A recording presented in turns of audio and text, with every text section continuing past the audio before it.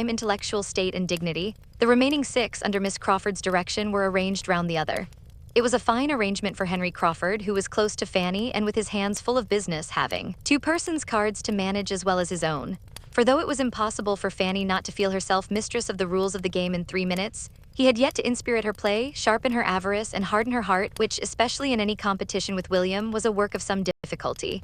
And as for Lady Bertram, he must continue in charge of all her fame and fortune through the whole evening, and if quick enough to keep her from looking at her cards when the deal began, must direct her in whatever was to be done with them to the end of it. He was in high spirits, doing everything with happy ease, and preeminent in all the lively turns, quick resources, and playful impudence that could do honor to the game.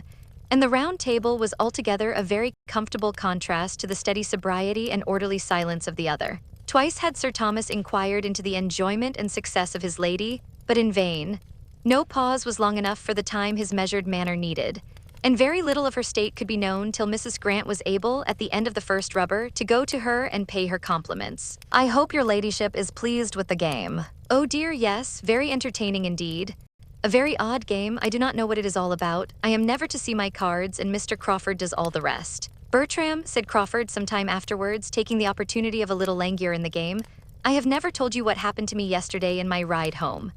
They had been hunting together and were in the midst of a good run, and at some distance from Mansfield, when his horse being found to have flung a shoe, Henry Crawford had been obliged to give up and make the best of his way back. "I told you I lost my way after passing that old farmhouse with the yew trees, because I can never bear to ask. But I have not told you that, with my usual luck, for I never do wrong without gaining by it, I found myself in due time in the very place which I had a curiosity to see. I was suddenly, upon turning the corner of a steepish downy field, in the midst of a retired little village, between gently rising hills, a small stream before me to be forded, a church standing on a sort of knoll to my right, which church was strikingly large and handsome for the place, and not a gentleman or half a gentleman's house to be seen excepting one to be presumed the parsonage within a stone's throw of the said knoll and church. I found myself, in short, in Thornton Lacey." "It sounds like it," said Edmund, "but which way did you turn after passing Sewell's farm?" "I answer no such irrelevant and insidious questions, though were I to answer all that you could put in the course of an hour, you would never be able to prove that it was not Thornton Lacey, for such it certainly was." "You inquired, then?" "No, I never inquire, but I told a man mending a hedge that it was Thornton Lacey, and he agreed to it." "You have a good memory. I had forgotten having ever told you half so much of the place." Thornton Lacey was the name of his impending living, as Miss Crawford well knew, and her interest in a negotiation for William Price's knave increased. "Well," continued Edmund, "and how did you like what you saw?" "Very much indeed. You are a lucky fellow. There will be work for 5 summers at least before the place is livable." "No, no, not so bad as that. The farmyard must be moved, I grant you, but I am not aware of anything else. The house is by no means bad, and when the yard is removed, there may be a very tolerable approach to it. The farmyard must be cleared away entirely and planted up to shut out the blacksmith's shop. The house must be turned to front the east instead of the north. The entrance and principal rooms, I mean, must be on that side where the view is really very pretty. I am sure it may be done. And there must be your approach through what is at present the garden. You must make a new garden at what is now the back of the house, which will be giving it the best aspect in the world, sloping to the southeast. The ground seems precisely formed for it. I rode 50 yards up the lane between the church and the house in order to look about me and saw how it might all be. Nothing can be easier. The meadows beyond what will be the garden, as well as what now is, sweeping round from the lane I stood into the northeast, that is, to the principal road through the village, must be all laid together, of course. Very pretty meadows they are, finely sprinkled with timber. They belong to the living, I suppose. If not, you must purchase them. Then the stream, something must be done with the stream, but I could not quite determine what. I had 2 or 3 ideas. "And I have 2 or 3 ideas also," said Edmund, "and one of them is that very little of your plan for Thornton Lacey will ever be put in practice. I must be satisfied with rather less ornament and beauty. I think the house and premises may be made comfortable and given the air of a gentleman's residence without any very heavy expense, and that must suffice me, and I hope may suffice who care about me." Miss Crawford, a little suspicious and resentful of a certain tone of voice and a certain half-look attending the last expression of his hope, made a hasty finish of her dealings with William Price, and securing his knave at an exorbitant rate, exclaimed, "There, I will stake my last like a woman of spirit. No cold prudence for me. I am not born to sit still and do nothing. If I lose the game, it shall not be from not striving for it." The game was hers, and only did not pay her for what she had given to secure it. Another deal proceeded, and Crawford began again about Thornton Lacey. "My plan may not be the best possible. I had not many minutes to form it in, but you must do a good deal. The place deserves it, and you will find yourself not satisfied with much less than it is capable of. Excuse me, your ladyship must not see your cards. There, let them lie just before you. The place deserves it, Bertram. You talk of giving it the air of a gentleman's residence. That will be done by the removal of the farmyard. For independent of that terrible nuisance, I never saw a house of the kind which had in itself so much the air of a gentleman's residence, so much the look of a something above a mere parsonage house, above the expenditure of a few hundreds a year. It is not a scrambling collection of low single rooms with as many roofs as windows. It is not cramped into the vulgar compactness of a square farmhouse. It is a solid, roomy, mansion-like looking house, such as one might suppose a respectable old country family had lived in from generation to generation, through 2 centuries at least, and were now spending from 2,000 to 3,000 a year in. Miss Crawford listened, and Edmund agreed to this. The air of a gentleman's residence, therefore, you cannot but give it if you do anything, but it is capable of much more. Let me see, Mary. Lady Bertram bids a dozen for that queen. No, no, a dozen is more than it is worth. Lady Bertram does not bid a dozen. She will have nothing to say to it. Go on, go on. By some such improvements as I have suggested, I do not really require you to proceed upon my plan, though by the by, I doubt anybody's. Striking out a better, you may give it a higher character. You may raise it into a place. From being the mere gentleman's residence, it becomes, by judicious improvement, the residence of a man of education, taste, modern manners, good connections. All this may be stamped on it, and that house receive such an air as to make its owner be set down as the great landholder of the parish by every creature travelling the road, especially as there is no real squire's house to dispute the point, a circumstance between ourselves, to enhance the value of such a situation in point of privilege and independence beyond all calculation. You think with me, I hope, turning with a softened voice to Fanny. Have you ever seen the place? Fanny gave a quick negative and tried to hide her interest in the subject by an eager attention to her brother, who was driving as hard a bargain and imposing on her as much as he could. But Crawford pursued with no, no, you must not part with the queen. You have bought her too dearly, and your brother does not offer half her value. No, no, sir, hands off, hands off. Your sister does not part with the queen. She is quite determined. The game will be yours. Turning to her again, it will certainly be yours. And Fanny had much rather it were William's, said Edmund, smiling at her. Poor Fanny, not allowed to cheat herself as she wishes. Mr. Bertram, said Miss Crawford a few minutes afterwards, you know Henry to be such a capital improver that you cannot possibly engage in anything of the sort at Thornton Lacey without accepting his help. Only think how useful he was at Southerton. Only think what grand things were produced there by our all going with him one hot day in August to drive about the grounds and see his genius. Take fire, there we went, and there we came home again, and what was done there is not to be told. Fanny's eyes were turned on Crawford for a moment with an expression more than grave, even reproachful, but on catching his, were instantly withdrawn. With something of consciousness, he shook his head at his sister and laughingly replied, I cannot say there was much done at Southerton, but it was a hot day and we were all walking after each other and bewildered. As soon as a general buzz gave him shelter, he added in a low voice directed solely at Fanny, I should be sorry to have my powers of planning judged of by the day at Southerton.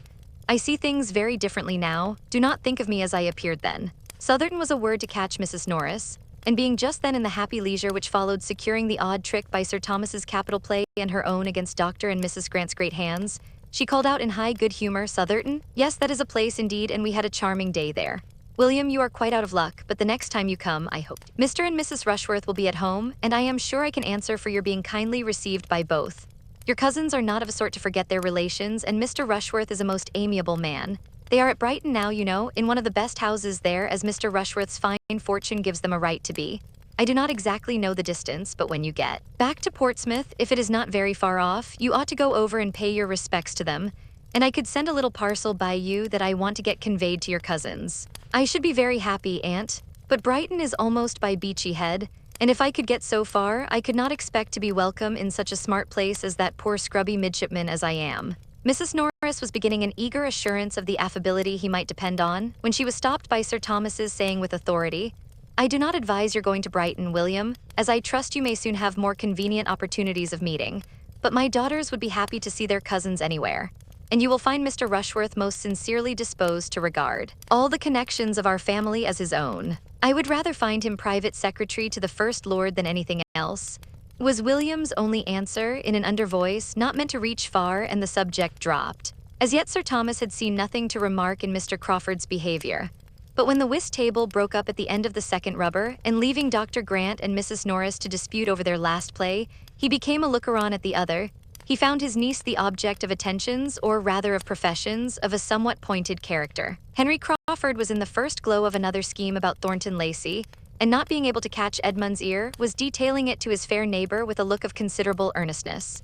His scheme was to rent the house himself the following winter, that he might have a home of his own in that neighborhood, and it was not merely for the use of it in the hunting season, as he was then telling her, though that consideration had certainly some weight, feeling as he did that, in spite of all Dr. Grant's very great kindness, it was impossible for him and his horses to be accommodated where they now were without material inconvenience. But his attachment to that neighborhood did not depend upon one amusement or one season of the year.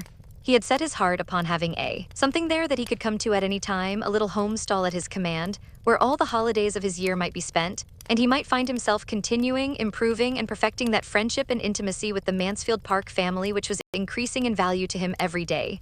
Sir Thomas heard and was not offended. There was no want of respect in the young man's address, and Fanny's reception of it was so proper and modest, so calm and uninviting, that he had nothing to censure in her. She said little, assented only here and there, and betrayed no inclination either of appropriating any part of the compliment to herself, or of strengthening his views in favor of Northamptonshire. Finding by whom he was observed, Henry Crawford addressed himself on the same subject to Sir Thomas, in a more everyday tone, but still with feeling. "I want to be your neighbor, Sir Thomas, as you have, perhaps, heard me telling Miss Price. May I hope for your acquiescence, and for your not influencing your son against such a tenant?" Sir Thomas, politely bowing, replied, "It is the only way, sir, in which I could not wish you established as a permanent neighbor, but I hope and believe that Edmund will occupy his own house at Thornton Lacey." Edmund, am I saying too much? Edmund, on this appeal, had first to hear what was going on, but on understanding the question, was at no loss for an answer. "Certainly, sir, I have no idea but of residence. But Crawford, though I refuse you as a tenant, come to me as a friend. Consider the house as half your own every winter, and we will add to the stables on your own improved plan, and with all the improvements of your improved plan that may occur to you this spring. We shall be the losers," continued Sir Thomas. "His going, though only 8 miles, will be an unwelcome contraction of our family circle, but I should have been deeply mortified if any son of mine could reconcile himself to doing less. It is perfectly natural that you should not have thought much on the subject, Mr. Crawford, but a parish has wants and claims which can be known only by a clergyman constantly resident, and which no proxy can be capable of satisfying to the same extent. Edmund might, in the common phrase, do the duty of Thornton, that is, he might read prayers and preach without giving up Mansfield Park. He might ride over every Sunday to a house nominally inhabited and go through divine service. He might be the clergyman of Thornton Lacey every 7th day for 3 or 4 hours if that would content him, but it will not. He knows that human nature needs more lessons than a weekly sermon can convey, and that if he does not live among his parishioners and prove himself, by constant attention, their well-wisher and friend, he does very little either for their good or his own." Mr. Crawford bowed his acquiescence. "I repeat again," added Sir Thomas, "that Thornton Lacey is the only house in the neighborhood in which I should not be happy to wait on Mr. Crawford as occupier." Mr. Crawford bowed his thanks. "Sir Thomas," said Edmund, "undoubtedly understands the duty of a parish priest. We must hope his son may prove that he knows it too." Whatever effect Sir Thomas's little harangue might really produce on Mr. Crawford, it raised some awkward sensations in 2 of the others, 2 of his most attentive listeners, Miss Crawford and Fanny, one of whom, having never before understood that Thornton was so soon and so completely to be his home, was pondering with downcast eyes on what it would be not to see Edmund every day, and the other, startled from the agreeable fancies she had been previously indulging on the strength of her brother's description, no longer able, in the picture she had been forming of a future Thornton, to shut out the church, sink the clergyman, and see only the respectable, elegant, modernized, and occasional residence of a man of independent fortune, was considering Sir Thomas, with decided ill will, as the destroyer of all this, and suffering the more from that involuntary forbearance which his character and manner commanded, and from not daring to relieve herself by a single attempt at throwing ridicule on his cause. All the agreeable of her speculation was over for that hour. It was time to have done with cards, if sermons prevailed, and she was glad to find it necessary to come to a conclusion and be able to refresh her spirits by a change of place and neighbor. The chief of the party were now collected irregularly round the fire and waiting the final break-up. William and Fanny were the most detached. They remained together at the otherwise deserted card table, talking very comfortably and not thinking of the rest, till some of the rest began to think of them. Henry Crawford's chair was the first to be given a direction towards them, and he sat, silently observing them for a few minutes. Himself, in the meanwhile, observed by Sir Thomas, who was standing in chat with Dr. Grant. "This is the assembly night," said William. "If I were at Portsmouth, I should be at it, perhaps. But you do not wish yourself at Portsmouth, William." "No, Fanny, that I do not. I shall have enough of Portsmouth and of dancing too when I cannot have you, and I do not know that there would be any good in going to the assembly, for I might not get a partner. The Portsmouth girls turn up their noses at anybody who has not a commission. One might as well be nothing as a midshipman. One is nothing, indeed. You remember the Gregorys, they are grown up amazing fine girls, but they will hardly speak to me because Lucy is courted by a lieutenant. Oh, shame, shame, but never mind it, William, her own cheeks in a glow of indignation as she spoke. It is not worth minding, it is no reflection on you, it is no more than what the greatest admirals have all experienced more or less in their time. You must think of that, you must try to make up your mind to it as one of the hardships which fall to every sailor's share like bad weather and hard living, only with this advantage that there will be an end to it, that there will come a time when you will have nothing of that sort to endure. When you are a lieutenant, only think, William, when you are a lieutenant, how little you will care for any nonsense of this kind. I begin to think I shall never be a lieutenant, Fanny. Everybody gets made but me. Oh, my dear William, do not talk so, do not be so desponding. My uncle says nothing, but I am sure he will do everything in his power to get you made. He knows, as well as you do, of what consequence it is. She was checked by the sight of her uncle much nearer to them than she had any suspicion of, and each found it necessary to talk of something else. Are you fond of dancing, Fanny? Yes, very, only I am soon tired. I should like to go to a ball with you and see you dance. Have you never any balls at Northampton? I should like to see you dance, and I'd dance with you if you would, for nobody would know who I was here, and I should like to be your partner once more. We used to jump about together many a time, did not we? When the hand organ was in the street. I am a pretty good dancer in my way, but I dare say you are a better. And turning to his uncle, who was now close to them, is not Fanny a very good dancer, sir? Fanny, in dismay at such an unprecedented question, did not know which way to look or how to be prepared for the answer. Some very grave reproof, or at least the coldest expression of indifference, must be coming to distress her brother and sink her to the ground. But on the contrary, it was no worse than, I am sorry to say that I am unable to answer your question. I have never seen Fanny dance since she was a little girl, but I trust we shall both think she acquits herself like a gentlewoman when we do see her, which, perhaps, we may have an opportunity of doing ere long. I have had the pleasure of seeing your sister dance, Mr. Price, said Henry Crawford, leaning forward, and will engage to answer every inquiry which you can make on the subject to your entire satisfaction. But I believe, seeing Fanny look distressed, it must be at some other time. There is one person in company who does not like to have Miss Price spoken of. True enough, he had once seen Fanny dance, and it was equally true that he would now have answered for her gliding about with quiet, light elegance and an admirable time. But in fact, he could not for the life of him recall what her dancing had been, and rather took it for granted that she had been present than remembered anything about her. He passed, however, for an admirer of her dancing, and Sir Thomas, by no means displeased, prolonged the conversation on dancing in general, and was so well engaged in describing the balls of Antigua, and listening to what his nephew could relate of the different modes of dancing which had fallen within his observation, that he had not heard his carriage announced, and was first called to the knowledge of it by the bustle of Mrs. Norris. Come, Fanny, Fanny, what are you about? We are going. Do not you see your aunt is going? Quick, quick. I cannot bear to keep good old Wilcox waiting. You should always remember the coachman and horses.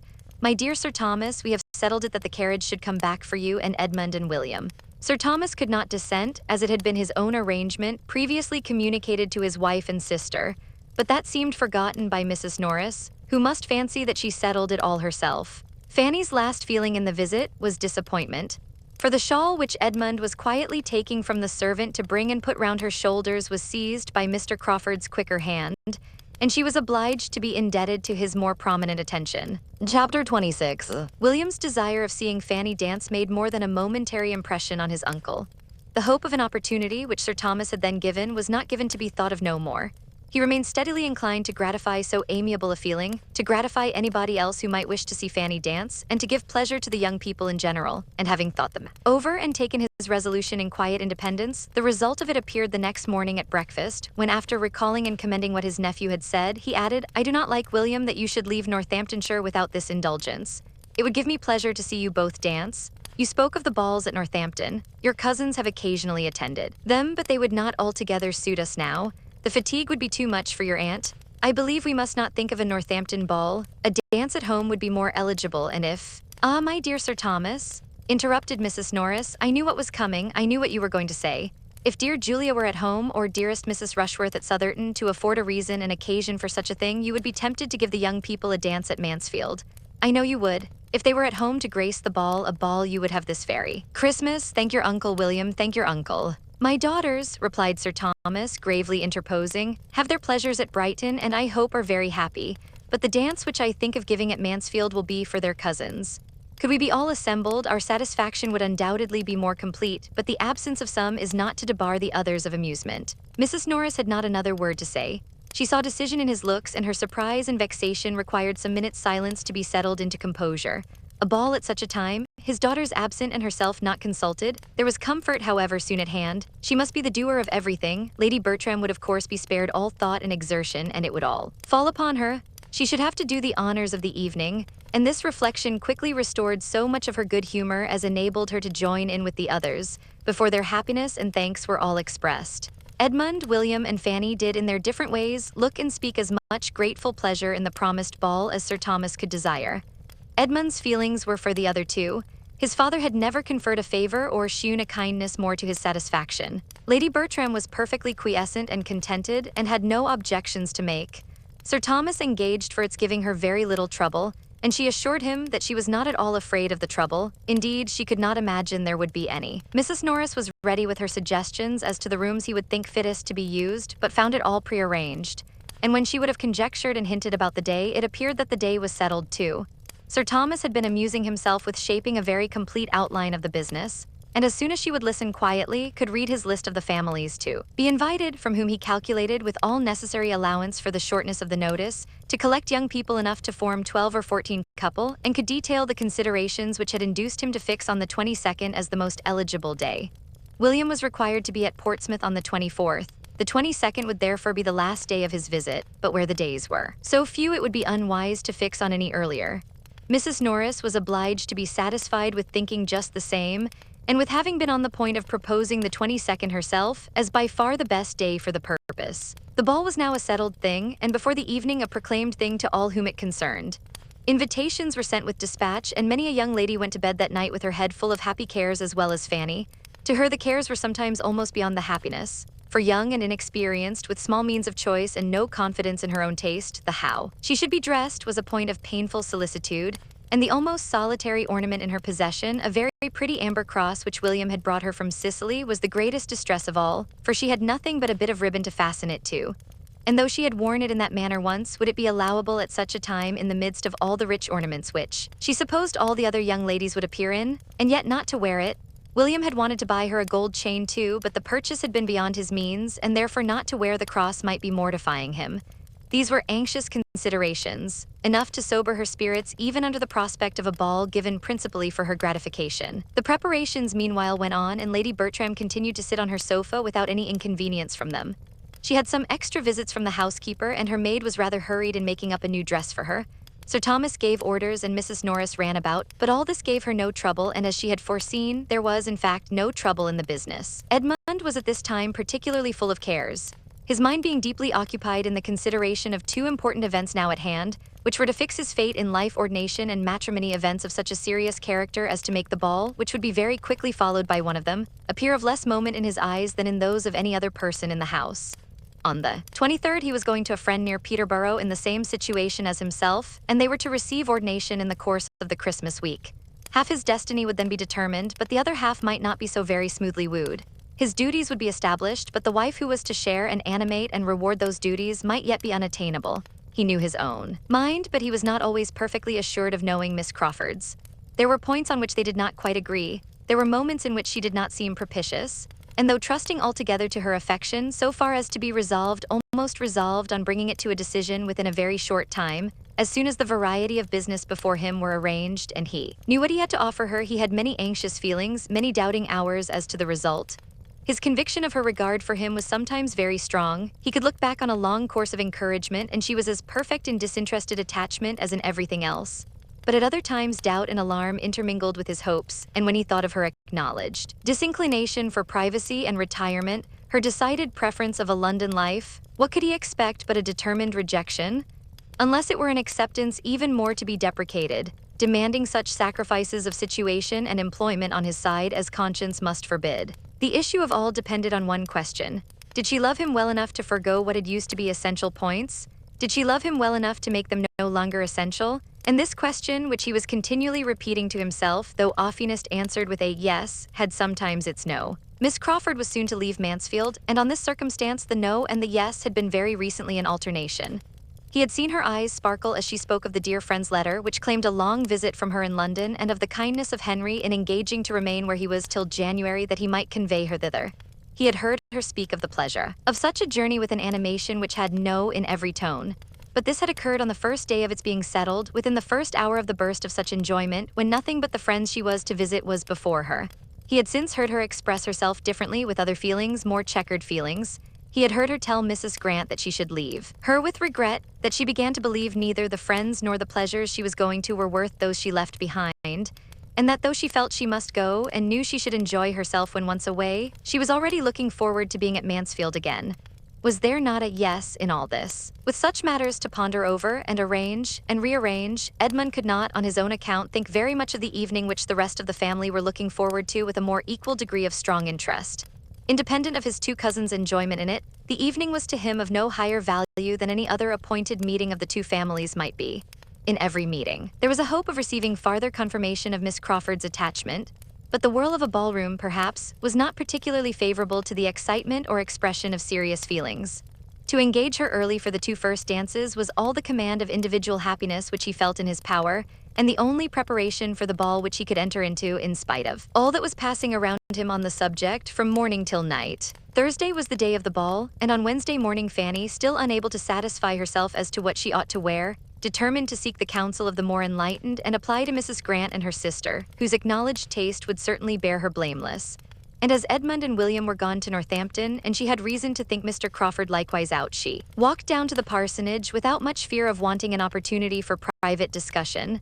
And the privacy of such a discussion was a most important part of it to Fanny, being more than half ashamed of her own solicitude. She met Miss Crawford within a few yards of the parsonage, just setting out to call on her, and as it seemed to her that her friend, though obliged to insist on turning back, was unwilling to lose her walk, she explained her business at once, and observed that if she would be so kind as to give her opinion, it might be all talked over as well without doors as within. Miss Crawford appeared, gratified by the application, and after a moment's thought, urged Fanny's returning with her in a much more cordial manner than before, and proposed their going up into her room, where they might have a comfortable cause, without disturbing Dr. and Mrs. Grant, who were together in the drawing-room. It was just the plan to suit Fanny, and with a great deal of gratitude on her side for such ready and kind attention, they proceeded indoors and upstairs and were soon deep in the interesting subject. Miss Crawford, pleased with the appeal, gave her all her best judgment and taste, made everything easy by her suggestions, and tried to make everything agreeable by her encouragement. The dress being settled in all its grander parts, "But what shall you have by way of necklace?" said Miss Crawford. "Shall not you wear your brother's cross?" And as she spoke, she was undoing a small parcel which Fanny had observed in her hand when they met. Fanny acknowledged her wishes and doubts on this point. She did not know how either to wear the cross or to refrain from wearing it. She was answered by having a small trinket box placed before her and being requested to choose from among several gold chains and necklaces. Such had been the parcel with which Miss Crawford was provided, and such the object of her intended visit, and in the kindest manner she now urged Fanny's taking one for the cross and to keep for her sake, saying everything she could think of to obviate the scruples which were making Fanny start back at first with a look of horror at the proposal. "You see what a collection I have," said she. "More by half than I ever use or think of. I do not offer them as new. I offer nothing but an old necklace. You must forgive the liberty and oblige me." Fanny still resisted, and from her heart. The gift was too valuable. But Miss Crawford persevered and argued the case with so much affectionate earnestness through all the heads of William and the cross and the ball and herself as to be finally successful. Fanny found herself obliged to yield, that she might not be accused of pride or indifference or some other littleness, and having with modest reluctance given her consent, proceeded to make the selection. She looked and looked, longing to know which might be least valuable, and was determined in her choice at last by fancying there was one necklace more frequently placed before her eyes than the rest. It was of gold, prettily worked, and though Fanny would have preferred a longer and a plainer chain as more adapted for her purpose, she hoped in fixing on this to be choosing what Miss Crawford least wished to keep. Miss Crawford smiled her perfect approbation, and hastened to complete the gift by putting the necklace round her and making her see how well it looked. Fanny had not a word to say against its becomingness, and accepting what remained of her scruples, was exceedingly pleased with an acquisition so very apropos. She would rather perhaps have been obliged to some other person, but this was an unworthy feeling. Miss Crawford had anticipated her wants with a kindness which proved her a real friend. "When I wear this necklace I shall always think of you," said she, "and feel how very kind you were." "You must think of somebody else too when you wear that necklace," replied Miss Crawford. "You must think of Henry, for it was his choice in the first place. He gave it to me, and with the necklace I make over to you all the duty of remembering the original giver. It is to be a family remembrancer. The sister is not to be in your mind without bringing the brother too." Fanny, in great astonishment and confusion, would have returned the present instantly. To take what had been the gift of another person, of a brother too, impossible. It must not be, and with an eagerness and embarrassment quite diverting to her companion, she laid down the necklace again on its cotton and seemed resolved either to take another or none at all. Miss Crawford thought she had never seen a prettier consciousness. "My dear child," said she laughing, "what are you afraid of? Do you think Henry will claim the necklace as mine and fancy you did not come honestly by it? Or are you imagining he would be too much flattered by seeing round your lovely throat an ornament which his money purchased 3 years ago before he knew there was such a throat in the world? Or, perhaps looking archly, you suspect a confederacy between us, and that what I am now doing is with his knowledge and at his desire." With the deepest blushes, Fanny protested against such a thought. "Well then," replied Miss Crawford more seriously, but without at all believing her, "to convince me that you suspect no trick and are as unsuspicious of compliment as I have always found you, take the necklace and say no more about it. Its being a gift of my brother's need not make the smallest difference in your accepting it, as I assure you it makes none in my willingness to part with it. He is always giving me something or other. I have such innumerable presents from him that it is quite impossible for me to value or for him to remember half. And as for this necklace, I do not suppose I have worn it 6 times. It is very pretty, but I never think of it. And though you would be most heartily welcome to any other in my trinket box, you have happened to fix on the very one which, if I have a choice, I would rather part with and see in your possession than any other. Say no more against it, I entreat you. Such a trifle is not worth half so many words." Fanny dared not make any farther opposition, and with renewed but less happy thanks accepted the necklace again, for there was an expression in Miss Crawford's eyes which she could not be satisfied with. It was impossible for her to be insensible of Mr. Crawford's change of manners. She had long seen it. He evidently tried to please her. He was gallant, he was attentive, he was something like what he had been to her cousins. He wanted, she supposed, to cheat her of her tranquility as he had cheated them, and whether he might not have some concern in this necklace she could not be convinced. That he had not, for Miss Crawford, complacent as a sister, was careless as a woman and a friend. Reflecting and doubting, and feeling that the possession of what she had so much wished for did not bring much satisfaction, she now walked home again, with a change rather than a diminution of cares since her treading that path before. Chapter 27. On reaching home, Fanny went immediately upstairs to deposit this unexpected acquisition, this doubtful good of a necklace, in some favorite box in the east room which held all her smaller treasures. But on opening the door, what was her surprise to find her cousin Edmund there writing at the table. Such a sight, having never occurred before, was almost as wonderful as it was welcome. "Fanny," said he directly, leaving his seat and his pen and meeting her with something in his hand, "I beg your pardon for being here. I came to look for you, and after waiting a little while in hope of your coming in, was making use of your inkstand to explain my errand. You will find the beginning of a note to yourself, but I can now speak my business, which is merely to beg your acceptance of this little trifle, a chain for William's cross. You ought to have had it a week ago, but there has been a delay from my brother's not being in town by several days so soon as I expected, and I have only just now received it at Northampton. I hope you will like the chain itself, Fanny. I endeavored to consult the simplicity of your taste, but at any rate I know you will be kind to my intentions and consider it, as it really is, a token of the love of one of your oldest friends." And so saying, he was hurrying away before Fanny, overpowered by 1,000 feelings of pain and pleasure, could attempt to speak. But quickened by one sovereign wish, she then called out, "Oh, cousin, stop a moment, pray stop." He turned back. "I cannot attempt to thank you," she continued in a very agitated manner. "Thanks are out of the question. I feel much more than I can possibly express. Your goodness in thinking of me in such a way is beyond. If that is all you have to say," Fanny smiling and turning away again. "No, no, it is not. I want to consult you." Almost unconsciously, she had now undone the parcel he had just put into her hand, and seeing before her in all the niceness of jeweler's packing a plain gold chain, perfectly simple and neat, she could not help bursting forth again. "Oh, this is beautiful indeed. This is the very thing, precisely what I wished for. This is the only ornament I have ever had a desire to possess. It will exactly suit my cross. They must and shall be worn together. It comes, too, in such an acceptable moment. Oh, cousin, you do not know how acceptable it is. My dear Fanny, you feel these things a great deal too much. I am most happy that you like the chain and that it should be here in time for tomorrow, but your thanks are far beyond the occasion. Believe me, I have no pleasure in the world superior to that of contributing to yours. No, I can safely say I have no pleasure so complete, so unalloyed, it is without a drawback." Upon such expressions of affection, Fanny could have lived an hour without saying another word. But Edmund, after waiting a moment, obliged her to bring down her mind from its heavenly flight by saying, "But what is it that you want to consult me about?" It was about the necklace, which she was now most earnestly longing to return and hoped to obtain his approbation of her doing. She gave the history of her recent visit, and now her raptures might well be over, for Edmund was so struck with the circumstance, so delighted with what Miss Crawford had done, so gratified by such a coincidence of conduct between them, that Fanny could not but admit the superior power of one pleasure over his own mind, though it might have its drawback. It was some time before she could get his attention to her plan or any answer to her demand of his opinion. He was in a reverie of fond reflection, uttering only now and then a few half-sentences of praise. But when he did awake and understand, he was very decided in opposing what she wished. Return the necklace? No, my dear Fanny, upon no account. It would be mortifying her severely. There can hardly be a more unpleasant sensation than the having anything returned on our hands which we have given with a reasonable hope of its contributing to the comfort of a friend. Why should she lose a pleasure which she has shewn herself so deserving of? If it had been given to me in the first instance, said Fanny, I should not have thought of returning it, but being her brother's present, is not it fair to suppose that she would rather not part with it when it is not wanted? She must not suppose it not wanted, not acceptable at least, and its having been originally her brother's gift makes no difference, for as she was not prevented from offering, nor you from taking it on that account, it ought not to prevent you from keeping it. No doubt it is handsomer than mine, and fitter for a ballroom. No, it is not handsomer, not at all handsomer in its way, and for my purpose, not half so fit. The chain will agree with William's cross beyond all comparison better than the necklace. For one night, Fanny, for only one night if it be a sacrifice, I am sure you will, upon consideration, make that sacrifice rather than give pain to one who has been so studious of your comfort. Miss Crawford's attentions to you have been not more than you were justly entitled to. I am the last person to think that could be, but they have been invariable.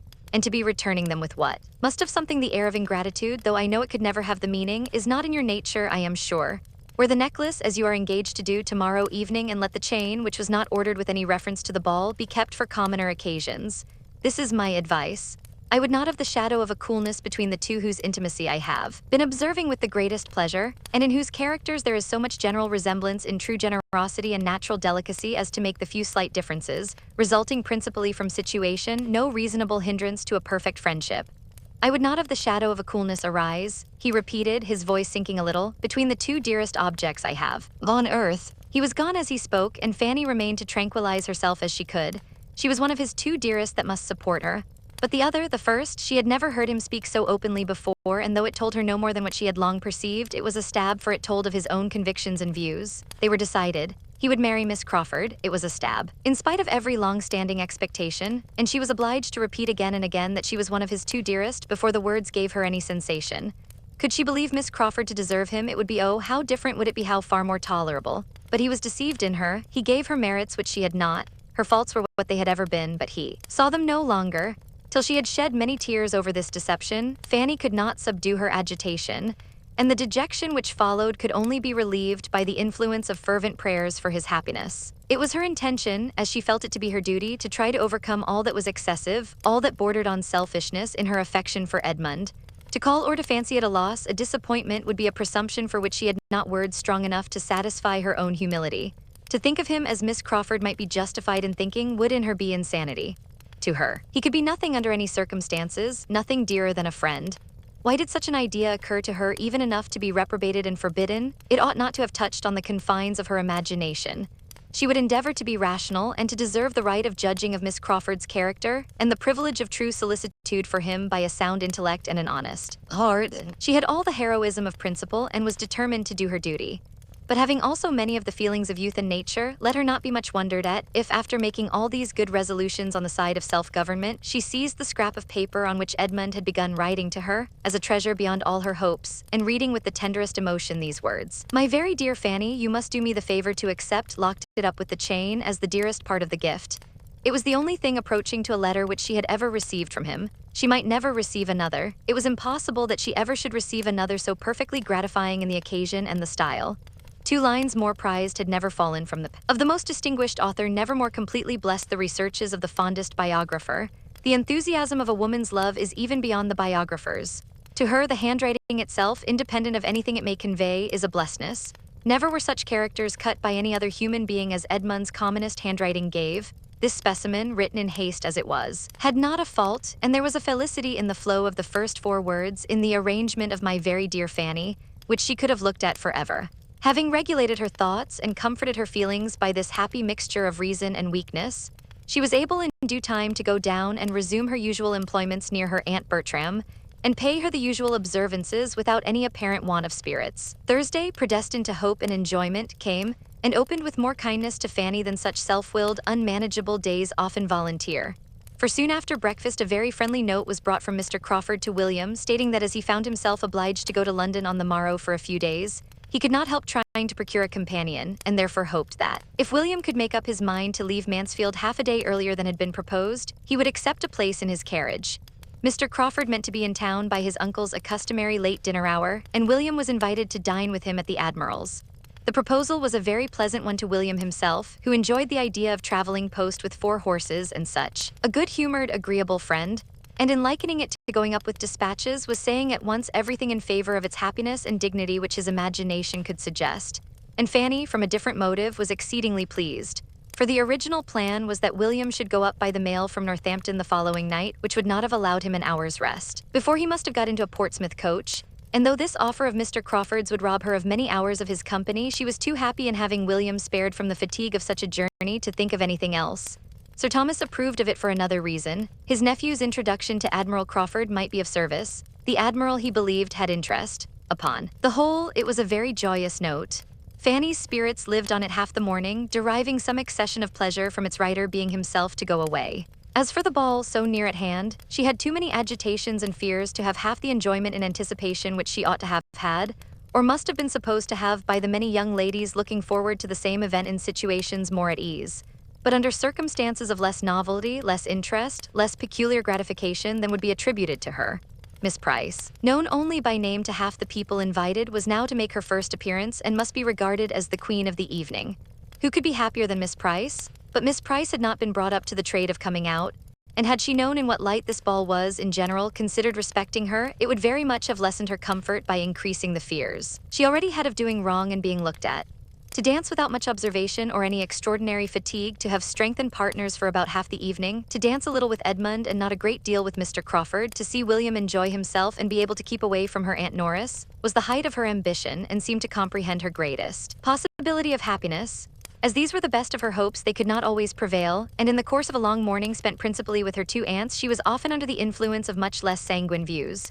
William, determined to make this last day a day of thorough enjoyment, was out snipe shooting. Edmund, she had too much reason to suppose, was at the parsonage, left alone to bear the worrying of Mrs. Norris, who was cross because the housekeeper would have her own way with the supper and whom she could not avoid though the housekeeper might.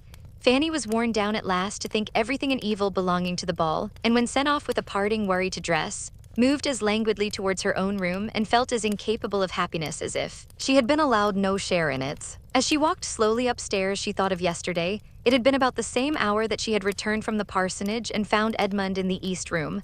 "Suppose I were to find him there again today," said she to herself in a fond indulgence of fancy. "Fanny," said a voice at that moment near her. Starting and looking up, she saw, across the lobby she had just reached, Edmund himself standing at the head of a different staircase. He came towards her. "You look tired and fagged, Fanny. You have been walking too far." "No, I have not been out at all." "Then you have had fatigues within doors which are worse. You had better have gone out." Fanny, not liking to complain, found it easiest to make no answer, and though he looked at her with his usual kindness, she believed he had soon ceased to think of her countenance. He did not appear in spirits. Something unconnected with her was probably amiss. They proceeded upstairs together, their rooms being on the same floor above. "I come from Dr. Grant's," said Edmund presently. "You may guess my errand there, Fanny." And he looked so conscious that Fanny could think but of one errand, which turned her too sick for speech. "I wish to engage Miss Crawford for the 2 first dances," was the explanation that followed, and brought Fanny to life again, enabling her, as she found she was expected to speak, to utter something like an inquiry as to the result. "Yes," he answered, "she is engaged to me, but," with a smile that did not sit easy, "she says it is to be the last time that she ever will dance with me. She is not serious." I hope, I am sure she is not serious, but I would rather not hear it. She never has danced with a clergyman, she says, and she never will. For my own sake, I could wish there had been no ball just at not. This very week, this very day, tomorrow I leave home." Fanny struggled for speech and said, "I am very sorry that anything has occurred to distress you. This ought to be a day of pleasure. My uncle meant it so." "Oh yes, yes, and it will be a day of pleasure. It will all end right. I am only vexed for a moment. In fact, it is not that I consider the ball as ill-timed. What does it signify?" But Fanny, stopping her by taking her hand and speaking low and seriously, "You know what all this means. You see how it is, and could tell me perhaps better than I could tell you how and why I am vexed. Let me talk to you a little. You are a kind, kind listener." I have been pained by her manner this morning and cannot get the better of it. I know her disposition to be as sweet and faultless as your own, but the influence of her former companions makes her seem gives to her conversation, to her professed opinions, sometimes a tinge of wrong. She does not think evil, but she speaks it in playfulness, and though I know it to be playfulness, it grieves me to the soul. "The effect of education," said Fanny gently. Edmund could not but agree to it. Yes, that uncle and aunt, they have injured the finest mind. For sometimes, Fanny, I own to you, it does appear more than manner. It appears as if the mind itself was tainted.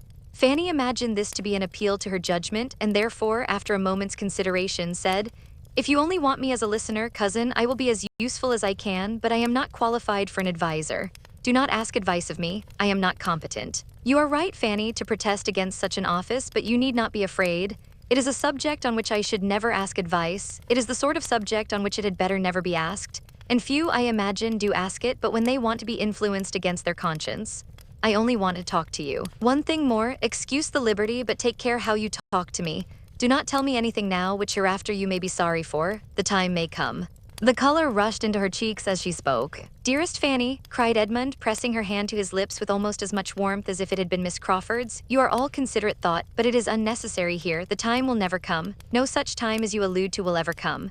I begin to think it most improbable. The chances grow less and less, and even if it should, there will be nothing to be remembered by either you or me that we need be afraid of, for I can never be ashamed of my own scruples. And if they are removed, it must be by changes that will only raise her character the more by the recollection of the faults she once had. You are the only being upon earth to whom I should say what I have said. But you have always known my opinion of her. You can bear me witness, Fanny, that I have never been blinded. How many a time have we talked over her little errors? You need not fear me. I have almost given up every serious idea of her. But I must be a blockhead indeed, if whatever befell me, I could think of your kindness and sympathy without the sincerest gratitude." He had said enough to shake the experience of 18. He had said enough to give Fanny some happier feelings than she had lately known, and with a brighter look she answered, "Yes, cousin, I am convinced that you would be incapable of anything else, though perhaps some might not. I cannot be afraid of hearing anything you wish to say. Do not check yourself. Tell me whatever you like." They were now on the second floor, and the appearance of a housemaid prevented any farther conversation. For Fanny's present comfort, it was concluded perhaps at the happiest moment. Had he been able to talk another 5 minutes, there is no saying that he might not have talked away all Miss Crawford's faults and his own despondence. But as it was, they parted with looks on his side of grateful affection and with some very precious sensations on hers. She had felt nothing like it for hours. Since the first joy from Mr. Crawford's note to William had worn away, she had been in a state absolutely the reverse. There had been no comfort around, no hope within her. Now everything was smiling. William's good fortune returned again upon her mind and seemed of greater value than at first. The ball, too, such an evening of pleasure before her. It was now a real animation, and she began to dress for it with much of the happy flutter which belongs to a ball. All went well. She did not dislike her own looks. And when she came to the necklaces again, her good fortune seemed complete, for upon trial the one given her by Miss Crawford would by no means go through the ring of the cross. She had to oblige Edmund, resolved to wear it, but it was too large for the purpose. His therefore must be worn, and having with delightful feelings joined the chain and the cross, those memorials of the two most beloved of her heart, those dearest tokens so formed for each other by everything real and imaginary, and put them round her neck, and seen and felt how full of William and Edmund they were, she was able, without an effort, to resolve on wearing Miss Crawford's necklace too. She acknowledged it to be right. Miss Crawford had a claim, and when it was no longer to encroach on, to interfere with the stronger claims, the truer kindness of another, she could do her justice even with pleasure to herself. The necklace really looked very well, and Fanny left her room at last, comfortably satisfied with herself and all about her. Her Aunt Bertram had recollected her on this occasion with an unusual degree of wakefulness. It had really occurred to her, unprompted, that Fanny, preparing for a ball, might be glad of better help than the upper housemaids, and when dressed herself, she actually sent her own maid to assist her, too late, of course, to be of any use. Mrs. Chapman had just reached the attic floor when Miss Price came out of her room completely dressed, and only civilities were necessary. But Fanny felt her aunt's attention almost as much as Lady Bertram or Mrs. Chapman could do themselves. Chapter 28. Her uncle and both her aunts were in the drawing room when Fanny went down. To the former she was an interesting object, and he saw with pleasure the general elegance of her appearance and her being in remarkably good looks. The neatness and propriety of her dress was all that he would allow himself to commend in her presence, but upon her leaving the room again soon afterwards, he spoke of her beauty with very decided praise. "Yes," said Lady Bertram, "she looks very well. I sent Chapman to her." "Look well? Oh, yes," cried Mrs. Norris. "She has good reason to look well with all her advantages, brought up in this family as she has been, with all the benefit of her cousin's manners before her. Only think, my dear Sir Thomas, what extraordinary advantages you and I have been the means of giving her. The very gown you have been taking notice of is your own generous present to her. Mrs. Rushworth married, what would she have been if we had not taken her by the hand?" Sir Thomas said no more, but when they sat down to table, the eyes of the two young men assured him that the subject might be gently touched again when the ladies withdrew with more success. Fanny saw that she was approved, and the consciousness of looking well made her look still better, From a variety of causes she was happy, and she was soon made still happier for in following her aunts out of the room. Edmund, who was holding open the door, said as she passed him, "You must dance with me, Fanny. You must keep 2 dances for me, any 2 that you like except the first." She had nothing more to wish for. She had hardly ever been in a state so nearly approaching high spirits in her life. Her cousin's former gaiety on the day of a ball was no longer surprising to her. She felt it indeed very charming, and was actually practicing her steps about the drawing room as long as she could be safe from the notice of her Aunt Norris, who was entirely taken up at first in fresh arranging and injuring the noble fire which the butler had prepared. Half an hour followed that would have been at least languid under any other circumstances, but Fanny's happiness still prevailed. It was but to think of her conversation with Edmund, and what was the restlessness of Mrs. Norris? What were the yawns of Lady Bertram? The gentlemen joined them, and soon after began the sweet expectation of a carriage, when a general spirit of ease and enjoyment seemed diffused, and they all stood about and talked and laughed, and every moment had its pleasure and its hope. Fanny felt that there must be a struggle in Edmund's cheerfulness, but it was delightful to see the effort so successfully made. When the carriages were really heard, when the guests began really to assemble, her own gaiety of heart was much subdued. The sight of so many strangers threw her back into herself, and besides the gravity and formality of the first great circle, which the manners of neither Sir Thomas nor Lady Bertram were of a kind to do away, she found herself occasionally called on to endure something worse. She was introduced here and there by her uncle, and forced to be spoken to and to curtsy and speak again. This was a hard duty, and she was never summoned to it without looking at William as he walked about at his ease in the background of the scene and longing to be with him. The entrance of the Grants and Crawfords was a favorable epoch. The stiffness of the meeting soon gave way before their popular manners and more diffused intimacies. Little groups were formed, and everybody grew comfortable. Fanny felt the advantage, and drawing back from the toils of civility would have been again most happy could she have kept her eyes from wandering between Edmund and Mary Crawford. She looked all loveliness, and what might not be the end of it? Her own musings were brought to an end on perceiving Mr. Crawford before her, and her thoughts were put into another channel by his engaging her almost instantly for the first 2 dances. Her happiness on this occasion was very much a la mortal, finely checkered. To be secure of a partner at first was a most essential good, for the moment of beginning was now growing seriously near. And she so little understood her own claims as to think that if Mr. Crawford had not asked her, she must have been the last to be sought after, and should have received a partner only through a series of inquiry and bustle and interference which would have been terrible. But at the same time there was a pointedness in manner of asking her which she did not like, and she saw his eye glancing for a moment at her necklace. With a smile she thought there was a smile which made her blush and feel wretched. And though there was no second glance to disturb her, though his object seemed then to be only quietly agreeable, she could not get the better of her embarrassment, heightened as it was by the idea of his perceiving it, and had no composure till he turned away to someone else. Then she could gradually rise up to the genuine satisfaction of having a partner, a voluntary partner, secured against the dancing began. When the company were moving into the ballroom, she found herself for the first time near Miss Crawford, whose eyes and smiles were immediately and more unequivocally directed as her brother's had been, and who was beginning to speak on the subject when Fanny, anxious to get the story over, hastened to give the explanation of the second necklace, the real chain. Miss Crawford listened, and all her intended compliments and insinuations to Fanny were forgotten. She felt only one thing, and her eyes, bright as they had been before, showing they could yet be brighter, she exclaimed with eager pleasure, Did Edmund? That was like himself. No other man would have thought of it. I honor him beyond expression." And she looked around as if longing to tell him so. He was not near, he was attending a party of ladies out of the room, and Mrs. Grant coming up to the 2 girls, and taking an arm of each, they followed with the rest. Fanny's heart sunk, but there was no leisure for thinking long even of Miss Crawford's feelings. They were in the ballroom, the violins were playing, and her mind was in a flutter that forbade its fixing on anything serious. She must watch the general arrangements and see how everything was done. In a few minutes Sir Thomas came to her and asked if she were engaged, and the "yes, sir" to Mr. Crawford was exactly what he had intended to hear. Mr. Crawford was not far off. Sir Thomas brought him to her, saying something which discovered to Fanny that she was to lead the way and open the ball, an idea that had never occurred to her before. Whenever she had thought of the minutiae of the evening, it had been as a matter of course that Edmund would begin with Miss Crawford, and the impression was so strong that though her uncle spoke the contrary, she could not help an exclamation of surprise, a hint of her unfitness, an entreaty even to be excused. To be urging her opinion against Sir Thomas's was a proof of the extremity of the case, but such was her horror at the first suggestion that she could actually look him in the face and say that she hoped it might be settled otherwise. In vain, however.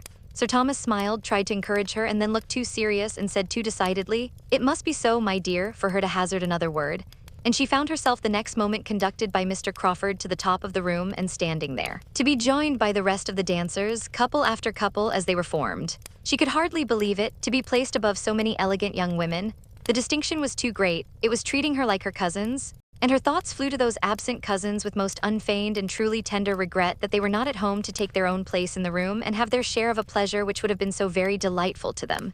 So often as she had heard them wish for a ball at home as the greatest of all felicities, and to have them away when it was given and for her to be opening the ball and with Mr. Crawford too, she hoped they would not envy her that distinction now.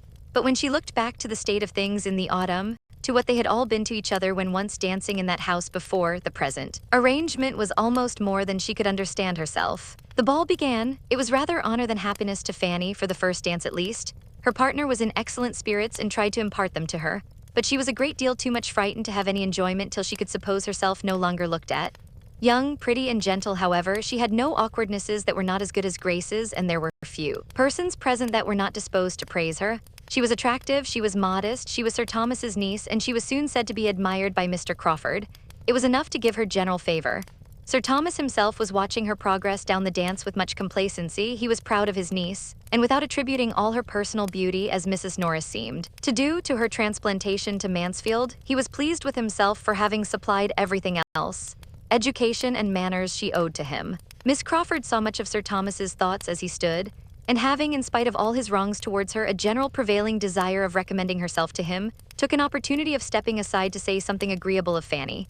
Her praise was warm, and he received it as she could wish, joining in it as far as discretion and politeness and slowness of speech would allow, and certainly appearing to greater advantage on the subject than his lady did soon afterwards, when Mary, perceiving her on a sofa very near, turned round before she began to dance, to compliment her on Miss Price's looks. "Yes, she does look very well," was Lady Bertram's placid reply. "Chapman helped her to dress. I sent Chapman to her. Not but that she was really pleased to have Fanny admired, but she was so much more struck with her own kindness in sending Chapman to her that she could not get it out of her head." Miss Crawford knew Mrs. Norris too well to think of gratifying her by commendation of Fanny. To her, it was as the occasion offered. "Ah, ma'am, how much we want dear Mrs. Rushworth and Julia tonight." And Mrs. Norris paid her with as many smiles and courteous words as she had time for, amid so much occupation as she found for herself in making up card tables, giving hints to Sir Thomas, and trying to move all the chaperones to a better part of the room. Miss Crawford blundered most towards Fanny herself in her intentions to please. She meant to be giving her little heart a happy flutter and filling her with sensations of delightful self-consequence, and misinterpreting Fanny's blushes, still thought she must be doing so when she went to her after the two first dances and said with a significant look, "Perhaps you can tell me why my brother goes to town tomorrow. He says he has business there but will not tell me what. The first time he ever denied me his confidence. But this is what we all come to. All are supplanted sooner or later. Now I must apply to you for information. Pray, what is Henry going for?" Fanny protested her ignorance as steadily as her embarrassment allowed. "Well then," replied Miss Crawford, laughing, "I must suppose it to be purely for the pleasure of conveying your brother and of talking of you by the way." Fanny was confused, but it was the confusion of discontent, while Miss Crawford wondered she did not smile and thought her over-anxious, or thought her odd, or thought her anything rather than insensible of pleasure in Henry's attentions. Fanny had a good deal of enjoyment in the course of the evening, but Henry's attentions had very little to do with it. She would much rather not asked by him again so very soon, and she wished she had not been obliged to suspect that his previous inquiries of Mrs. Norris about the supper hour were all for the sake of securing her at that part of the evening. But it was not to be avoided. He made her feel that she was the object of all, though she could not say that it was unpleasantly done, that there was indelicacy or ostentation in his manner, and sometimes when he talked of William he was really not unagreeable and showed even a warmth of heart which did him credit. But still his attentions made no part of her satisfaction.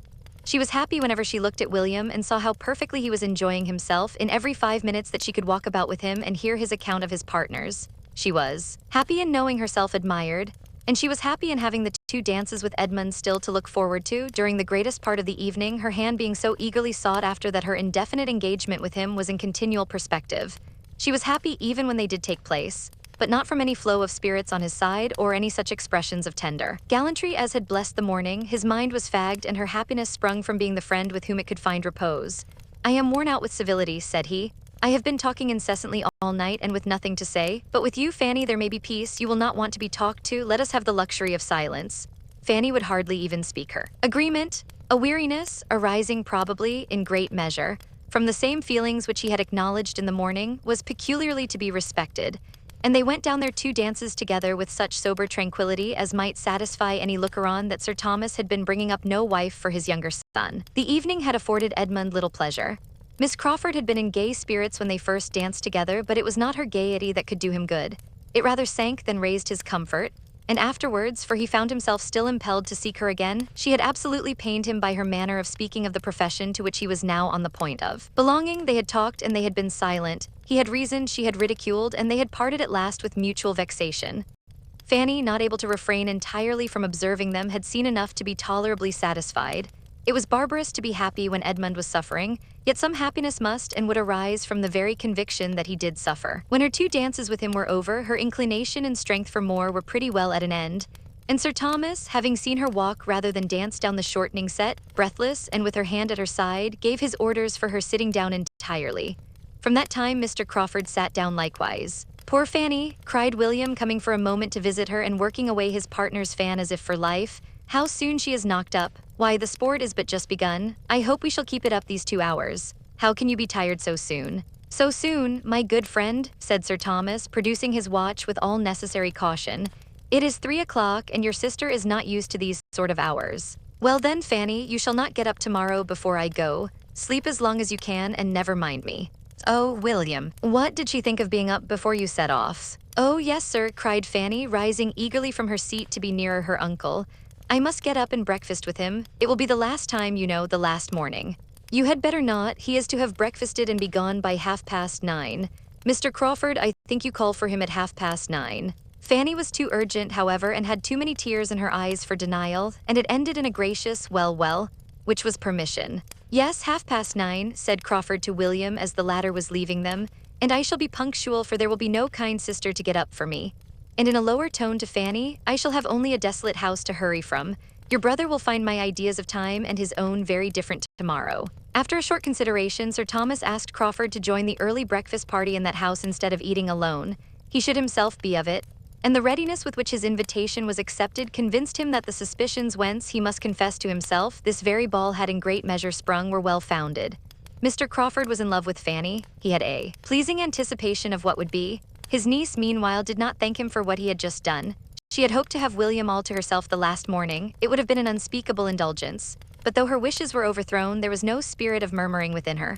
On the contrary, she was so totally unused to have her pleasure consulted or to have anything take place at all in the way she could desire, that she was more disposed to wonder and rejoice in having carried her point so far than to repine at the counteraction which followed. Shortly afterwards, Sir Thomas was again interfering a little with her inclination by advising her to go immediately to bed.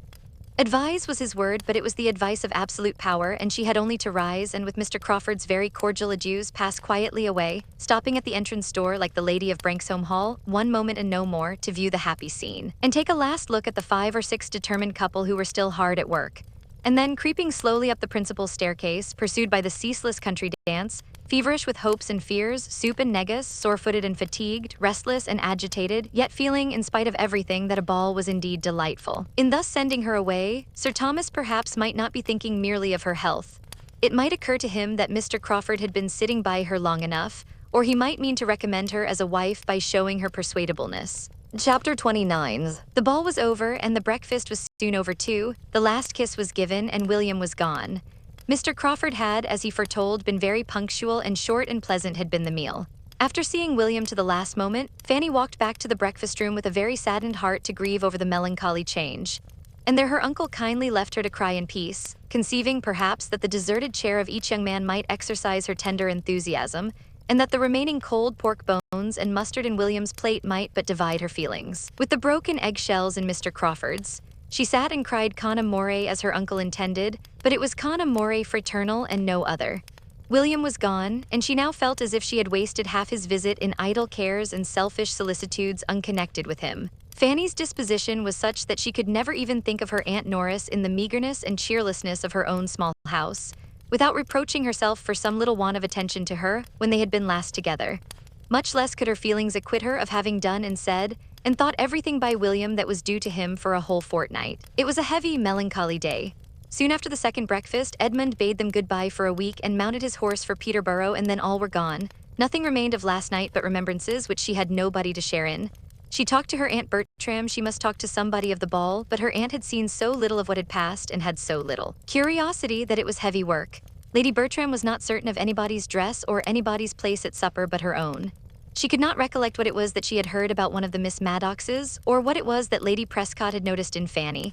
She was not sure whether Colonel Harrison had been talking of Mr. Crawford or of William when he said he was the finest young man in the room. Somebody had whispered something to her. She had forgot to ask Sir Thomas what it could be. And these were her longest speeches and clearest communications. The rest was only a languid yes, yes, very well, did he? I did not see that, I should not know one from the other. This was very bad. It was only better than Mrs. Norris's sharp answers would have been, but she, being gone home with all the supernumerary jellies to nurse a sick maid, there was peace and good humor in their little party, though it could not boast much beside. The evening was heavy like the day. I cannot think what is the matter with me, said Lady Bertram when the tea things were removed. I feel quite stupid. It must be sitting up so late last night. Fanny, you must do something to keep me awake. I cannot work. Fetch the cards. I feel so very stupid. The cards were brought, and Fanny played at cribbage with her aunt till bedtime. And as Sir Thomas was reading to himself, no sounds were heard in the room for the next 2 hours beyond the reckonings of the game, and that makes 31, 4 in hand and 8 in crib. You are to deal, ma'am. Shall I deal for you? Fanny thought and thought again of the difference which 24 hours had made in that room and all that part of the house.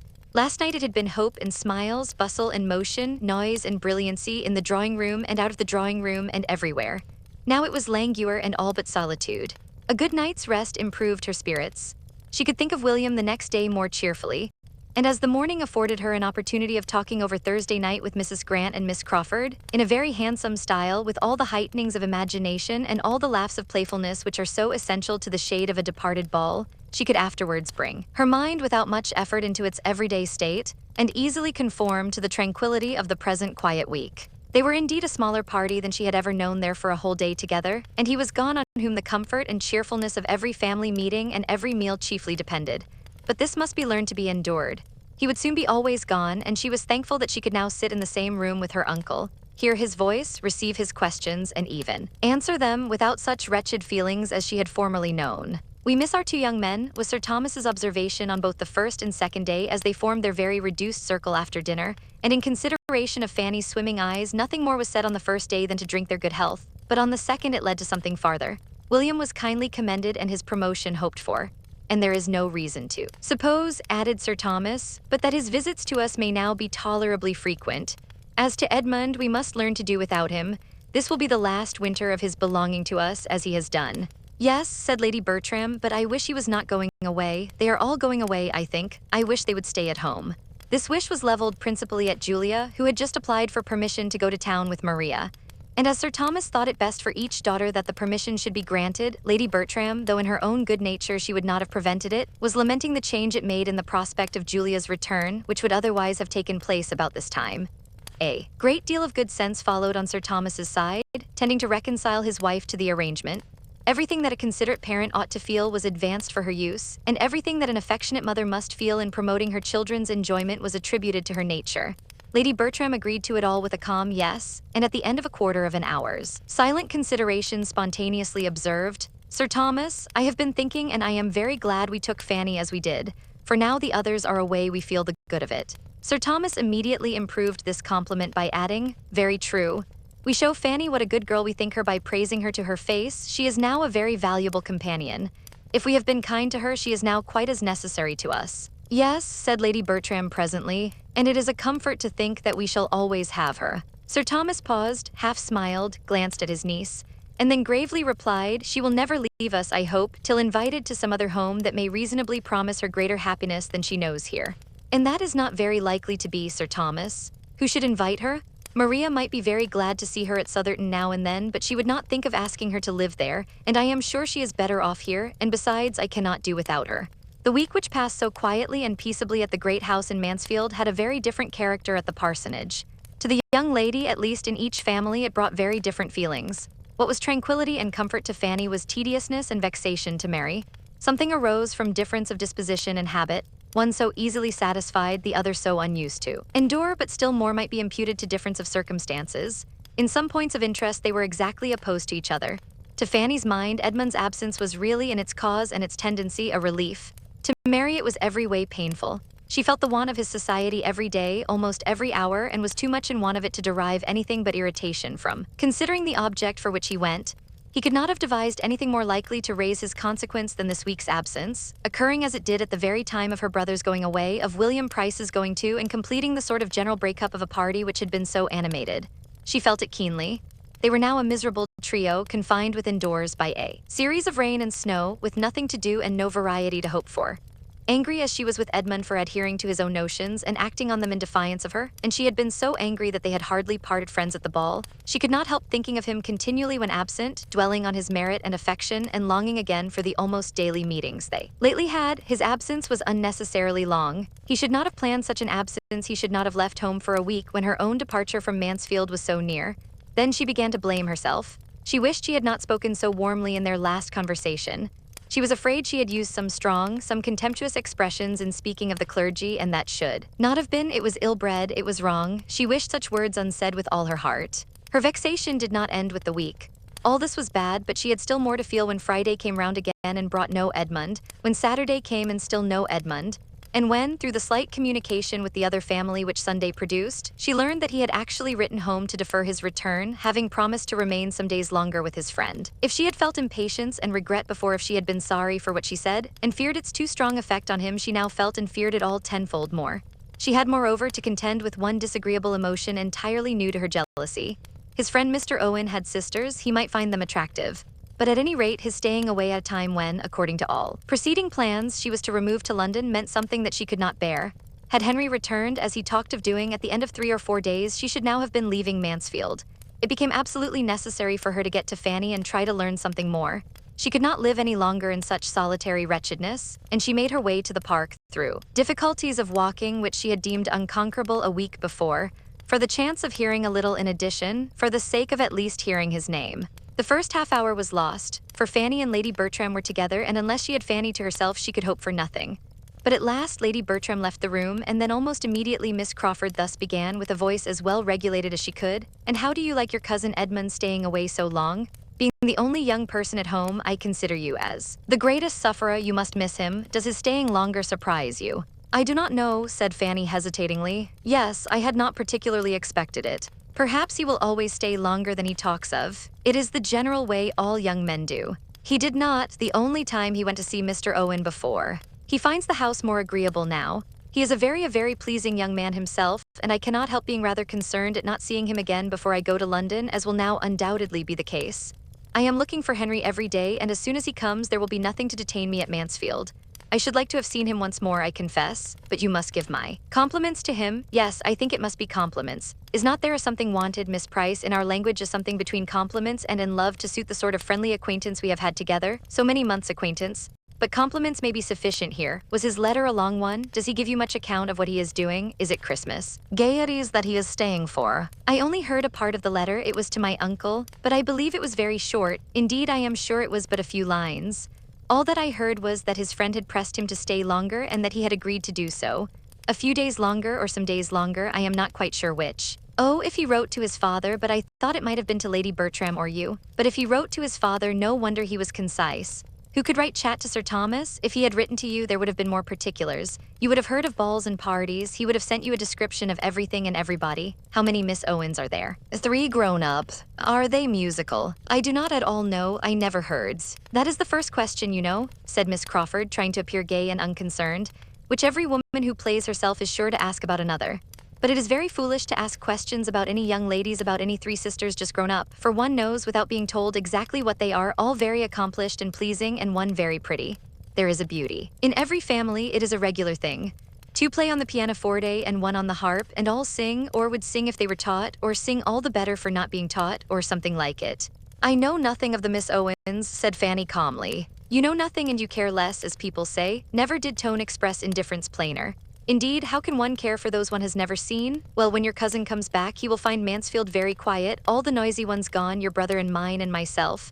I do not like the idea of leaving Mrs. Grant now the time draws near. She does not like my going." Fanny felt obliged to speak. "You cannot doubt your being missed by many," said she. "You will be very much missed." Miss Crawford turned her eye on her as if wanting to hear or see more, and then laughingly said, "Oh yes, missed as every noisy evil is missed when it is taken away. That is, there is a great difference felt.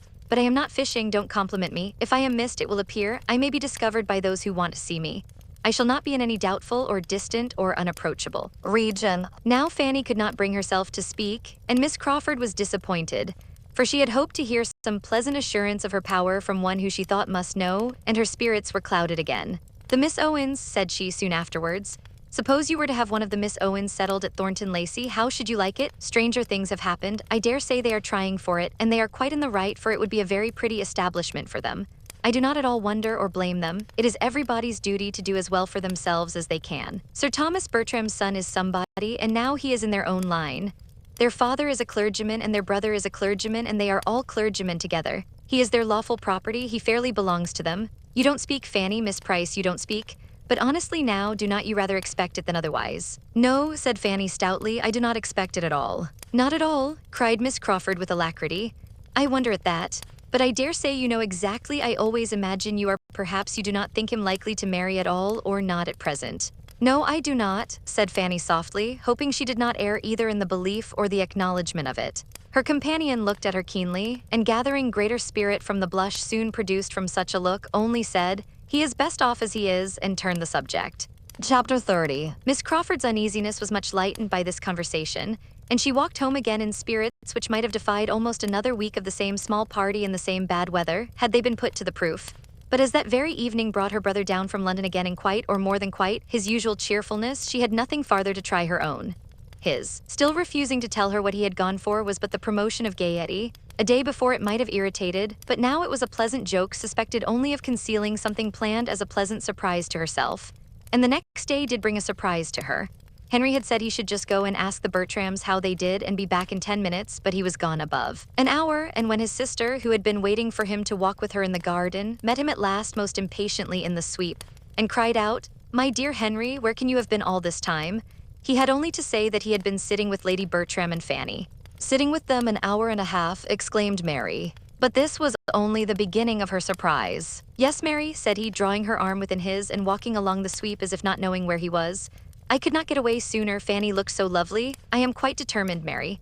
My mind is entirely made up. Will it astonish you? No, you must be aware that I am quite determined to marry Fanny Price. The surprise was now complete, for in spite of whatever his consciousness might suggest, a suspicion of his having any such views had never entered his sister's imagination, and she looked so truly the astonishment she felt that he was obliged to repeat what he had said, and more fully and more solemnly. The conviction of his determination once admitted, it was not unwelcome. There was even pleasure with the surprise. Mary was in a state of mind to rejoice in a connection with the Bertram family, and to be not displeased with her brother's marrying a little beneath him. Yes, Mary, it was Henry's concluding assurance. I am fairly caught, you know with what idle designs I began, but this is the end of them. I have, I flatter myself, made no inconsiderable progress in her affections, but my own are entirely fixed. Lucky, lucky girl, cried Mary as soon as she could speak. What a match for her, my dearest Henry. This must be my first feeling, but my second, which you shall have as sincerely, is that I approve your choice from my soul and foresee your happiness as heartily as I wish and desire it. You will have a sweet little wife, all gratitude and devotion. Exactly what you deserve. What an amazing match for her. Mrs. Norris often talks of her luck. What will she say now? The delight of all the family indeed, and she has some true friends in it. How they will rejoice. But tell me all about it. Talk to me forever. When did you begin to think seriously about her?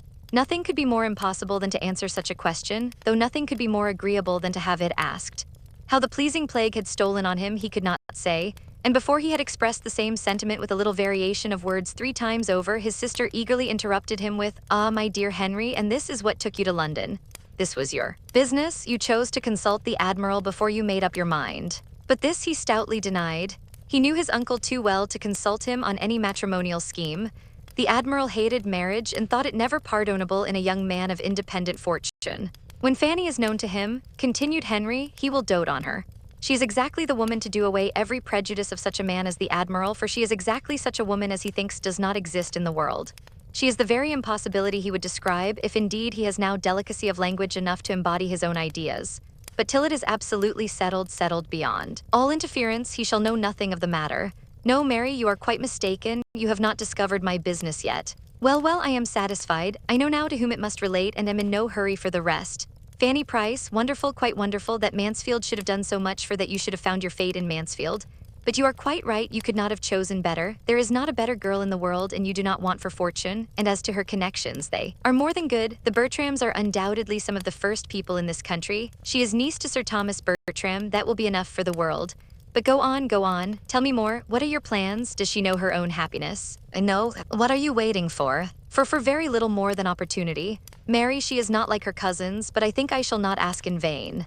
Oh no, you cannot. Were you even less pleasing supposing her not to love you already, of which, however, I can have little doubt, you would be safe. The gentleness and gratitude of her disposition would secure her all your own immediately. From my soul, I do not think she would marry you without love. That is, if there is a girl in the world capable of being uninfluenced by ambition, I can suppose it her, but ask her to love you and she will never have the heart to refuse. As soon as her eagerness could rest in silence, he was as happy to tell as she could be to listen. And a conversation followed almost as deeply interesting to her as to himself, though he had in fact nothing to relate but his own sensations, nothing to dwell on but Fanny's charms.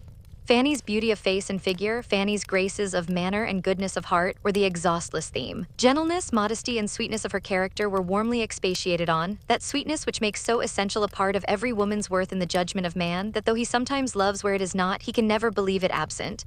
Her temper he had good reason to depend on and to praise. He had often seen it tried. Was there one of the family, excepting Edmund, who had not in some way or other continually exercised her patience and forbearance? Her affections were evidently strong. To see her with her brother, what could more delightfully prove that the warmth of her heart was equal to its gentleness? What could be more encouraging to a man who had her love in view? Then her understanding was beyond every suspicion, quick and clear, and her manners were the mirror of her own modest and elegant mind. Nor was this all. Henry Crawford had too much sense not to feel the worth of good principles in a wife, though he was too little accustomed to serious reflection to know them by their proper name. But when he talked of her having such a steadiness and regularity of conduct, such a high notion of honor, and such an observance of decorum as might warrant any man in the fullest dependence on her faith and integrity, he expressed what was inspired by the knowledge of her being well-principled and religious. "I could so wholly and absolutely confide in her," said he, "and that is what I want." Well might his sister, believing as she really did that his opinion of Fanny Price was scarcely beyond her merits, rejoice in her prospects. "The more I think of it," she cried, "the more am I convinced that you are doing quite right, and though I should never have selected Fanny Price as the girl most likely to attach you, I am now persuaded she is the very one to make you happy. Your wicked project upon her peace turns out a clever thought indeed. You will both find your good in it. It was bad, very bad in me against such a creature, but I did not know her then, and she shall have no reason to lament the hour that first put it into my head. I will make her very happy, Mary, happier than she has ever yet been herself or ever seen anybody else. I will not take her from Northamptonshire. I shall let Everingham and rent a place in this neighborhood, perhaps Stanwix Lodge. I shall let a 7 years' lease of Everingham. I am sure of an excellent tenant at half a word. I could name 3 people now who would give me my own terms and thank me." "Ha," cried Mary, "settle in Northamptonshire, that is pleasant, then we shall be all together." When she had spoken it, she recollected herself and wished it unsaid, but there was no need of confusion, for her brother saw her only as the supposed inmate of Mansfield Parsonage, and replied but to invite her in the kindest manner to his own house, and to claim the best right in her. "You must give us more than half your time," said he. "I cannot admit Mrs. Grant to have an equal claim with Fanny and myself, for we shall both have a right in you. Fanny will be so truly your sister." Mary had only to be grateful and give general assurances, but she was now very fully purposed to be the guest of neither brother nor sister many months longer. "You will divide your year between London and Northamptonshire." "Oh yes, that's right, and in London, of course, a house of your own, no longer with the Admiral." "My dearest Henry, the advantage to you of getting away from the Admiral before your manners are hurt by the contagion of his, before you have contracted any of his foolish opinions, or learned to sit over your dinner as if it were the best blessing of life. You are not sensible of the gain, for him has blinded you, but in my estimation, your marrying early may be the saving of you. To have seen you grow like the Admiral in word or deed, look or gesture, would have broken my heart." Well, we do not think quite alike here. The Admiral has his faults, but he is a very good man and has been more than a father to me. Few fathers would have let me have my own way half so much. You must not prejudice Fanny against him. I must of them love one another. Mary refrained from saying what she felt, that there could not be 2 persons in existence whose characters and manners were less accordant. Time would discover it to him, but she could not help this reflection on the Admiral. "Henry, I think so highly of Fanny Price, that if I could suppose the next Mrs. Crawford would have half the reason which my poor ill-used aunt had to abhor the very name, I would prevent the marriage if possible. But I know you. I know that a wife you loved would be the happiest of women, and that even when you ceased to love, she would yet find in you the liberality and good breeding of a gentleman.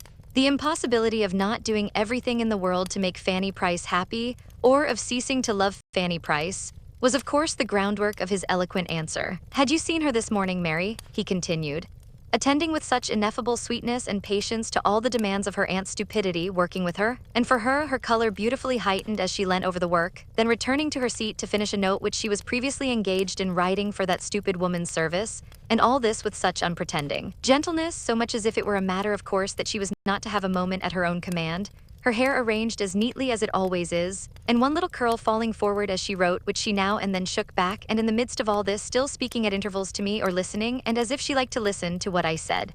Had you seen her so, Mary, you would not have implied the possibility of her power over my heart ever ceasing. My dearest Henry, cried Mary, stopping short and smiling in his face, how glad I am to see you so much in love, it quite delights me. But what will Mrs. Rushworth and Julia say? I care neither what they say nor what they feel. They will now see what sort of woman it is that can attach me, that can attach a man of sense. I wish the discovery may do them any good, and they will now see their cousin treated as she ought to be, and I wish they may be heartily ashamed of their own abominable neglect and unkindness. They will be angry, he added, after a moment's silence, and, in a cooler tone, Mrs. Rushworth will be very angry. It will be a bitter pill to her, that is, like other bitter pills, it will have 2 moments ill flavor and then be swallowed and forgotten, for I am not such a coxcomb as to suppose her feelings more lasting than other women's, though I was the object of them. Yes, Mary, my Fanny will feel a difference indeed, a daily, hourly difference, in the behavior of every being who approaches her, and it will be the completion of my happiness to know that I am the doer of it, that I am the person to give the consequence so justly her due.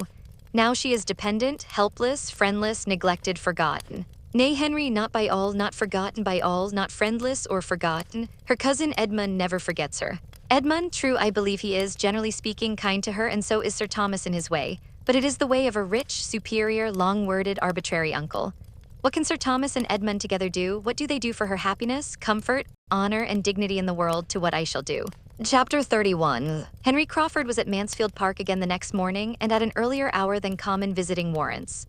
The 2 ladies were together in the breakfast room, and fortunately for him, Lady Bertram was on the very point of quitting it as he entered.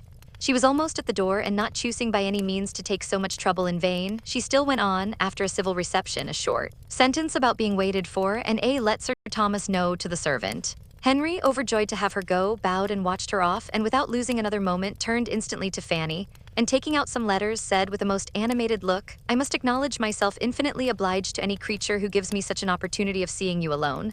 I have been wishing it more than you can have any idea.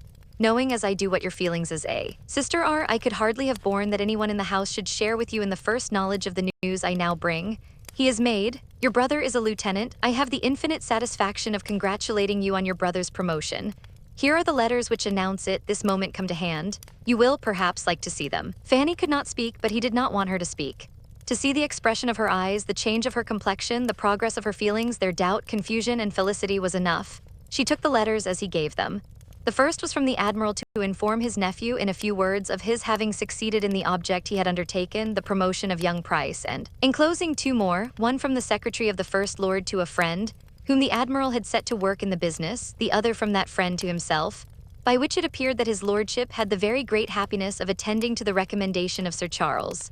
That Sir Charles was much delighted in having such an opportunity of proving his regard for Admiral Crawford, and that the circumstance of Mr. William Price's commission as second lieutenant of H.M. sloop Thrush being made out was spreading general joy through a wide circle of great people. While her hand was trembling under these letters, her eye running from one to the other and her heart swelling with emotion, Crawford thus continued with unfeigned eagerness to express his interest in the event. I will not talk of my own happiness, said he, great as it is, for I think only of yours. Compared with you who has a right to be happy, I have almost grudged myself my own prior knowledge of what you ought to have known before all the world. I have not lost a moment, however. The post was late this morning, but there has not been since a moment's delay. How impatient, how anxious, how wild I have been on the subject, I will not attempt to describe. How severely mortified, how cruelly disappointed in not having it finished while I was in London. I was kept there from day to day in the hope of it, for nothing less dear to me than such an object would have detained me half the time from Mansfield. But though my uncle entered into my wishes with all the warmth I could desire and exerted himself immediately, there were difficulties from the absence of one friend, and the engagements of another, which at last I could no longer bear to stay the end of, and knowing in what good hands I left the cause, I came away on Monday, trusting that many posts would not pass before I should be followed by such very letters as these. My uncle, who is the very best man in the world, has exerted himself as I knew he would after seeing your brother. He was delighted with him. I would not allow myself yesterday to say how delighted or to repeat half that the Admiral said in his praise. I deferred it all till his praise should be proved the praise of friend, as this day does prove it. Now I may say that even I could not require William Price to excite a greater interest or be followed by warmer wishes and higher commendation than were most voluntarily bestowed by my uncle after the evening they had passed together. Has this been all you're doing then? Cried Fanny. Good heaven, how very, very kind. Have you really? Was it by your desire? I beg your pardon, but I am bewildered. Did Admiral Crawford apply? How was it? I am stupefied. Henry was most happy to make it more intelligible by beginning at an earlier stage and explaining very particularly what he had done. His last journey to London had been undertaken with no other view than that of introducing her brother in Hill Street and prevailing on the Admiral to exert whatever interest he might have for getting him on. This had been his business. He had communicated it to no creature. He had not breathed a syllable of it even to Mary. While uncertain of the issue, he could not have borne any participation of his feelings, but this had been his business. And he spoke with such a glow of what his solicitude had been and used such strong expressions, was so abounding in the deepest interest, in twofold motives, in views and wishes more than could be told, that Fanny could not have remained insensible of his drift had she been able to attend. But her heart was so full and her senses still so astonished that she could listen but imperfectly even to what he told her of William, and saying only when he paused, "How kind, how very kind. Oh, Mr. Crawford, we are infinitely obliged to you. Dearest, dearest William." She jumped up and moved in haste towards the door, crying out, "I will go to my uncle. My uncle ought to know it as soon as possible." But this could not be suffered. The opportunity was too fair and his feelings too impatient. He was after her immediately. She must not go, she must allow him 5 minutes longer, and he took her hand and led her back to her seat and was in the middle of his farther explanation before she had suspected for what she was detained. When she did understand it, however, and found herself expected to believe that she had created sensations which his heart had never known before, and that everything he had done for William was to be placed to the account of his excessive and unequaled attachment to her, she was exceedingly distressed and for some moments unable to speak. She considered it all as nonsense, as mere trifling and gallantry which meant only to deceive for the hour. She could not but feel that it was treating her improperly and unworthily and in such a way as she had not deserved. But it was like himself and entirely of a piece with what she had seen before, and she would not allow herself to show half the displeasure she felt because he had been conferring an obligation which no want of delicacy on his part could make a trifle to her. While her heart was still bounding with joy and gratitude on William's behalf, she could not be severely resentful of anything that injured only herself. And after having twice drawn back her hand and twice attempted in vain to turn away from him, she got up and said only with much agitation, "Don't. Mr. Crawford, pray don't. I beg you would not. This is a sort of talking which is very unpleasant to me. I must go away. I cannot bear it." But he was still talking on, describing his affection, soliciting a return, and finally, in words so plain as to bear but one meaning even to her, offering himself, hand, fortune, everything to her acceptance. It was so he had said it. Her astonishment and confusion increased, and though still not knowing how to suppose him serious, she could hardly stand. He pressed for an answer. "No, no, no," she cried, hiding her face. "This is all nonsense. Do not distress me. I can hear no more of this. Your kindness to William makes me more obliged to you than words can express, but I do not want, I cannot bear, I must not listen to such. No, no, don't think of me. But you are not thinking of me. I know it is all nothing." She had burst away from him, and at that moment Sir Thomas was heard speaking to a servant in his way towards the room they were in. It was no time for farther assurances or entreaty, though to part with her at a moment when her modesty alone seemed to his sanguine and preassured mind to stand in the way of the happiness he sought was a cruel necessity.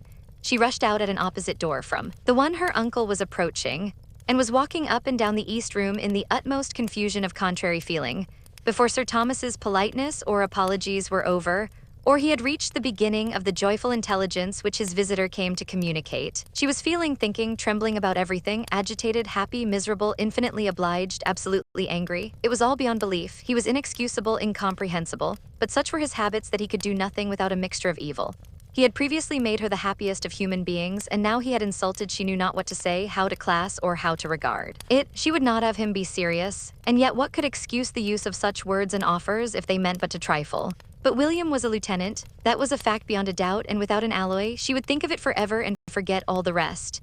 Mr. Crawford would certainly never address her so again. He must have seen how unwelcome it was to her, and in that case, how gratefully she could esteem him for his friendship to William. She would not stir farther from the east room than the head of the great staircase, till she had satisfied herself of Mr. Crawford's having left the house.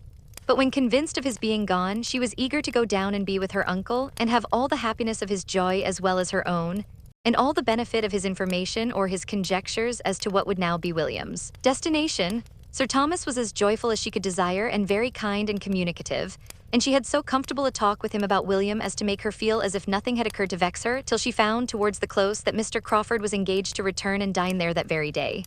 This was a most unwelcome hearing, for though he might think nothing of what had passed, it would be quite distressing to her to see him again so soon. She tried to get the better of it, tried very hard as the dinner hour approached to feel and appear as usual, but it was quite impossible for her not to look most shy and uncomfortable when their visitor entered the room.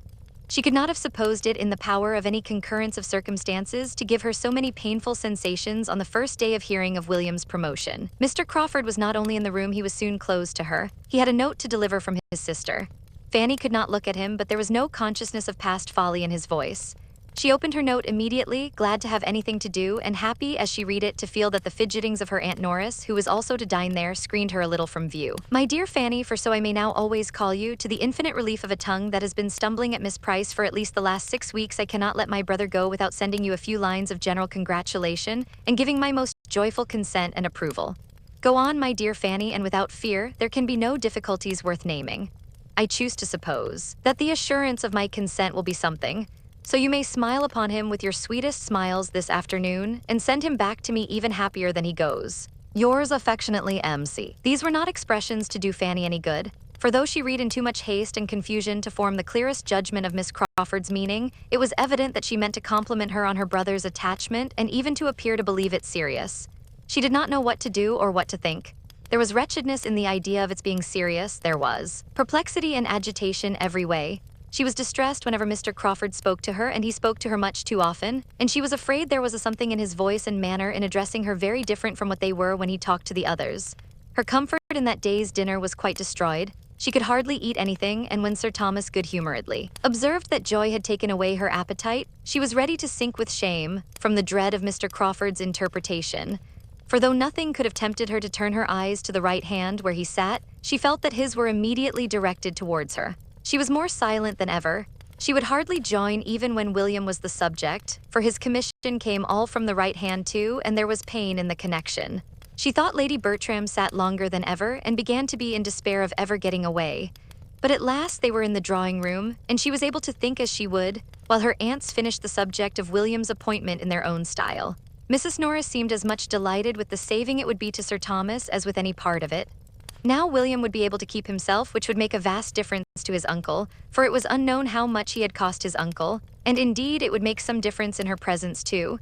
She was very glad that she had given William what she did at parting, very glad. Indeed, that it had been in her power, without material inconvenience, just at that time to give him something rather considerable. That is, for her, with her limited means, for now it would all be useful in helping to fit up his cabin.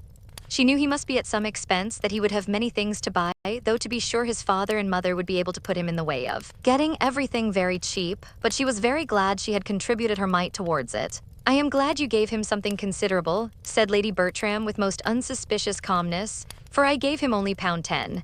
Indeed, cried Mrs. Norris, reddening. Upon my word, he must have gone off with his pockets well lined, and at no expense for his journey to London either. Sir Thomas told me £10 would be enough. Mrs. Norris, being not at all inclined to question its sufficiency, began to take the matter in another point. It is amazing, said she, how much young people cost their friends, what with bringing them up and putting them out in the world. They little think how much it comes to, or what their parents or their uncles and aunts pay for them in the course of the year. Now, here are my sister Price's children. Take them all together, I dare say nobody would believe what a sum they cost Sir Thomas every year, to say nothing of what I do for them. Very true, sister, as you say, but poor things, they cannot help it, and you know it makes very little difference to Sir Thomas. Fanny, William must not forget my shawl if he goes to the East Indies, and I shall give him a commission for anything else that is worth having. I wish he may go to the East Indies that I may have my shawl. I think I will have 2 shawls, Fanny. Fanny, meanwhile, speaking only when she could not help it, was very earnestly trying to understand what Mr. and Miss Crawford were at. There was everything in the world against their being serious but his words and manner. Everything natural, probable, reasonable was against it, all their habits and ways of thinking, and all her own demerits. How could she have excited serious attachment in a man who had seen so many and been admired by so many and flirted with so many, infinitely her superiors? Who seemed so little open to serious impressions, even where pains had been taken to please him, who thought so slightly, so carelessly, so unfeelingly on all such points, who was everything to everybody and seemed to find no one essential to him? And farther, how could it be supposed that his sister, with all her high and worldly notions of matrimony, would be forwarding anything of a serious nature in such a quarter? Nothing could be more unnatural in either. Fanny was ashamed of her own doubts. Everything might be possible rather than serious attachment or serious approbation of it toward her. She had quite convinced herself of this before Sir Thomas and Mr. Crawford joined them, The difficulty was in maintaining the conviction quite so absolutely after Mr. Crawford was in the room. For once or twice a look seemed forced on her which she did not know how to class among the common meaning. In any other man, at least, she would have said that it meant something very earnest, very pointed. But she still tried to believe it no more than what he might often have expressed towards her cousins and 50 other women. She thought he was wishing to speak to her unheard by the rest. She fancied he was trying for it the whole evening at intervals, whenever Sir Thomas was out of the room or at all engaged with Mrs. Norris, and she carefully refused him every opportunity. At last, it seemed to Fanny's nervousness, though not remarkably late, he began to talk of going away. But the comfort of the sound was impaired by his turning to her the next moment and saying, "Have you nothing to send to Mary? No answer to her note? She will be disappointed if she receives nothing from you. Pray write to her if it be only a line." "Oh yes, certainly," cried Fanny, rising in haste, the haste of embarrassment and of wanting to get away. "I will write directly." She went accordingly to the table where she was in the habit of writing for her aunt and prepared her materials without knowing what in the world to say. She had read Miss Crawford's note only once, and how to reply to anything so imperfectly understood was most distressing. Quite unpracticed in such sort of note-writing, had there been time for scruples and fears as to style, she would have felt them in abundance. But something must be instantly written, and with only one decided feeling, that of wishing not to appear to think anything really intended, she wrote thus, in great trembling both of spirits and hand. "I am very much obliged to you, my dear Miss Crawford, for your kind congratulations as far as they relate to my dearest William. The rest of your note I know means nothing, but I am so unequal to anything of the sort that I hope you will excuse my begging you to take no farther notice.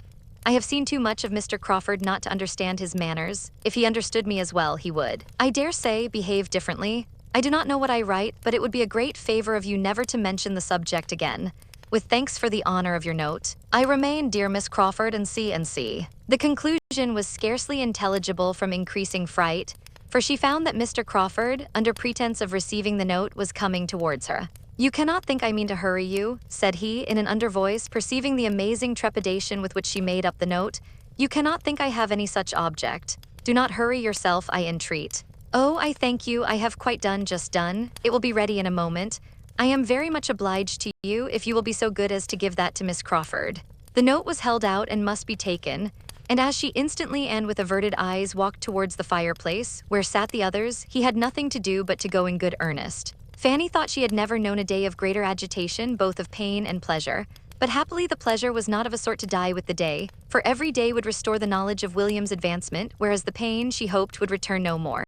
She had no doubt that her note must appear excessively ill-written, that the language would disgrace a child for her distress. Had allowed no arrangement, but at least it would assure them both of her being neither imposed on nor gratified by Mr. Crawford's attentions. Chapter 32. Fanny had by no means forgotten Mr. Crawford when she awoke the next morning, but she remembered the purport of her note and was not less sanguine as to its effect than she had been the night before. If Mr. Crawford would but go away, that was what she most earnestly desired, go and take his sister with him as he was to do and as he returned to Mansfield on purpose to do. And why it was not done already she could not devise, for Miss Crawford certainly wanted no delay. Fanny had hoped in the course of his yesterday's visit to hear the day named, but he had only spoken of their journey as what would take place ere long. Having so satisfactorily settled the conviction her note would convey, she could not but be astonished to see Mr. Crawford, as she accidentally did, coming up to the house again and at an hour as early as the day before. His coming might have nothing to do with her, but she must avoid seeing him if possible, and being then on her way upstairs, she resolved there to remain during the whole of his visit, unless actually sent for, and as Mrs. Norris was still in the house, there seemed little danger of her being wanted. She sat some time in a good deal of agitation, listening, trembling, and fearing to be sent for every moment. But as no footsteps approached the east room, she grew gradually composed, could sit down and be able to employ herself, and able to hope that Mr. Crawford had come and would go without her being obliged to know anything of the matter. Nearly half an hour had passed, and she was growing very comfortable when suddenly the sound of a step in regular approach was heard. A heavy step, an unusual step in that part of the house. It was her uncle's, she knew it as well as his voice. She had trembled at it as often and began to tremble again at the idea of his coming up to speak to her, whatever might be the subject. It was indeed Sir Thomas, who opened the door and asked if she were there, and if he might come in.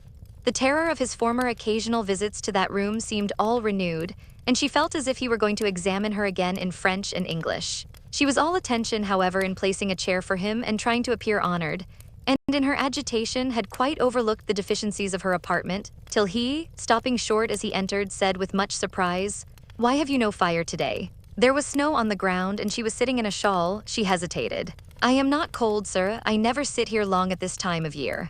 But you have a fire in general. No, sir. How comes this about? Here must be some mistake. I understood that you had the use of this room by way of making you perfectly comfortable. In your bedchamber, I know you cannot have a fire. Here is some great misapprehension which must be rectified. It is highly unfit for you to sit, be it only half an hour a day, without a fire. You are not strong, you are chilly, your aunt cannot be aware of this. Fanny would rather have been silent, but being obliged to speak, she could not forbear, in justice to the aunt she loved best, from saying something in which the words "my Aunt Norris" were distinguishable. I understand, cried her uncle, recollecting himself and not wanting to hear more. I understand. Your Aunt Norris has always been an advocate, and very judiciously, for young people's being brought up without unnecessary indulgences, but there should be moderation in everything. She is also very hardy herself, which of course will influence her in her opinion of the wants of others. And on another account too I can perfectly comprehend. I know what her sentiments have always been. The principle was good in itself, but it may have been, and I believe has been, carried too far in your case. I am aware that there has been sometimes, in some points, a misplaced distinction, but I think too well of you, Fanny, to suppose you will ever harbor resentment on that account. You have an understanding which will prevent you from receiving things only in part, and judging partially by the event. You will take in the whole of the past, you will consider times, persons, and probabilities, and you will feel that they were not least your friends who were educating and preparing you for that mediocrity of condition which seemed to be your lot. Though their caution may prove eventually unnecessary, it was kindly meant, and of this you may be assured, that every advantage of affluence will be doubled by the little privations and restrictions that may have been imposed. I am sure you will not disappoint my opinion of you by failing at any time to treat your Aunt Norris with the respect and attention that are due to her. But enough of this. Sit down, my dear. I must speak to you for a few minutes, but I will not detain you long. Fanny obeyed with eyes cast down and color rising. After a moment's pause, Sir Thomas, trying to suppress a smile, went on. You are not aware, perhaps, that I have had a visitor this morning. I had not been long in my own room after breakfast when Mr. Crawford was shewn in. His errand you may probably conjecture. Fanny's color grew deeper and deeper, and her uncle, perceiving that she was embarrassed to a degree that made either speaking or looking up quite impossible, turned away his own eyes, and without any farther pause proceeded in his account of Mr. Crawford's visit. Mr. Crawford's business had been to declare himself the lover of Fanny, make decided proposals for her, and entreat the sanction of the uncle who seemed to stand in the place of her parents. And he had done it all so well, so openly, so liberally, so properly, that Sir Thomas, feeling, moreover, his own replies and his own remarks to have been very much to the purpose, was exceedingly happy to give the particulars of their conversation, and little aware of what was passing in his niece's mind, conceived that by such details he must be gratifying her far more than himself. He talked, therefore, for several minutes without Fanny's daring to interrupt him. She had hardly even attained the wish to do it.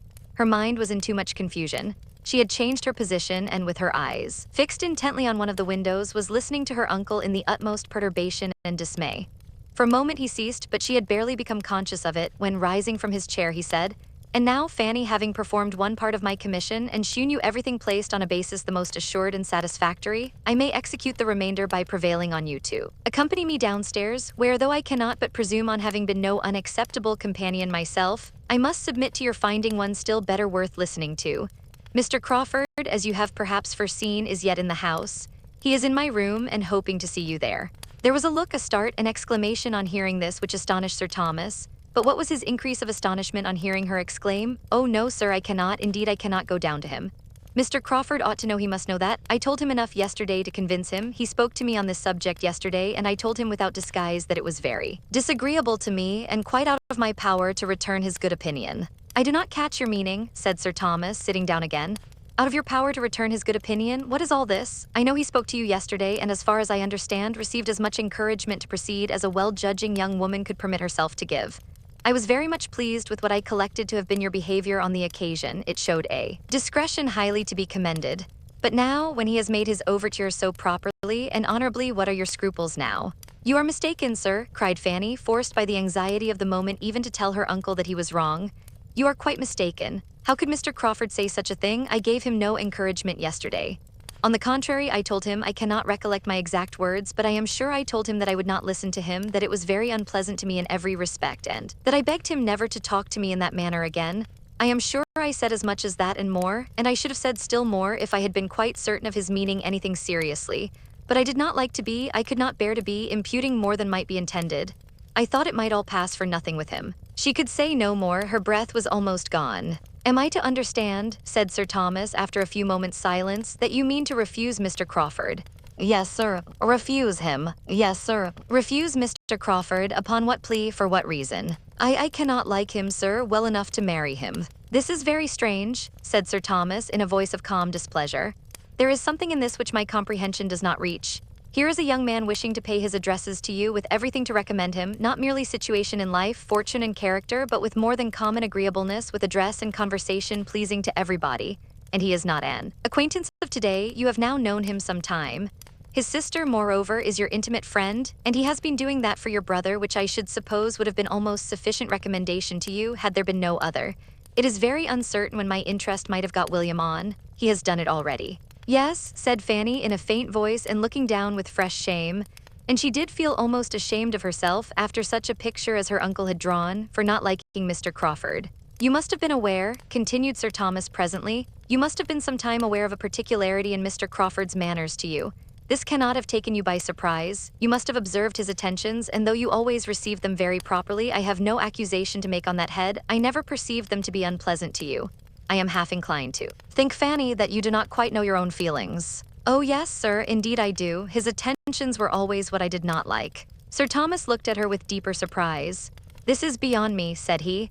This requires explanation. Young as you are, and having seen scarcely anyone, it is hardly possible that your affections. He paused and eyed her fixedly. He saw her lips formed into a no, though the sound was inarticulate, but her face was like scarlet. That, however, in so modest a girl might be very compatible with innocence. And choosing at least to appear satisfied, he quickly added, No, I know that is quite out of the question, quite impossible. Well, there is nothing more to be said. And for a few minutes he did say nothing. He was deep in thought. His niece was deep in thought likewise, trying to harden and prepare herself against farther questioning. She would rather die than own the truth, and she hoped by a little reflection to fortify herself beyond betraying it. Independently of the interest which Mr. Crawford's choice seemed to justify, said Sir Thomas, beginning again and very composedly, his wishing to marry at all so early is recommendatory to me. I am an advocate for early marriages where there are means in proportion, and would have every young man with a sufficient income settle as soon after 24 as he can. This is so much my opinion that I am sorry to think how little likely my own eldest son, your cousin, Mr. Bertram, is to marry early. But at present, as far as I can judge, matrimony makes no part of his plans or thoughts. I wish he were more likely to fix. Here was a glance at Fanny. Edmund, I consider, from his dispositions and habits, as much more likely to marry early than his brother. He indeed, I have lately thought, has seen the woman he could love, which I am convinced my eldest son has not. Am I right? Do you agree with me, my dear? Yes, sir. It was gently, but it was calmly said, and Sir Thomas was easy on the score of the cousins. But the removal of his alarm did his niece no service. As her unaccountableness was confirmed, his displeasure increased, and getting up and walking about the room with a frown which Fanny could picture to herself, though she dared not lift up her eyes, he shortly afterwards, and in a voice of authority, said, Have you any reason, child, to think ill of Mr. Crawford's temper? No, sir. She longed to add, but of his principles I have. But her heart sunk under the appalling prospect of discussion, explanation, and probably non-conviction. Her ill opinion of him was founded chiefly on observations, which for her cousin's sake she could scarcely dare mention to their father. Maria and Julia, and especially Maria, were so closely implicated in Mr. Crawford's misconduct that she could not give his character such as she believed it without betraying them. She had hoped that, to a man like her uncle, so discerning, so honorable, so good, the simple acknowledgement of settled dislike on her side would have been sufficient. To her infinite grief, she found it was not. Sir Thomas came towards the table where she sat in trembling wretchedness, and with a good deal of cold sternness said, It is of no use, I perceive, to talk to you. We had better put an end to this most mortifying conference. Mr. Crawford must not be kept longer waiting. I will therefore only add, as thinking it my duty to mark my opinion of your conduct, that you have disappointed every expectation I had formed, and proved yourself of a character the very reverse of what I had supposed. For I had, Fanny, as I think my behavior must have shewn, formed a very favorable opinion of you from the period of my return to England. I had thought you peculiarly free from willfulness of temper, self-conceit, and every tendency to that independence of spirit which prevails so much in modern days, even in young women, and which in young women is offensive and disgusting beyond all common offense. But you have now shewn me that you can be willful and perverse, that you can and will decide for yourself, without any consideration or deference for those who have surely some right to guide you, without even asking their advice. You have shewn yourself very, very different from anything that I had imagined. The advantage or disadvantage of your family, of your parents, your brothers and sisters, never seems to have had a moment's share in your thoughts on this occasion. How they might be benefited, how they must rejoice in such an establishment for you, is nothing to you.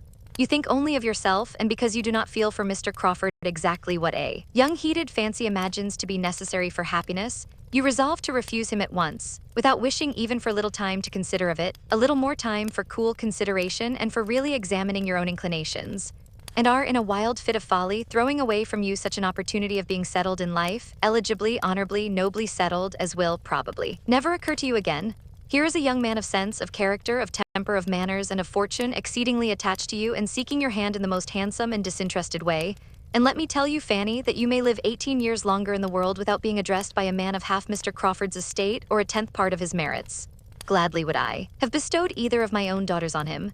Maria is nobly married, but had Mr. Crawford sought Julia's hand, I should have given it to him with superior and more heartfelt satisfaction than I gave Maria's to Mr. Rushworth. After half a moment's pause, and I should have been very much surprised had either of my daughters, on receiving a proposal of marriage at any time which might carry with it only half the eligibility of this, immediately and peremptorily, and without paying my opinion or my regard the compliment of any consultation, put a decided negative on it, I should have been much surprised and much hurt by such a proceeding. I should have thought it a gross violation of duty and respect. You are not to be judged by the same rule. You do not owe me the duty of a child, but Fanny, if your heart can acquit you of ingratitude. He ceased. Fanny was by this time crying so bitterly that, angry as he was, he would not press that article farther. Her heart was almost broke by such a picture of what she appeared to him, by such accusations, so heavy, so multiplied, so rising in dreadful gradation. Self-willed, obstinate, selfish, and ungrateful, he thought her all this. She had deceived his expectations, she had lost his opinion. What was to become of her? I am very sorry, said she inarticulately through her tears. I am very sorry indeed. Sorry, yes, I hope you are sorry, and you will probably have reason to be long sorry for this day's transactions. If it were possible for me to do otherwise, said she, with another strong effort, but I am so perfectly convinced that I could never make him happy, and that I should be miserable myself. Another burst of tears, but in spite of that burst, and in spite of that great black word miserable which served to introduce it, Sir Thomas began to think a little relenting, a little change of inclination might have something to do with it, and to augur favorably from the personal entreaty of the young man himself. He knew her to be very timid and exceedingly nervous, and thought it not improbable that her mind might be in such a state as a little time, a little pressing, a little patience, and a little impatience, a judicious mixture of all on the lover's side, might work their usual effect on. If the gentleman would but persevere, if he had but love enough to persevere, Sir Thomas began to have hopes, and these reflections having passed across his mind and cheered it, well, said he in a tone of becoming gravity but of less anger, well, child, dry up your tears. There is no use in these tears, they can do no good. You must now come downstairs with me. Mr. Crawford has been kept waiting too long already. You must give him your own answer. We cannot expect him to be satisfied with less. And you only can explain to him the grounds of that misconception of your sentiments, which, unfortunately for himself, he certainly has imbibed. I am totally unequal to it. But Fanny showed such reluctance, such misery at the idea of going down to him, that Sir Thomas, after a little consideration, judged it better to indulge her. His hopes from both gentleman and lady suffered a small depression in consequence. But when he looked at his niece and saw the state of feature and complexion which her crying had brought her into, he thought there might be as much lost as gained by an immediate interview. With a few words, therefore, of no particular meaning, he walked off by himself, leaving his poor niece to sit and cry over what had passed with very wretched feelings. Her mind was all disorder. The past, present, future, everything was terrible, but her uncle's anger gave her the severest pain of all. Selfish and ungrateful to have appeared so to him, she was miserable forever. She had no one to take her part, to counsel or speak for her. Her only friend was absent. He might have softened his father, but perhaps all would think her selfish and ungrateful. She might have to endure the reproach again and again. She might hear it or see it or know it to exist forever in every connection about her. She could not but feel some resentment against Mr. Crawford, yet if he really loved her and were unhappy too, it was all wretchedness together. In about a quarter of an hour her uncle returned. She was almost ready to faint at the sight of him. He spoke calmly, however, without austerity, without reproach, and she revived a little. There was comfort, too, in his words as well as his manner, for he began with, Mr. Crawford is gone, he has just left me, I need not repeat what has passed. I do not want to add to anything you may now be feeling by an account of what he has felt. Suffice it that he has behaved in the most gentlemanlike and generous manner, and has confirmed me in a most favorable opinion of his understanding, heart, and temper. Upon my representation of what you were suffering, he immediately, and with the greatest delicacy, ceased to urge to see you for the present. Here Fanny, who had looked up, looked down again. Of course, continued her uncle, it cannot be supposed but that he should request to speak with you alone, be it only for 5 minutes, a request too natural, a claim too just to be denied. But there is no time fixed, perhaps tomorrow or whenever your spirits are composed enough. For the present you have only to tranquilize yourself. Check. These tears, they do but exhaust you. If, as I am willing to suppose, you wish to show me any observance, you will not give way to these emotions, but endeavor to reason yourself into a stronger frame of mind. I advise you to go out. The air will do you good. Go out for an hour on the gravel. You will have the shrubbery to yourself and will be the better for air and exercise. And Fanny, turning back again for a moment, I shall make no mention below of what has passed. I shall not even tell your Aunt Bertram. There is no occasion for spreading the disappointment. Say nothing about it yourself. This was an order to be most joyfully obeyed. This was an act of kindness which Fanny felt at her heart. To be spared from her Aunt Norris's interminable reproaches, he left her in a glow of gratitude. Anything might be bearable rather than such reproaches. Even to see Mr. Crawford would be less overpowering. She walked out directly as her uncle recommended and followed his advice throughout as far as she could. Did check her tears, did earnestly try to compose her spirits and strengthen her mind.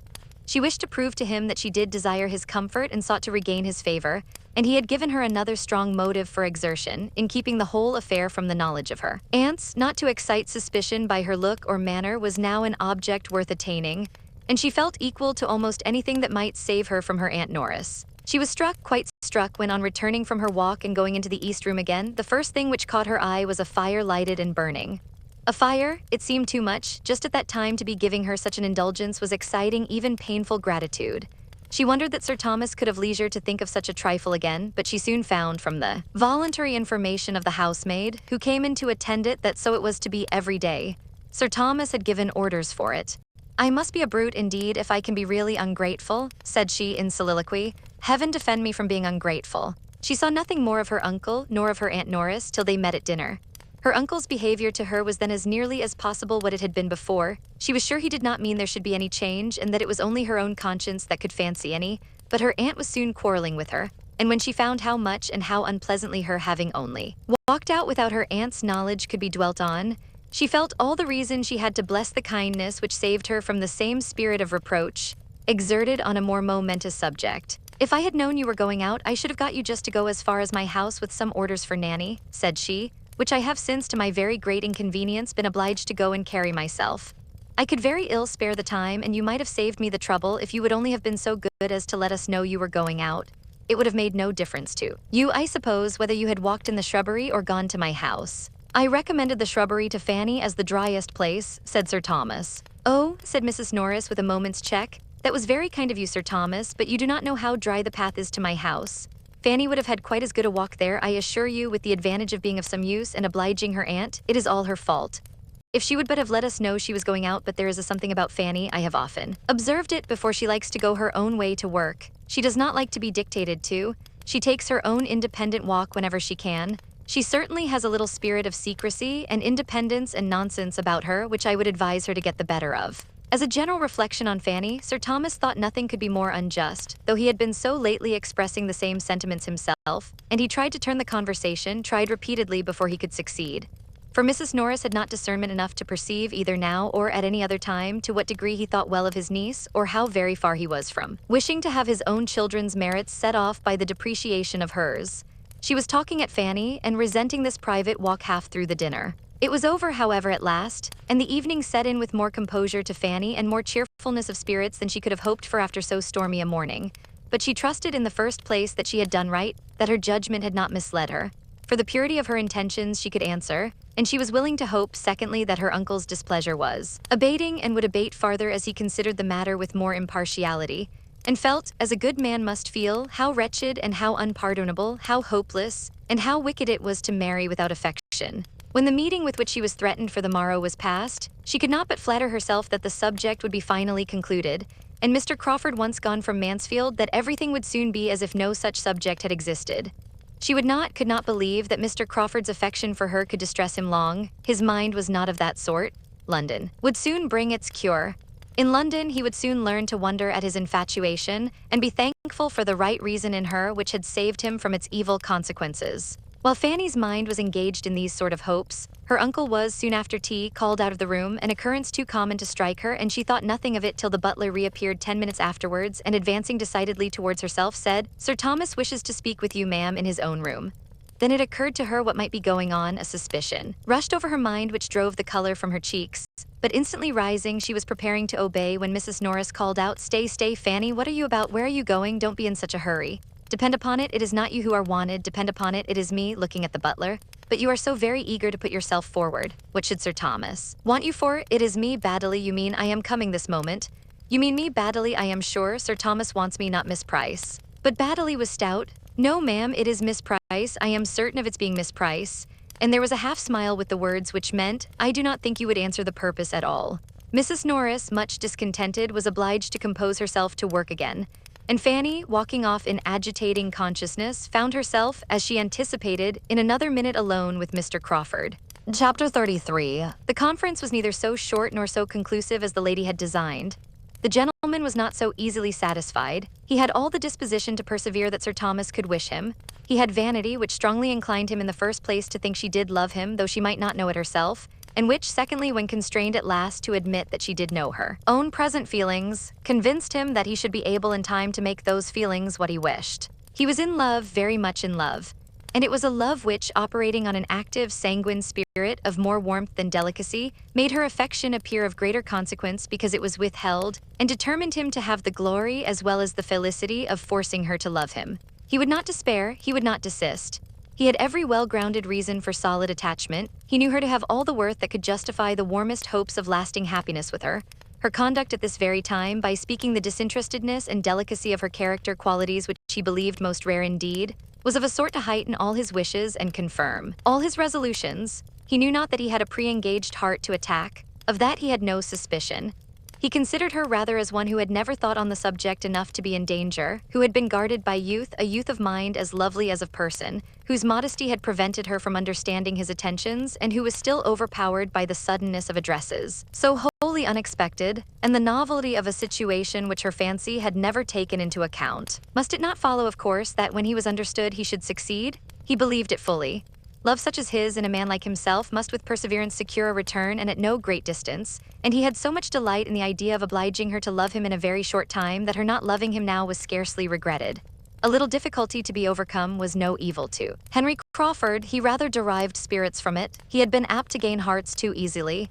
His situation was new and animating. To Fanny, however, who had known too much opposition all her life to find any charm in it, all this was unintelligible.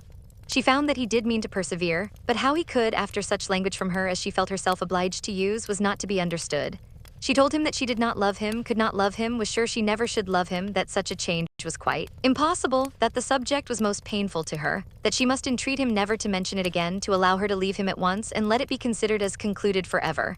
And when farther pressed, had added that in her opinion their dispositions were so totally dissimilar as to make mutual affection incompatible, and that they were unfitted for each other by nature, education, and habit. All this she had said, and with the earnestness of sincerity. Yet this was not enough, for he immediately denied there being anything uncongenial in their characters or anything unfriendly in their situations, and positively declared that he would still love and still hope. Fanny knew her own meaning, but was no judge of her own manner.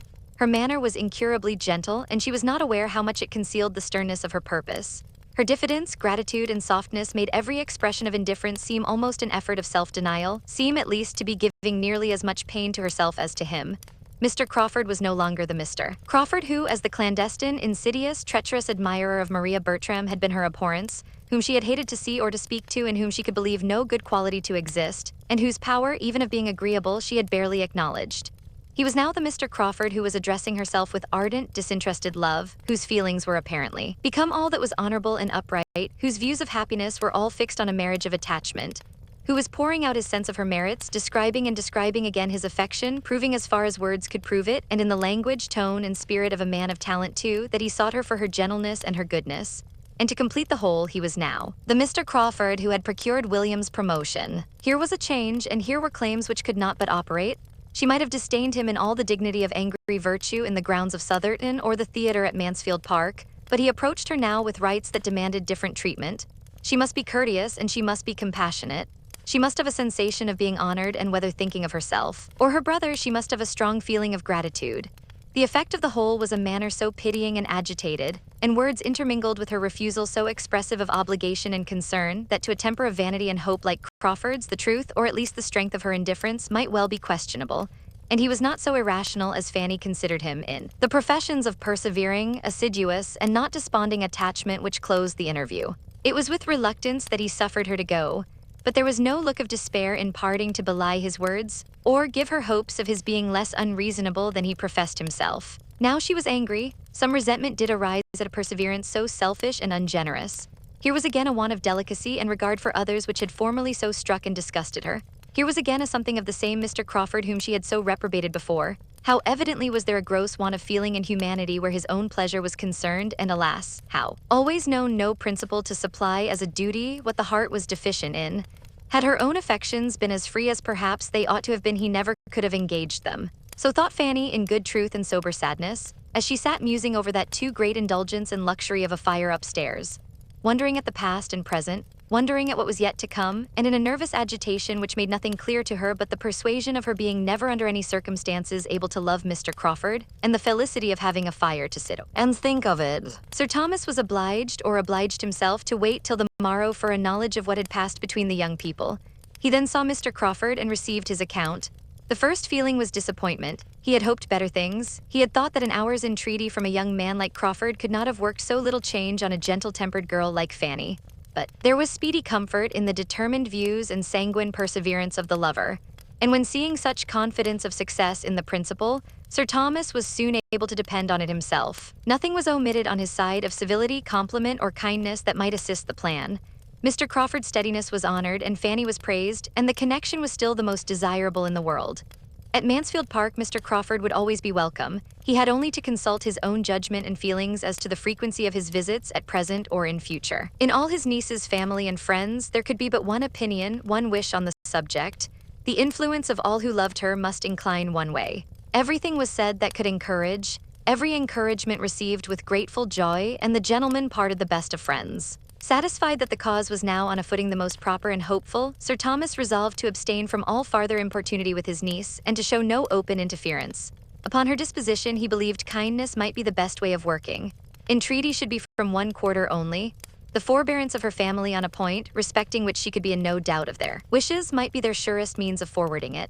Accordingly, on this principle, Sir Thomas took the first opportunity of saying to her with a mild gravity intended to be overcoming, "Well, Fanny, I have seen Mr. Crawford again and learned from him exactly how matters stand between you.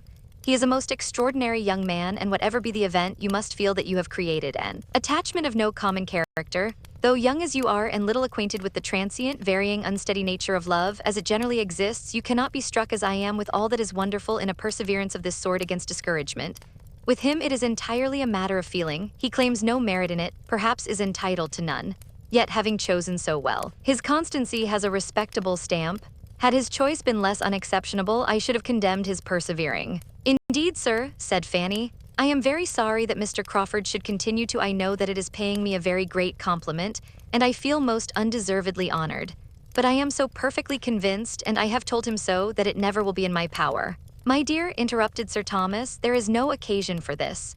Your feelings are as well known to me as my wishes and regrets must be to you. There is nothing more to be said or done. From this hour the subject is never to be revived between us. You will have nothing to fear or to be agitated about. You cannot suppose me capable of trying to persuade you to marry against your inclinations. Your happiness and advantage are all that I have in view, and nothing is required of you but to bear with Mr. Crawford's endeavors to convince you that they may not be incompatible with his. He proceeds at his own risk. You are on safe ground. I have engaged for your seeing him whenever he calls, as you might have done had nothing of this sort occurred. You will see him with the rest of us in the same manner and as much as you can, dismissing the recollection of everything unpleasant. He leaves Northamptonshire so soon that even this slight sacrifice cannot be often demanded. The future must be very uncertain, and now, my dear Fanny, this subject is closed between us." The promised departure was all that Fanny could think of with much satisfaction. Her uncle's kind expressions, however, and forbearing manner were sensibly felt, and when she considered how much of the truth was unknown to him, she believed she had no right to wonder at the line of conduct he pursued. He who had married a daughter to Mr. Rushworth, romantic delicacy was certainly not to be expected from him. She must do her duty and trust that time might make her duty easier than it now was. She could not, though only 18, suppose Mr. Crawford's attachment would hold out forever. She could not but imagine that steady, unceasing discouragement from herself would put an end to it in time. How much time she might, in her own fancy, allot for its dominion is another concern. It would not be fair to inquire into a young lady's exact estimate of her own perfections. In spite of his intended silence, Sir Thomas found himself once more obliged to mention the subject to his niece, to prepare her briefly for its being imparted to her aunts, a measure which he would still have avoided if possible, but which became necessary from the totally opposite feelings of Mr. Crawford as to any secrecy of proceeding. He had no idea of concealment. It was all known at the parsonage, where he loved to talk over the future with both his sisters, and it would be rather gratifying to him to have enlightened witnesses of the progress of his success.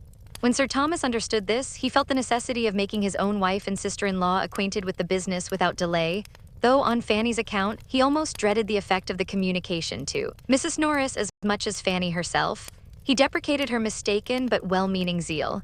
Sir Thomas, indeed, was, by this time, not very far from classing Mrs. Norris as one of those well-meaning people who are always doing mistaken and very disagreeable things. Mrs. Norris, however, relieved him. He pressed for the strictest forbearance and silence towards their niece. She not only promised, but did observe it. She only looked her increased ill will. Angry she was, bitterly angry, but she was more angry with Fanny for having received such an offer than for refusing it. It was an injury and affront to Julia, who ought to have been Mr. Crawford's choice, and independently of that, she disliked Fanny because she had neglected her, and she would have grudged such an elevation to one whom she had been always trying to depress. Sir Thomas gave her more credit for discretion on the occasion than she deserved, and Fanny could have blessed her for allowing her only to see her displeasure and not to hear it. Lady Bertram took it differently. She had been a beauty and a prosperous beauty all her life, and beauty and wealth were all that excited her respect. To know Fanny to be sought in marriage by a man of fortune raised her therefore very much in her opinion. By convincing her that Fanny was very pretty, which she had been doubting about before, and that she would be advantageously married, it made her feel a sort of credit in calling her niece. "Well, Fanny," said she, as soon as they were alone together afterwards, and she really had known something like impatience to be alone with her, and her countenance, as she spoke, had extraordinary animation. "Well, Fanny, I have had a very agreeable surprise this morning. I must just speak of it once. I told Sir Thomas I must once, and then I shall have done. I give you joy, my dear niece." And looking at her complacently, she added, "Humph, we certainly are a handsome family." Fanny colored and doubted at first what to say. When, hoping to assail her on her vulnerable side, she presently answered, "My dear aunt, you cannot wish me to do differently from what I have done, I am sure. You cannot wish me to marry, for you would miss me, should not you? Yes, I am sure you would miss me too much for that. No, my dear, I should not think of missing you when such an offer as this comes in your way. I could do very well without you if you were married to a man of such good estate as Mr. Crawford. And you must be aware, Fanny, that it is every young woman's duty to accept such a very unexceptionable offer as this." This was almost the only rule of conduct, the only piece of advice which Fanny had ever received from her aunt in the course of 8 years and a half. It silenced her. She felt how unprofitable contention would be. If her aunt's feelings were against her, nothing could be hoped from attacking her understanding. Lady Bertram was quite talkative. "I will tell you what, Fanny," said she. "I am sure he fell in love with you at the ball. I am sure the mischief was done that evening. You did look remarkably well. Everybody said so. Sir Thomas said so, and you know you had Chapman to help you to dress. I am very glad I sent Chapman to you. I shall tell Sir Thomas that I am sure it was done that evening." And still pursuing the same cheerful thoughts, she soon afterwards added, "And I will tell you what, Fanny, which is more than I did for Maria. The next time Pug has a litter you shall have a puppy." Chapter 34. Edmund had great things to hear on his return. Many surprises were awaiting him. The first that occurred was not least in interest, the appearance of Henry Crawford and his sister walking together through the village as he rode into it.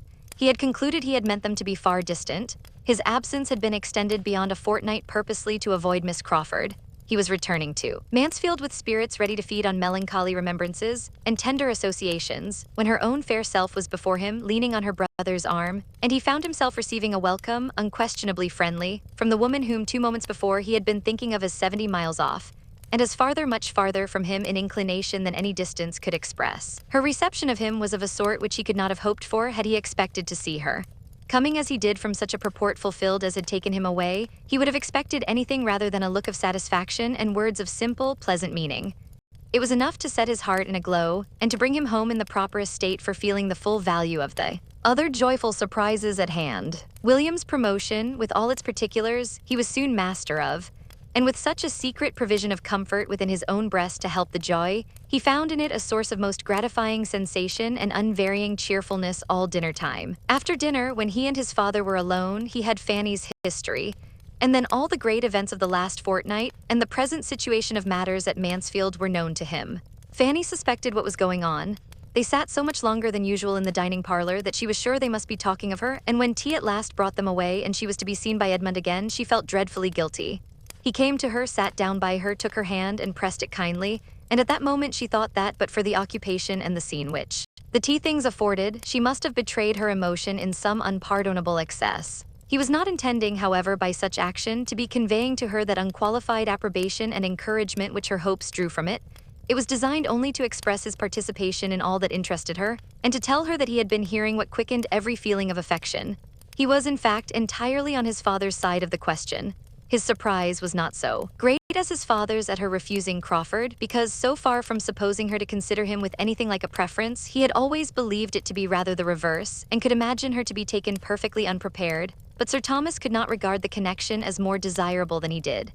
It had every recommendation to him, and while honoring her for what she had done, under the influence of her present indifference, honoring her in rather stronger terms than Sir Thomas could quite echo, he was most earnest in hoping and sanguine in believing that it would be a match at last, and that, united by mutual affection, it would appear that their dispositions were as exactly fitted to make them blessed in each other, as he was now beginning seriously to consider them. Crawford had been too precipitate. He had not given her time to attach herself. He had begun at the wrong end. With such powers as his, however, and such a disposition as hers, Edmund trusted that everything would work out a happy conclusion. Meanwhile, he saw enough of Fanny's embarrassment to make him scrupulously guard against exciting it a second time by any word or look or movement. Crawford called the next day, and on the score of Edmund's return, Sir Thomas felt himself more than licensed to ask him to stay dinner. It was really a necessary compliment. He stayed, of course, and Edmund had then ample opportunity for observing how he sped with Fanny and what degree of immediate encouragement for him might be extracted from her manners. And it was so little, so very, very little, every chance, every possibility of it, resting upon her embarrassment only. If there was not hope in her confusion, there was hope in nothing else, that he was almost ready to wonder at his friend's perseverance. Fanny was worth it all. He held her to be worth every effort of patience, every exertion of mind, but he did not think he could have gone on himself with any woman breathing, without something more to warm his courage than his eyes could discern in hers.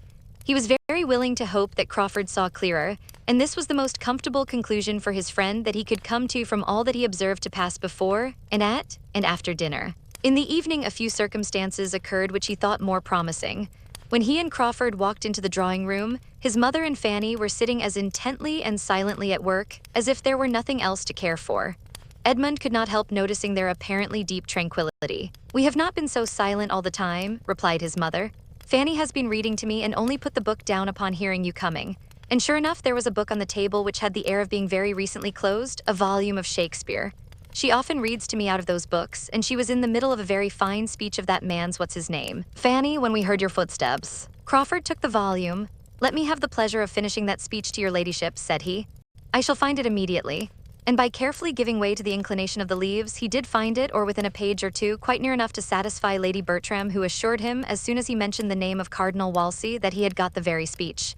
Not a look or an offer of help had Fanny given, not a syllable for or against. All her attention was for her work. She seemed determined to be interested by nothing else. But taste was too strong in her. She could not abstract her mind 5 minutes. She was forced to listen. His reading was capital, and her pleasure in good reading extreme. To good reading, however, she had been long used, her uncle read well, her cousins all, Edmund very well, but in Mr. Crawford's reading there was a variety of excellence beyond what she had ever met with. The King, the Queen, Buckingham, Wolsey, Cromwell, all were given in turn. For with the happiest knack, the happiest power of jumping and guessing, he could always alight at will on the best scene or the best speeches of each. And whether it were dignity, or pride, or tenderness, or remorse, or whatever were to be expressed, he could do it with equal beauty. It was truly dramatic. His acting had first taught Fanny what pleasure a play might give, and his reading brought all his acting before her again. Nay, perhaps with greater enjoyment, for it came unexpectedly, and with no such drawback as she had been used to suffer in seeing him on the stage. With Miss Bertram, Edmund watched the progress of her attention, and was amused and gratified by seeing how she gradually slackened in the needlework, which at the beginning seemed to occupy her totally.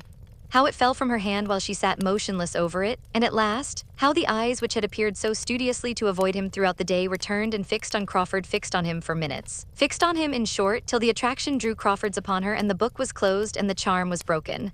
Then she was shrinking again into herself and blushing and working as hard as ever, but it had been enough to give Edmund encouragement for his friend, and as he cordially thanked him, he hoped to be expressing Fanny's secret feelings too. "That play must be a favorite with you," said he. "You read as if you knew it well." "It will be a favorite, I believe, from this hour," replied Crawford. "But I do not think I have had a volume of Shakespeare in my hand before since I was 15. I once saw Henry VIII acted, or I have heard of it from somebody who did, I am not certain which. But Shakespeare one gets acquainted with without knowing how. It is a part of an Englishman's constitution. His thoughts and beauties are so spread abroad that one touches them everywhere. One is intimate with him by instinct. No man of any brain can open at a good part of one of his plays without falling into the flow of his meaning immediately. No doubt one is familiar with Shakespeare in a degree," said Edmund, "from one's earliest years. His celebrated passages are quoted by everybody. They are in half the books we open, and we all talk Shakespeare, use his similes, and describe with his descriptions. But this is totally distinct from giving his sense as you gave it. To know him in bits and scraps is common enough, to know him pretty thoroughly is perhaps not uncommon, but to read him well aloud is no everyday talent. Sir, you do me honor, was Crawford's answer, with a bow of mock gravity. Both gentlemen had a glance at Fanny to see if a word of accordant praise could be extorted from her, yet both feeling that it could not be. Her praise had been given in her attention, that must content them. Lady Bertram's admiration was expressed, and strongly too. It was really like being at a play, said she. I wish Sir Thomas had been here. Crawford was excessively pleased. If Lady Bertram, with all her incompetency and languor, could feel this, the inference of what her niece, alive and enlightened as she was, must feel was elevating. You have a great turn for acting, I am sure, Mr. Crawford, said her ladyship soon afterwards. And I will tell you what, I think you will have a theatre some time or other at your house in Norfolk.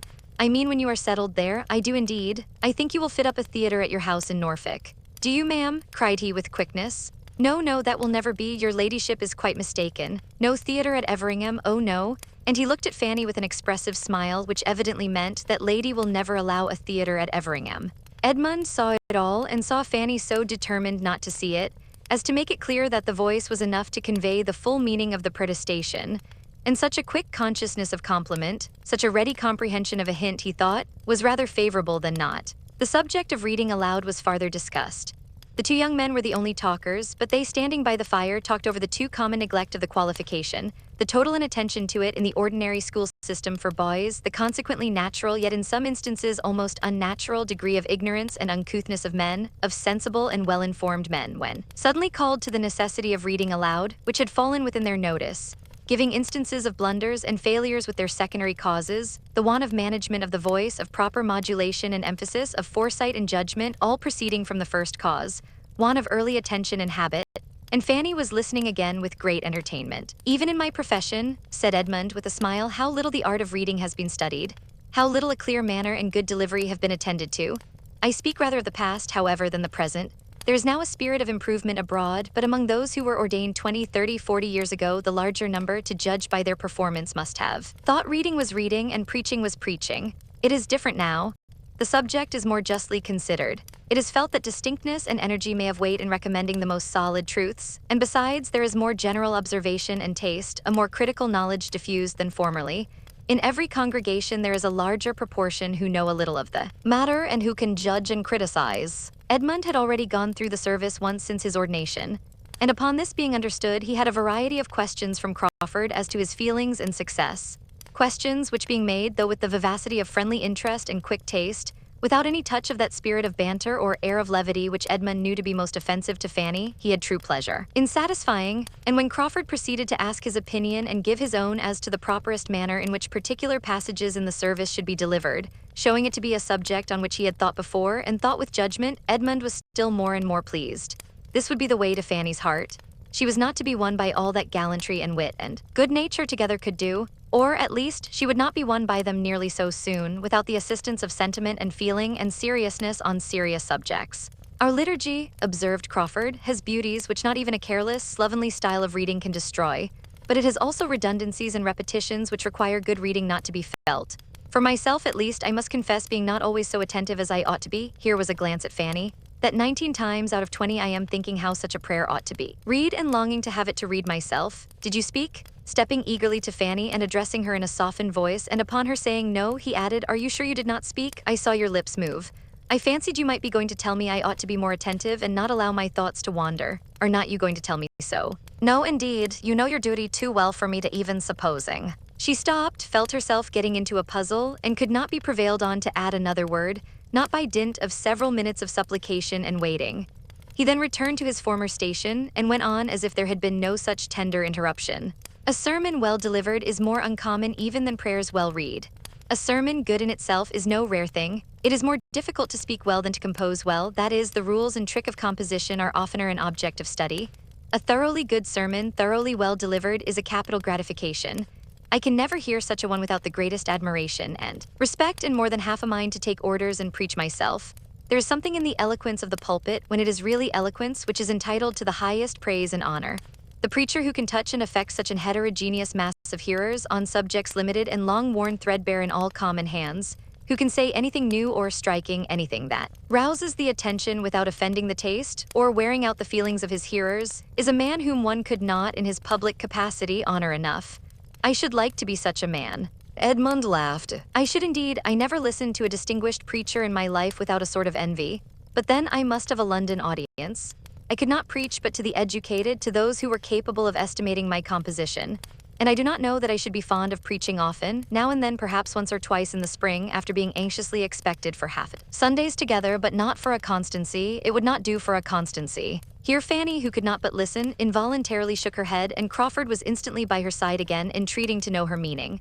And as Edmund perceived by his drawing in a chair and sitting down close by her that it was to be a very thorough attack, that looks and undertones were to be well tried, he sank as quietly as possible into a corner, turned his back and took up a newspaper, very sincerely wishing that dear little Fanny might be persuaded into explaining away that shake of the head to the satisfaction of her ardent lover, and as earnestly trying to bury every sound of the business from himself in murmurs of his own over the various advertisements of a most desirable estate in South Wales, to parents and guardians, and a capital seasoned hunter. Fanny, meanwhile, vexed with herself for not having been as motionless as she was speechless, and grieved to the heart to see Edmund's arrangements, was trying by everything in the power of her modest, gentle nature to repulse Mr. Crawford and avoid both his looks and inquiries, and he, unrepulsable, was persisting in both. What did that shake of the head mean? Said he. What was it meant to express? Disapprobation, I fear, but of what? What had I been saying to displease you? Did you think me speaking improperly, lightly, irreverently on the subject? Only tell me if I was wrong. I want to be set right.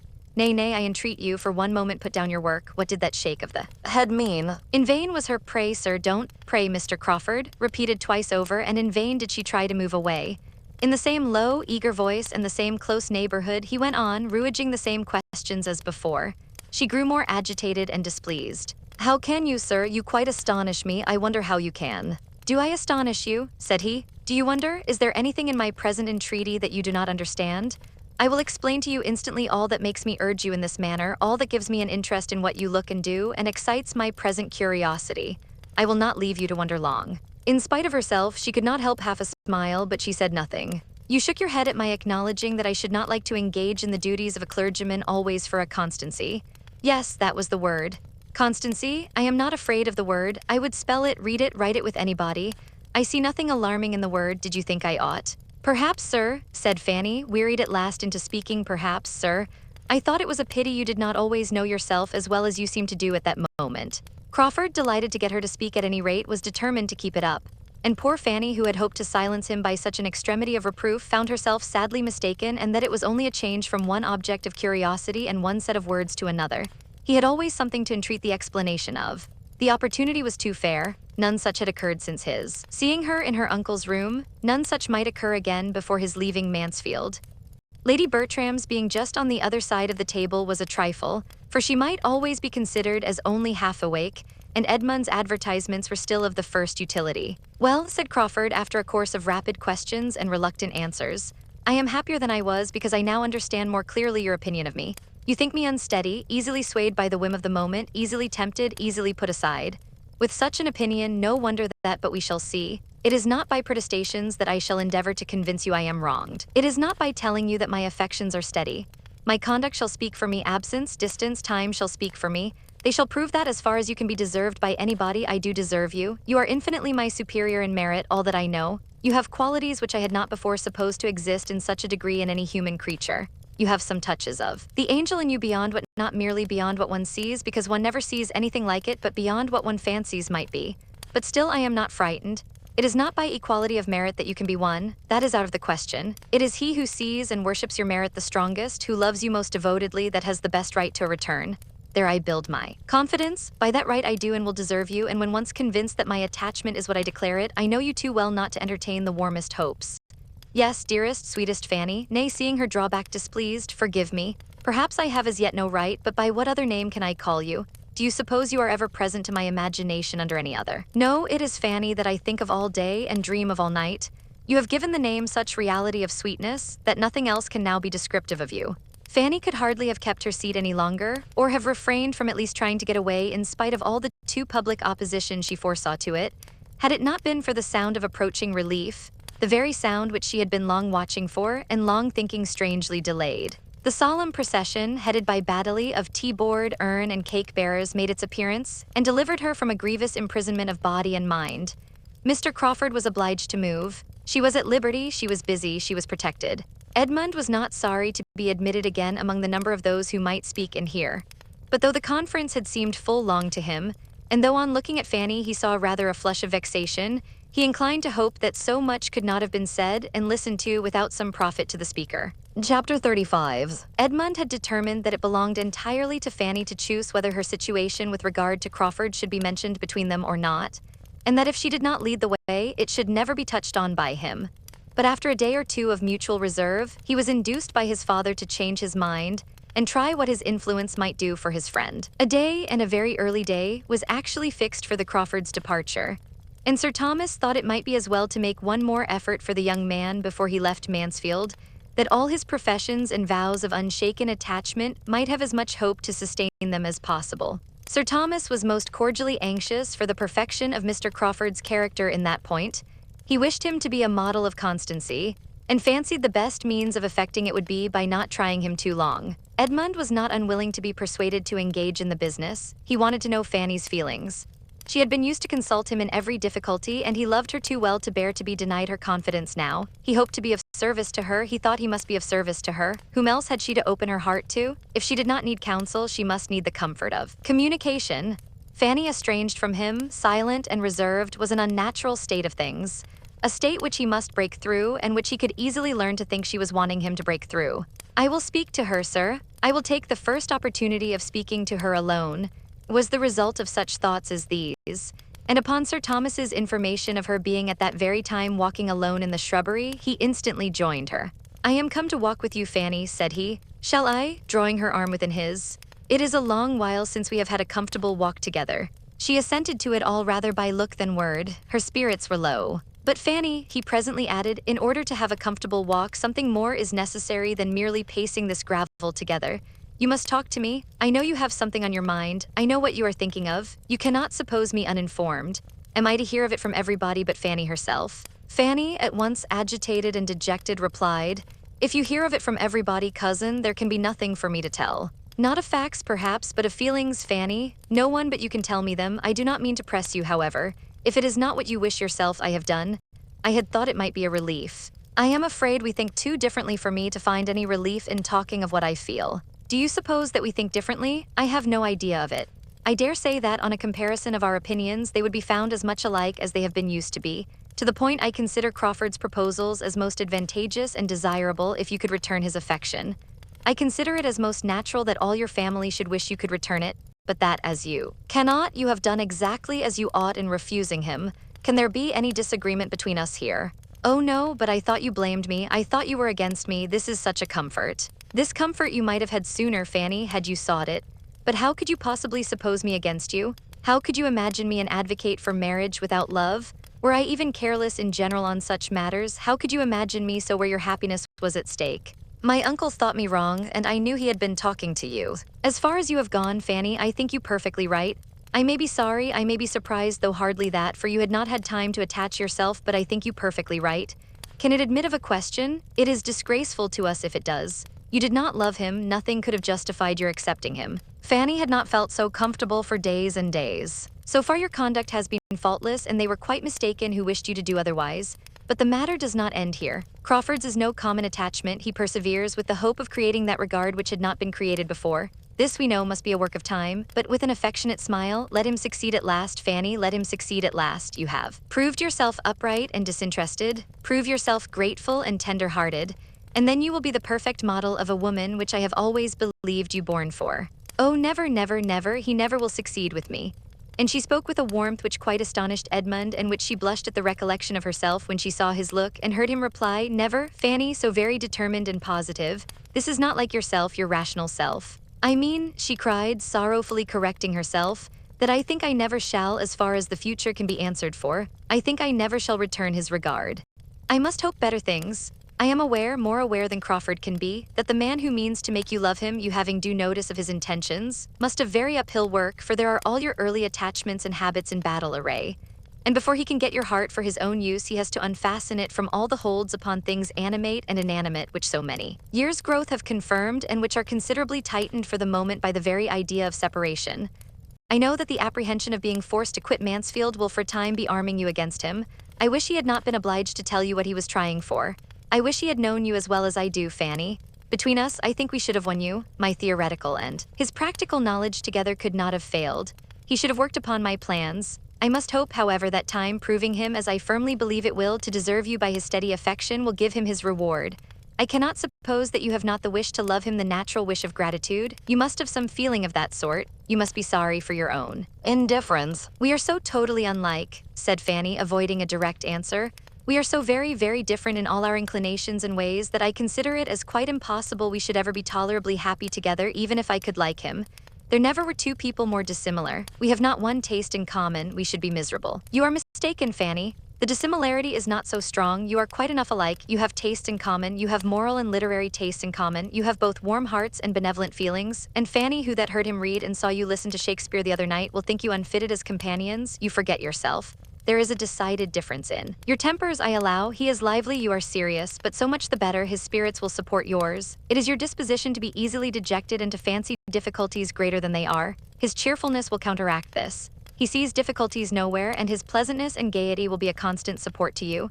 Your being so far unlike Fanny does not in the smallest degree make against the probability of your happiness together. Do not imagine it. I am myself convinced that it is rather a favorable circumstance. I am perfectly persuaded that the tempers had better be unlike. I mean unlike in the flow of the spirits, in the manners, in the inclination for much or little company, in the propensity to talk or to be silent, to be grave or to be gay. Some opposition here is, I am thoroughly convinced, friendly to matrimonial happiness. I exclude extremes, of course, and a very close resemblance in all those points would be the likeliest way to produce an extreme. A counteraction, gentle and continual, is the best safeguard of manners and conduct. Full well could Fanny guess where his thoughts were now. Miss Crawford's power was all returning. He had been speaking of her cheerfully from the hour of his coming home. His avoiding her was quite at an end. He had dined at the parsonage only the preceding day. After leaving him to his happier thoughts for some minutes, Fanny, feeling it due to herself, returned to Mr. Crawford and said, "It is not merely in temper that I consider him as totally unsuited to myself, though in that respect I think the difference between us too great, infinitely too great. His spirits often oppress me, but there is something in him which I object to still more. I must say, cousin, that I cannot approve his character.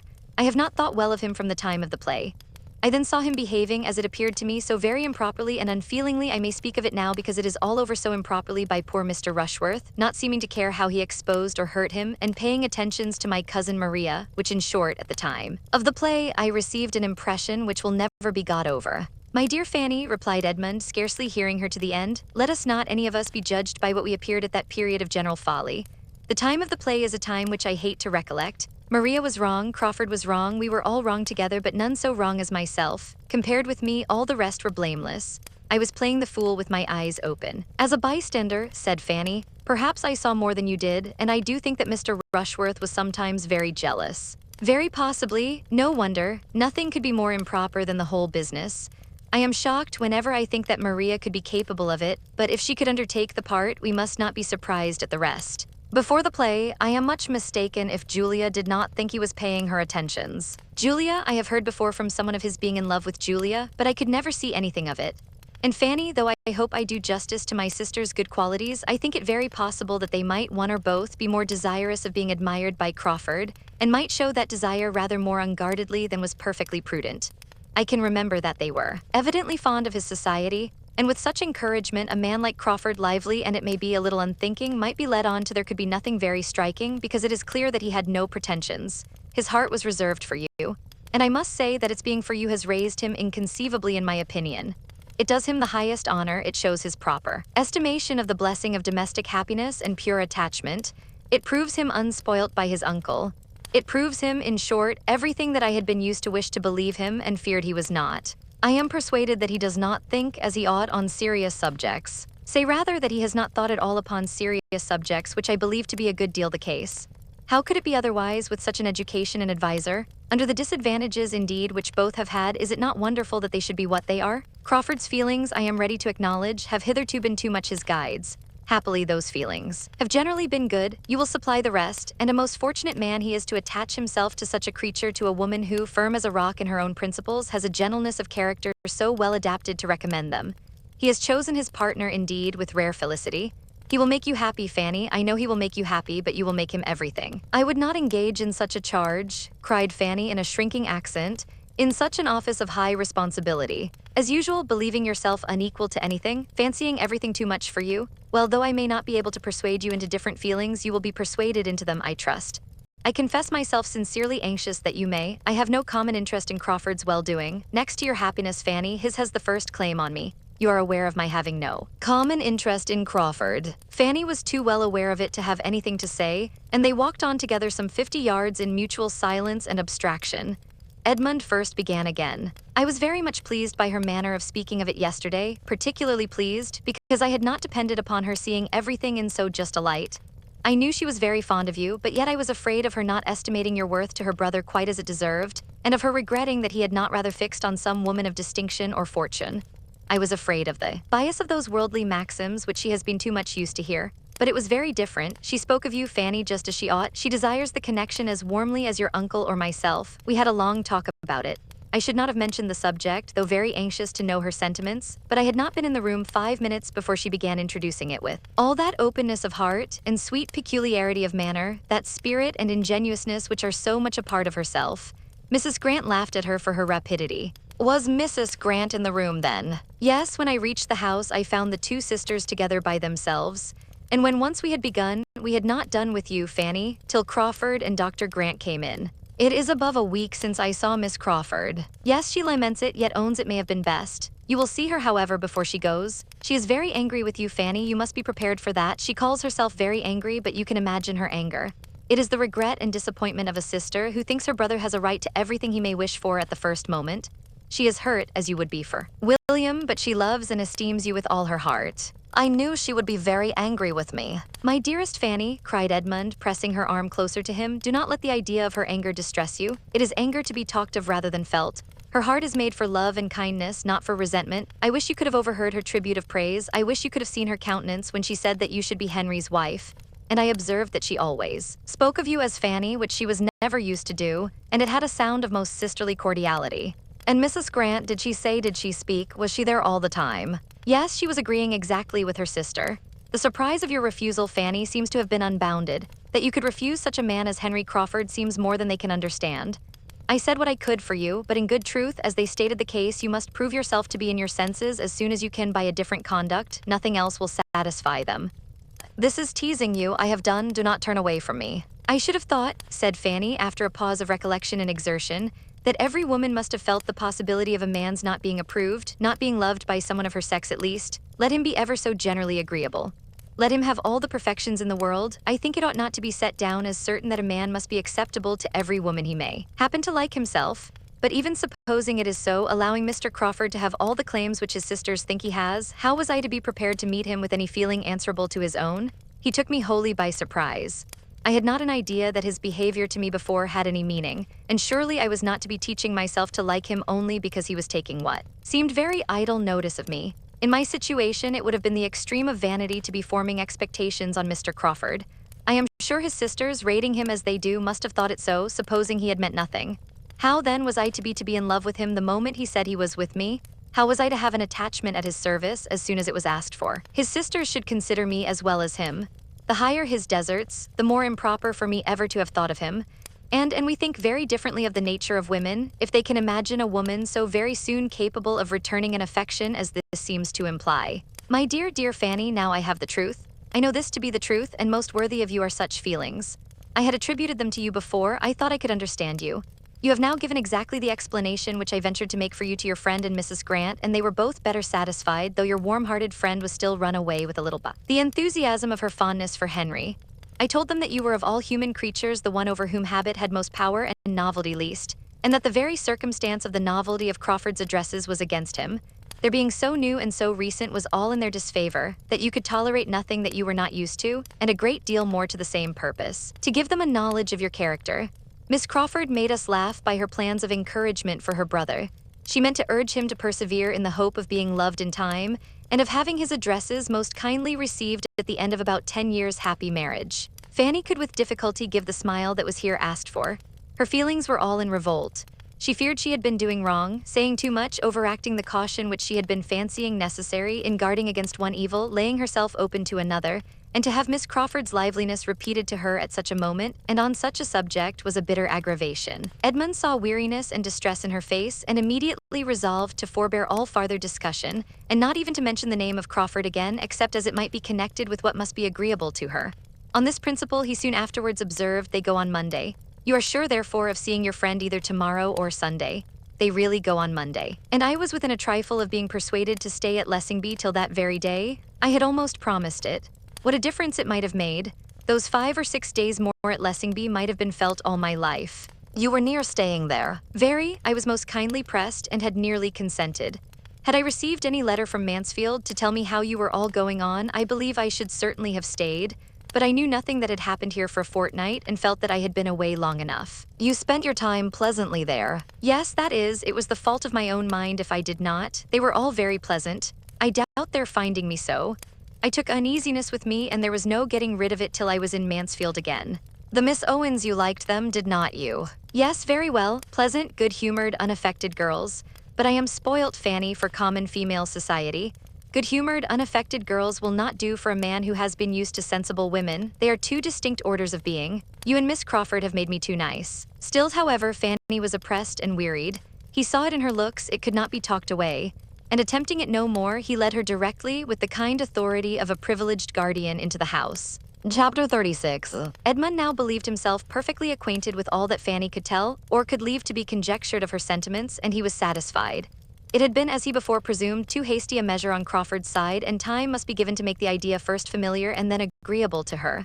She must be used to the consideration of his being in love with her, and then a return of affection might not be very distant. He gave this opinion as the result of the conversation to his father, and recommended there being nothing more said to her, no farther attempts to influence or persuade, but that everything should be left to Crawford's assiduities and the natural workings of her own mind. Sir Thomas promised that it should be so. Edmund's account of Fanny's disposition he could believe to be just. He supposed she had all those feelings, but he must consider it as very unfortunate that she had, for less willing than his son to trust to the future, he could not help fearing that if such very long allowances of time and habit were necessary for her, she might not have persuaded herself into receiving his addresses properly before the young man's inclination for paying them were over. There was nothing to be done, however, but to submit quietly and hope the best. The promised visit from her friend, as Edmund called Miss Crawford, was a formidable threat to Fanny, and she lived in continual terror of it. As a sister so partial and so angry and so little scrupulous of what she said, and in another light so triumphant and secure, she was in every way an object of painful alarm. Her displeasure, her penetration, and her happiness were all fearful too. Encounter, and the dependence of having others present when they met, was Fanny's only support in looking forward to it. She absented herself as little as possible from Lady Bertram, kept away from the East Room, and took no solitary walk in the shrubbery, in her caution to avoid any sudden attack. She succeeded. She was safe in the breakfast room with her aunt when Miss Crawford did come, and the first misery over, and Miss Crawford looking and speaking with much less particularity of expression than she had anticipated, Fanny began to hope there would be nothing worse to be endured than a half-hour of moderate agitation. But here she hoped too much. Miss Crawford was not the slave of opportunity. She was determined to see Fanny alone, and therefore said to her tolerably soon in a low voice, "I must speak to you for a few minutes somewhere." Words that Fanny felt all over her in all her pulses and all her nerves. Denial was impossible. Her habits of ready submission, on the contrary, made her almost instantly rise and lead the way out of the room. She did it with wretched feelings, but it was inevitable. They were no sooner in the hall than all restraint of countenance was over on Miss Crawford's side. She immediately shook her head at Fanny with arch yet affectionate reproach, and taking her hand, seemed hardly able to help beginning directly. She said nothing, however, but, "Sad, sad girl, I do not know when I shall have done scolding you, and had discretion enough to reserve the rest till they might be secure of having 4 walls to themselves." Fanny naturally turned upstairs and took her guest to the apartment which was now always fit for comfortable use, opening the door, however, with a most aching heart, and feeling that she had a more distressing scene before her than ever that spot had yet witnessed. But the evil ready to burst on her was at least delayed by the sudden change in Miss Crawford's ideas, by the strong effect on her mind which the finding herself in the East Room again produced. "Ha!" she cried with instant animation, "am I here again, the East Room? Once only was I in this room before." And after stopping to look about her and seemingly to retrace all that had then passed, she added, "Once only before, do you remember it? I came to rehearse. Your cousin came too, and we had a rehearsal. You were our audience and prompter, a delightful rehearsal. I shall never forget it. Here we were just in this part of the room. Here was your cousin, here was I, here were the chairs. Oh, why will such things ever pass away?" Happily for her companion, she wanted no answer. Her mind was entirely self-engrossed. She was in a reverie of sweet remembrances. The scene we were rehearsing was so very remarkable, the subject of it so very what shall I say? He was to be describing and recommending matrimony to me.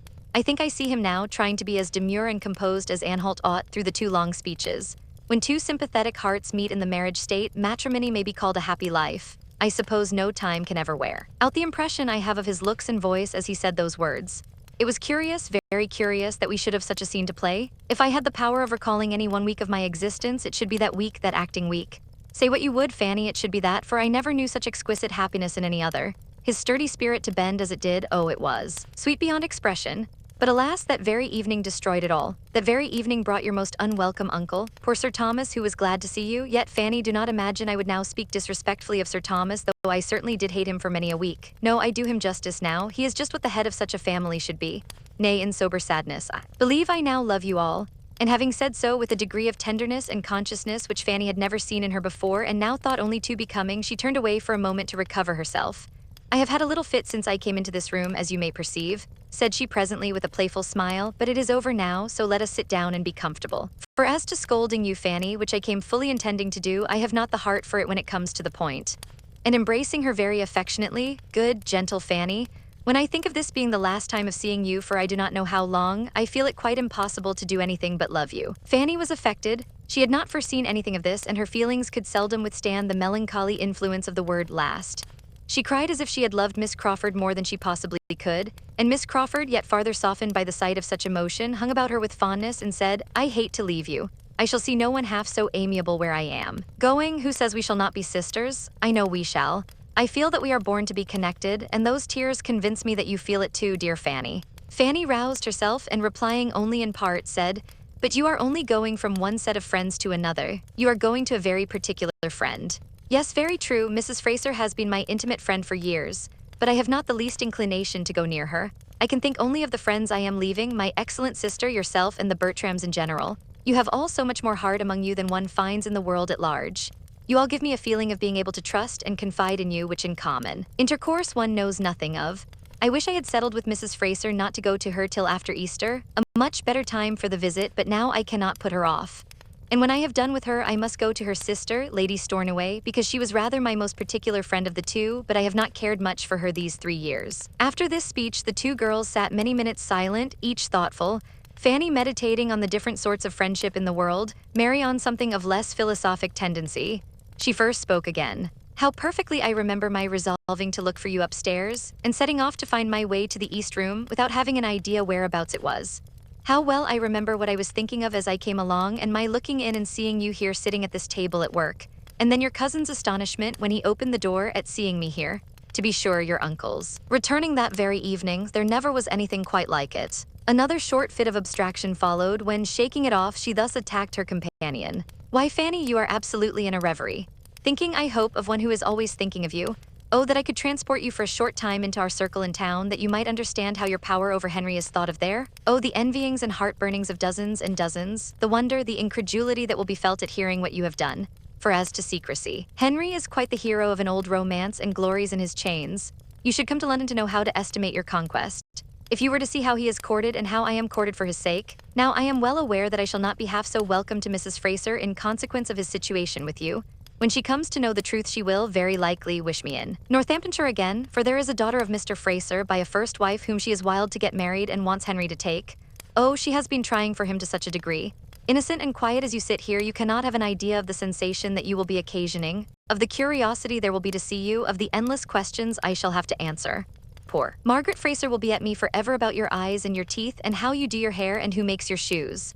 I wish Margaret were married for my poor friend's sake, for I look upon the Frasers to be about as unhappy as most other married people, and yet it was a most desirable match for Janet at the time.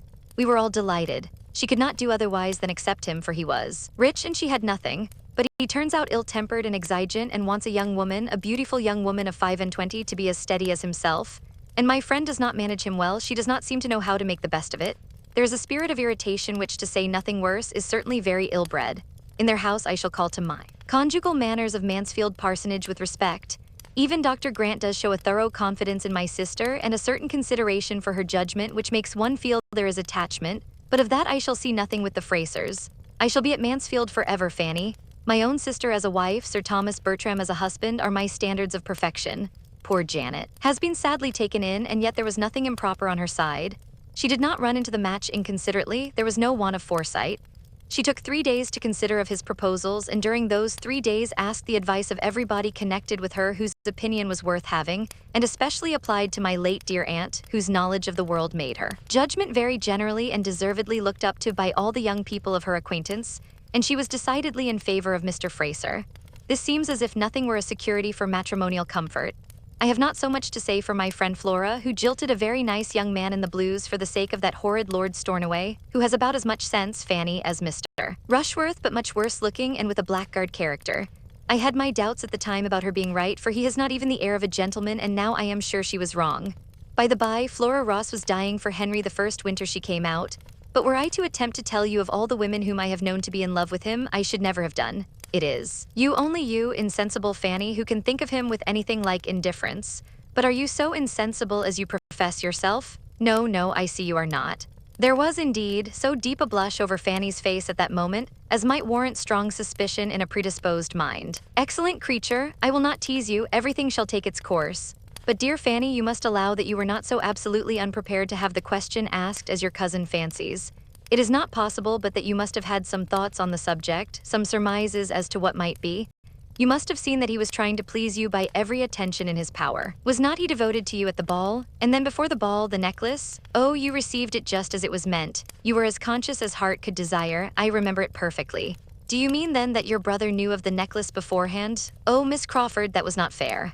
Knew of it? It was his own doing entirely, his own thought. I am ashamed to say that it had never entered my head, but I was delighted to act on his proposal for both your sakes. I will not say, replied Fanny, that I was not half afraid at the time of its being so, for there was something in your look that frightened me, but not at first. I was as unsuspicious of it at first, indeed I was. It is as true as that I sit here, and had I had an idea of it, nothing should have induced me to accept the necklace. As to your brother's behavior, certainly I was sensible. Of a particularity, I had been sensible of it some little time, perhaps 2 or 3 weeks, but then I considered it as meaning nothing. I put it down as simply being his way, and was as far from supposing as from wishing him to have any serious thoughts of me. I had not, Miss Crawford, been an inattentive observer of what was passing between him and some part of this family in the summer and autumn. I was quiet, but I was not blind. I could not but see that Mr. Crawford amused himself in gallantries which did me nothing. I cannot deny it. He has now and then been a sad flirt and cared very little for the havoc he might be making in young ladies' affections. I have often scolded him for it, but it is his only fault, and there is this to be said, that very few young ladies have any affections worth caring for. And then Fanny, the glory of fixing one who has been shot at by so many, of having it in one's power to pay off the debts of one's sex. Oh, I am sure it is not in woman's nature to refuse such a triumph. Fanny shook her head. I cannot think well of a man who sports with any woman's feelings, and there may often be a great deal more suffered than a stander-by can judge of. I do not defend him. I leave him entirely to your mercy, and when he has got you at Everingham, I do not care how much you lecture him. But this I will say, that his fault, the liking to make girls a little in love with him, is not half so dangerous to a wife's happiness as a tendency to fall in love himself, which he has never been addicted to. And I do seriously and truly believe that he is attached to you in a way that he never was to any woman before, that he loves you with all his heart, and will love you as nearly forever as possible. If any man ever loved a woman forever, I think Henry will do as much for you.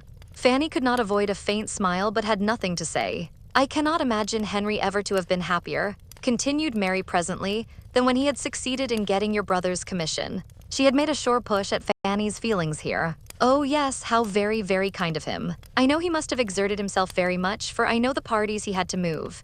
The Admiral hates trouble and scorns asking favors, and there are so many young men's claims to be attended to in the same way that a friendship and energy not very determined is easily put by. What a happy creature William must be, I wish we could see him. Poor Fanny's mind was thrown into the most distressing of all its varieties. The recollection of what had been done for William was always the most powerful disturber of every decision against Mr. Crawford, and she sat thinking deeply of it till Mary, who had been first watching her complacently, and then musing on something else, suddenly called her attention by saying, I should like to sit talking with you here all day, but we must not forget the ladies below, and so goodbye, my dear, my amiable, my excellent Fanny, for though we shall nominally part in the breakfast parlor, I must take leave of you here. And I do take leave, longing for a happy reunion and trusting that when we meet again, it will be under circumstances which may open our hearts to each other without any remnant or shadow of reserve. A very, very kind embrace and some agitation of manner accompanied these words. I shall see your cousin in town soon. He talks of being there tolerably soon, and Sir Thomas, I dare say, in the course of the spring, and your eldest cousin and the Rushworths and Julia I am sure of meeting again and all but you. I have 2 favors to ask, Fanny. One is your correspondence. You must write to me. And the other that you will often call on Mrs. Grant and make her amends for my being gone. The first, at least, of these favors Fanny would rather not have been asked, but it was impossible for her to refuse the correspondence. It was impossible for her even not to accede to it more readily than her own judgment authorized. There was no resisting so much apparent affection. Her disposition was peculiarly calculated to value a fond treatment, and from having hitherto known so little of it, she was the more overcome by Miss Crawford's. Besides, there was gratitude towards her for having made their tete-a-tete so much less painful than her fears had predicted. It was over, and she had escaped without reproaches and without detection. Her secret was still her own, and while that was the case, she thought she could resign herself to almost everything. In the evening there was another parting. Henry Crawford came and sat some time with them, and her spirits not being previously in the strongest state, her heart was softened for a while towards him because he really seemed to feel. Quite unlike his usual self, he scarcely said anything. He was evidently oppressed, and Fanny must grieve for him, though hoping she might never see him again till he were the husband of some other woman. When it came to the moment of parting, he would take her hand, he would not be denied it. He said nothing, however, or nothing that she heard, and when he had left the room, she was better pleased that such a token of friendship had passed. On the morrow, the Crawfords were gone. Chapter 37. Mr. Crawford gone, Sir Thomas's next object was that he should be missed, and he entertained great hope that his niece would find a blank in the loss of those attentions which at the time she had felt or fancied an evil. She had tasted of consequence in its most flattering form, and he did hope that the loss of it, the sinking again into nothing, would awaken very wholesome regrets in her mind. He watched her with this idea, but he could hardly tell with what success. He hardly knew whether there were any difference in her spirits or not. She was always so gentle and retiring that her emotions were beyond his discrimination. He did not understand her, he felt that he did not, and therefore applied to Edmund to tell him how she stood affected on the present occasion and whether she were more or less happy than she had been. Edmund did not discern any symptoms of regret, and thought his father a little unreasonable in supposing the first 3 or 4 days could produce any. What chiefly surprised Edmund was that Crawford's sister, the friend and companion who had been so much to her, should not be more visibly regretted. He wondered that Fanny spoke so seldom of her, and had so little voluntarily to say of her concern at this separation. Alas, it was this sister, this friend and companion, who was now the chief bane of Fanny's comfort. If she could have believed Mary's future fate as unconnected with Mansfield as she was determined the brothers should be, if she could have hoped her return thither to be as distant as she was much inclined to think his, she would have been light of heart indeed. But the more she recollected and observed, the more deeply was she convinced that everything was now in a fairer train for Miss Crawford's marrying Edmund than it had ever been before. On his side the inclination was stronger, on hers less equivocal. His objections, the scruples of his integrity seemed all done away, nobody could tell how, and the doubts and hesitations of her ambition were equally got over and equally without apparent reason. It could only be imputed to increasing attachment. His good and her bad feelings yielded to love, and such love must unite them. He was to go to town as soon as some business relative to Thornton Lacey were completed, perhaps within a fortnight. He talked of going, he loved to talk of it, and when once with her again, Fanny could not doubt the rest. Her acceptance must be as certain as his offer, and yet there were bad feelings still remaining which made the prospect of it most sorrowful to her. Independently, she believed, independently of self. In their very last conversation, Miss Crawford, in spite of some amiable sensations and much personal kindness, had still been Miss Crawford, still shewn a mind led astray and bewildered, and without any suspicion of being so, darkened, yet fancying itself light. She might love, but she did not deserve Edmund by any other sentiment. Fanny believed there was scarcely a second feeling in common between them, and she may be forgiven by older sages for looking on the chance of Miss Crawford's future improvement as nearly desperate, for thinking that if Edmund's influence in this season of love had already done so little in clearing her judgment and regulating her notions, his worth would be finally wasted on her even in years of matrimony. Experience might have hoped more for any young people so circumstanced, and impartiality would not have denied to Miss Crawford's nature that participation of the general nature of women which would lead her to adopt the opinions of the man she loved and respected as her own. But as such were Fanny's persuasions, she suffered very much from them, and could never speak of Miss Crawford without pain. Sir Thomas meanwhile went on with his own hopes and his own observations, still feeling a right, by all his knowledge of human nature, to expect to see the effect of the loss of power and consequence on his niece's spirits, and the past attentions of the lover producing a craving for their return. and he was soon afterwards able to account for his not yet completely and indubitably seeing this by the prospect of another visitor, whose approach he could allow to be quite enough to support the spirits he was watching. William had obtained a 10 days' leave of absence to be given to Northamptonshire, and was coming, the happiest of lieutenants, because the latest made to show his happiness and describe his uniform. He came, and he would have been delighted to show his uniform there too, had not cruel custom prohibited its appearance except on duty. So the uniform remained at Portsmouth, and Edmund conjectured that before Fanny had any chance of seeing it, all its own freshness and all the freshness of its wearer's feelings must be worn away. It would be sunk into a badge of disgrace, for what can be more unbecoming or more worthless than the uniform of a lieutenant, who has been a lieutenant a year or two and sees others made commanders before him?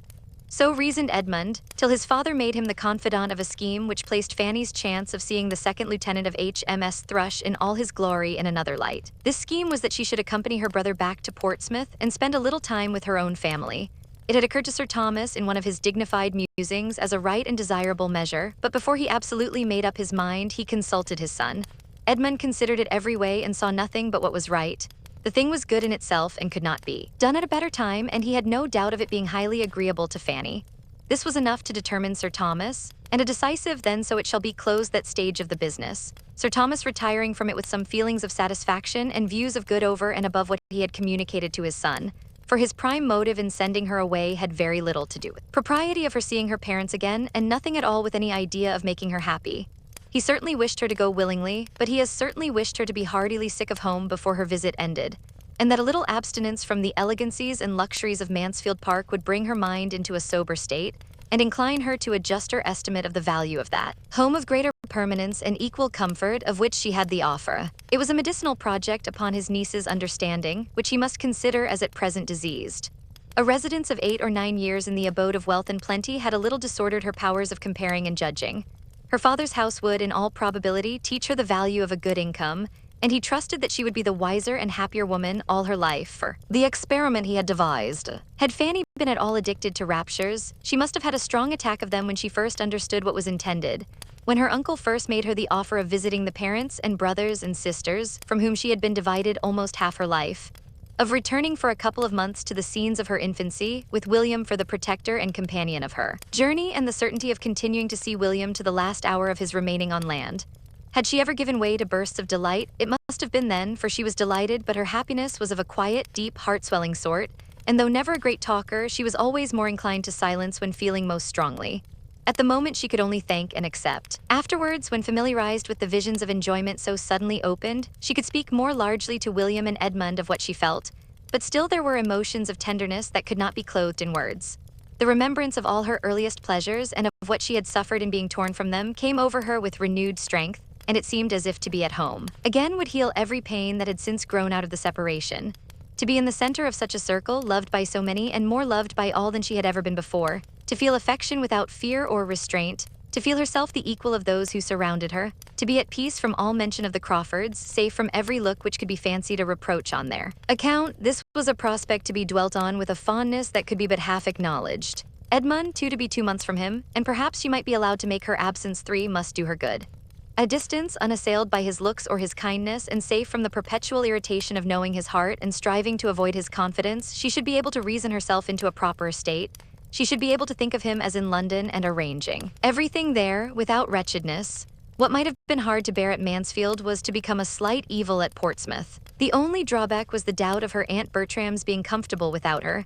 She was of use to no one else, but there she might be missed to a degree that she did not like to think of, and that part of the arrangement was, indeed, the hardest for Sir Thomas to accomplish, and what only he could have accomplished at all. But he was master at Mansfield Park. When he had really resolved on any measure, he could always carry it through. And now, by dint of long talking on the subject, explaining and dwelling on the duty of Fanny's sometimes seeing her family, he did induce his wife to let her go, obtaining it rather from submission, however, than conviction, for Lady Bertram was convinced of very little more than that. Sir Thomas thought Fanny ought to go, and therefore that she must. In the calmness of her own dressing-room, in the impartial flow of her own meditations, unbiased by his bewildering statements, she could not acknowledge any necessity for Fanny's ever going near a father and mother who had done without her so long, while she was so useful to herself. And as to the not missing her, which under Mrs. Norris's discussion was the point attempted to be proved, she set herself very steadily against admitting any such thing. Sir Thomas had appealed to her reason, conscience, and dignity. He called it a sacrifice and demanded it of her goodness and self-command as such. But Mrs. Norris wanted to persuade her that Fanny could be very well spared, she being ready to give up all her own time to her as requested, and in short, could not really be wanted or missed. "That may be, sister," was all Lady Bertram's reply. "I dare say you are very right, but I am sure I shall miss her very much." The next step was to communicate with Portsmouth. Fanny wrote to offer herself, and her mother's answer, though short, was so kind. A few simple lines expressed so natural and motherly a joy in the prospect of seeing her child again, as to confirm all the daughter's views of happiness in being with her, convincing her that she should now find a warm and affectionate friend in the mamma who had certainly shewn no remarkable fondness for her formerly, but this she could easily suppose to have been her own fault or her own fancy. She had probably alienated love by the helplessness and fretfulness of a fearful temper, or been unreasonable in wanting a larger share than anyone among so many could deserve. Now, when she knew better how to be useful and how to forbear, and when her mother could be no longer occupied by the incessant demands of a house full of little children, there would be leisure and inclination for every comfort, and they should soon be what mother and daughter ought to be to each other. William was almost as happy in the plan as his sister.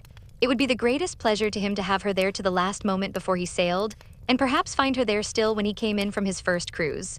And besides, he wanted her so very much to see the Thrush before she went out of harbor. The Thrush was certainly the finest sloop in the service, and there were several improvements in the dockyard too, which he quite longed to show her. He did not scruple to add that her being at home for a while would be a great advantage to everybody. "I do not know how it is," said he, "but we seem to want some of your nice ways and orderliness at my father's. The house is always in confusion. You will set things going in a better way, I am sure. You will tell my mother how it all ought to be, and you will be so useful to Susan, and you will teach Betsy and make the boys love and mind you. How right and comfortable it will all be." By the time Mrs. Price's answer arrived, there remained but a very few days more to be spent at Mansfield. And for part of one of those days the young travelers were in a good deal of alarm on the subject of their journey, for when the mode of it came to be talked of, and Mrs. Norris found that all her anxiety to save her brother-in-law's money was vain, and that in spite of her wishes and hints for a less expensive conveyance of Fanny, they were to travel post, when she saw Sir Thomas actually give William notes for the purpose, she was struck with the idea of there being room for a third in the carriage, and suddenly seized with a strong inclination to go with them, to go and see her poor dear sister Price.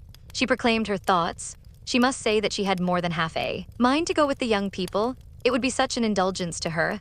She had not seen her poor dear sister Price for more than 20 years, and it would be a help to the young people in their journey to have her older head to manage for them, and she could not help thinking her poor dear sister Price would feel it very unkind of her not to come by such an opportunity. William and Fanny were horror-struck at the idea. All the comfort of their comfortable journey would be destroyed at once. With woeful countenances they looked at each other. Their suspense lasted an hour or two. No one interfered to encourage or dissuade. Mrs. Norris was left to settle the matter by herself, and it ended to the infinite joy of her nephew and niece in the recollection that she could not possibly be spared from Mansfield Park at present, that she was a great deal too necessary to Sir Thomas and Lady Bertram for her to be able to answer it to herself to leave them even for a week, and therefore must certainly sacrifice every other pleasure to that of being useful to them. It had in fact occurred to her that though taken to Portsmouth for nothing, it would be hardly possible for her to avoid paying her own expenses back again. So her poor dear sister Price was left to all the disappointment of her missing such an opportunity, and another 20 years' absence perhaps begun. Edmund's plans were affected by this Portsmouth journey, this absence of Fanny's. He too had a sacrifice to make to Mansfield Park as well as his aunt. He had intended about this time to be going to London, but he could not leave his father and mother just when everybody else of most importance to their comfort was leaving them, and with an effort felt but not boasted of, he delayed for a week or two longer a journey which he was looking forward to with the hope of its fixing his happiness forever. He told Fanny of it. She knew so much already that she must know everything. It made the substance of one other confidential discourse about Miss Crawford, and Fanny was the more affected from feeling it to be the last time in which Miss Crawford's name would ever be mentioned between them with any remains of liberty. Once afterwards she was alluded to by him. Lady Bertram had been telling her niece in the evening to write to her soon and often, and promising to be a good correspondent herself, and Edmund at a convenient moment then added in a whisper, "And I shall write to you, Fanny, when I have anything worth writing about, anything to say that I think you will like to hear and that you will not hear so soon from any other quarter." Had she doubted his meaning while she listened, the glow in his face when she looked up at him would have been decisive. For this letter she must try to arm herself. That a letter from Edmund should be a subject of terror. She began to feel that she had not yet gone through all the changes of opinion and sentiment which the progress of time and variation of circumstances occasion in this world of changes. The vicissitudes of the human mind had not yet been exhausted by her. Poor Fanny, though going as she did willingly and eagerly, the last evening at Mansfield Park must still be wretchedness. Her heart was completely sad at parting. She had tears for every room in the house, much more for every beloved inhabitant. She clung to her aunt because she would miss her. She kissed the hand of her uncle with struggling sobs because she had displeased him, and as for Edmund, she could neither speak, nor look, nor think, when the last moment came with him. And it was not till it was over that she knew he was giving her the affectionate farewell of a brother. All this passed overnight, for the journey was to begin very early in the morning. And when the small, diminished party met at breakfast, William and Fanny were talked of as already advanced one stage. Chapter 38. The novelty of traveling and the happiness of being with William soon produced their natural effect on Fanny's spirits when Mansfield Park was fairly left behind. And by the time their first stage was ended and they were to quit Sir Thomas's carriage, she was able to take leave of the old coachman and send back proper messages with cheerful looks. Of pleasant talk between the brother and sister there was no end.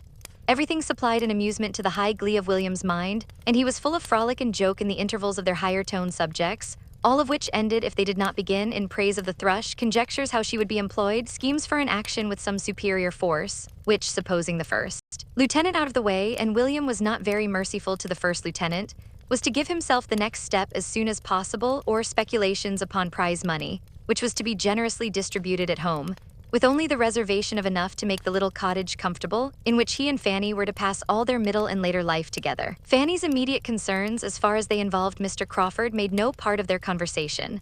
William knew what had passed, and from his heart lamented that his sister's feelings should be so cold towards a man whom he must consider as the first of human characters. But he was of an age to be all for love, and therefore unable to blame, and knowing her wish on the subject, he would not distress her by the slightest allusion. She had reason to suppose herself not yet forgotten by Mr. Crawford.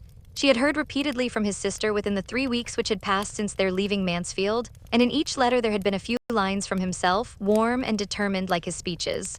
It was a correspondence which Fanny found quite as unpleasant as she had feared. Miss Crawford's style of writing, lively and affectionate, was itself an evil, independent of what she was thus forced into reading from the brother's pen, for Edmund would never rest till she had read the chief of the letter to him, and then she had to listen to his admiration of her language and the warmth of her attachments.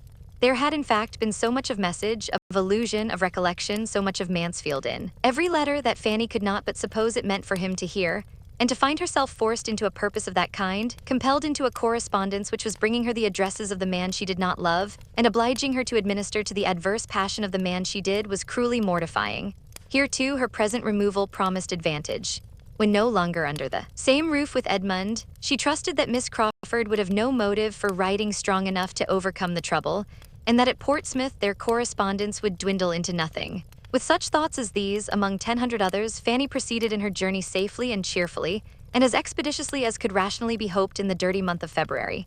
They entered Oxford, but she could take only a hasty glimpse of Edmund's college as they passed along, and made no stop anywhere till they reached Newbury, where a comfortable meal, uniting dinner and supper, wound up the enjoyments and fatigues of the day. The next morning saw them off again at an early hour, and with no events and no delays they regularly advanced, and were in the environs of Portsmouth while there was yet daylight for Fanny to look around her and wonder at the new buildings. They passed the drawbridge and entered the town, and the light was only beginning to fail as, guided by William's powerful voice, they were rattled into a narrow street leading from the High Street, and drawn up before the door of a small house now inhabited by Mr. Price. Fanny was all agitation and flutter, all hope and apprehension. The moment they stopped, a trollopy-looking maidservant, seemingly in waiting for them at the door, stepped forward and, more intent on telling the news than giving them any help, immediately began with, "The thrush has gone out of harbor, please, sir, and one of the officers has been here too." She was interrupted by a fine, tall boy of 11 years old who, rushing out of the house, pushed the maid aside, and while William was opening the chaise door himself, called out, "You are just in time. We have been looking for you this half-hour. The thrush went out of harbor this morning. I saw her. It was a beautiful sight, and they think she will have her orders in a day or two. And Mr. Campbell was here at 4 o'clock to ask for you. He has got one of the thrush's boats and is going off to her at 6, and hoped you would be here in time to go with him." A stare or two at Fanny, as William helped her out of the carriage, was all the voluntary notice which this brother bestowed. But he made no objection to her kissing him, though still entirely engaged in detailing farther particulars of the thrush's going out of harbor, in which he had a strong right of interest, being to commence his career of seamanship in her at this very time. Another moment and Fanny was in the narrow entrance passage of the house, and in her mother's arms, who met her there with looks of true kindness, and with features which Fanny loved the more because they brought her Aunt Bertrams before her, and there were her 2 sisters. Susan, a well-grown fine girl of 14, and Betsy, the youngest of the family, about 5, both glad to see her in their way, though with no advantage of manner in receiving her. But manner Fanny did not want. Would they but love her, she should be satisfied. She was then taken into a parlor so small that her first conviction was of its being only a passage room to something better, and she stood for a moment expecting to be invited on. But when she saw there was no other door and that there were signs of habitation before her, she called back her thoughts, reproved herself, and grieved lest they should have been suspected. Her mother, however, could not stay long enough to suspect anything. She was gone again to the street door to welcome William. "Oh, my dear William, how glad I am to see you, but have you heard about the thrush? She has gone out of harbor already, 3 days before we had any thought of it, and I do not know what I am to do about Sam's things. They will never be ready in time, for she may have her orders tomorrow. Perhaps it takes me quite unawares, and now you must be off for Spithead too. Campbell has been here, quite in a worry about you, and now what shall we do?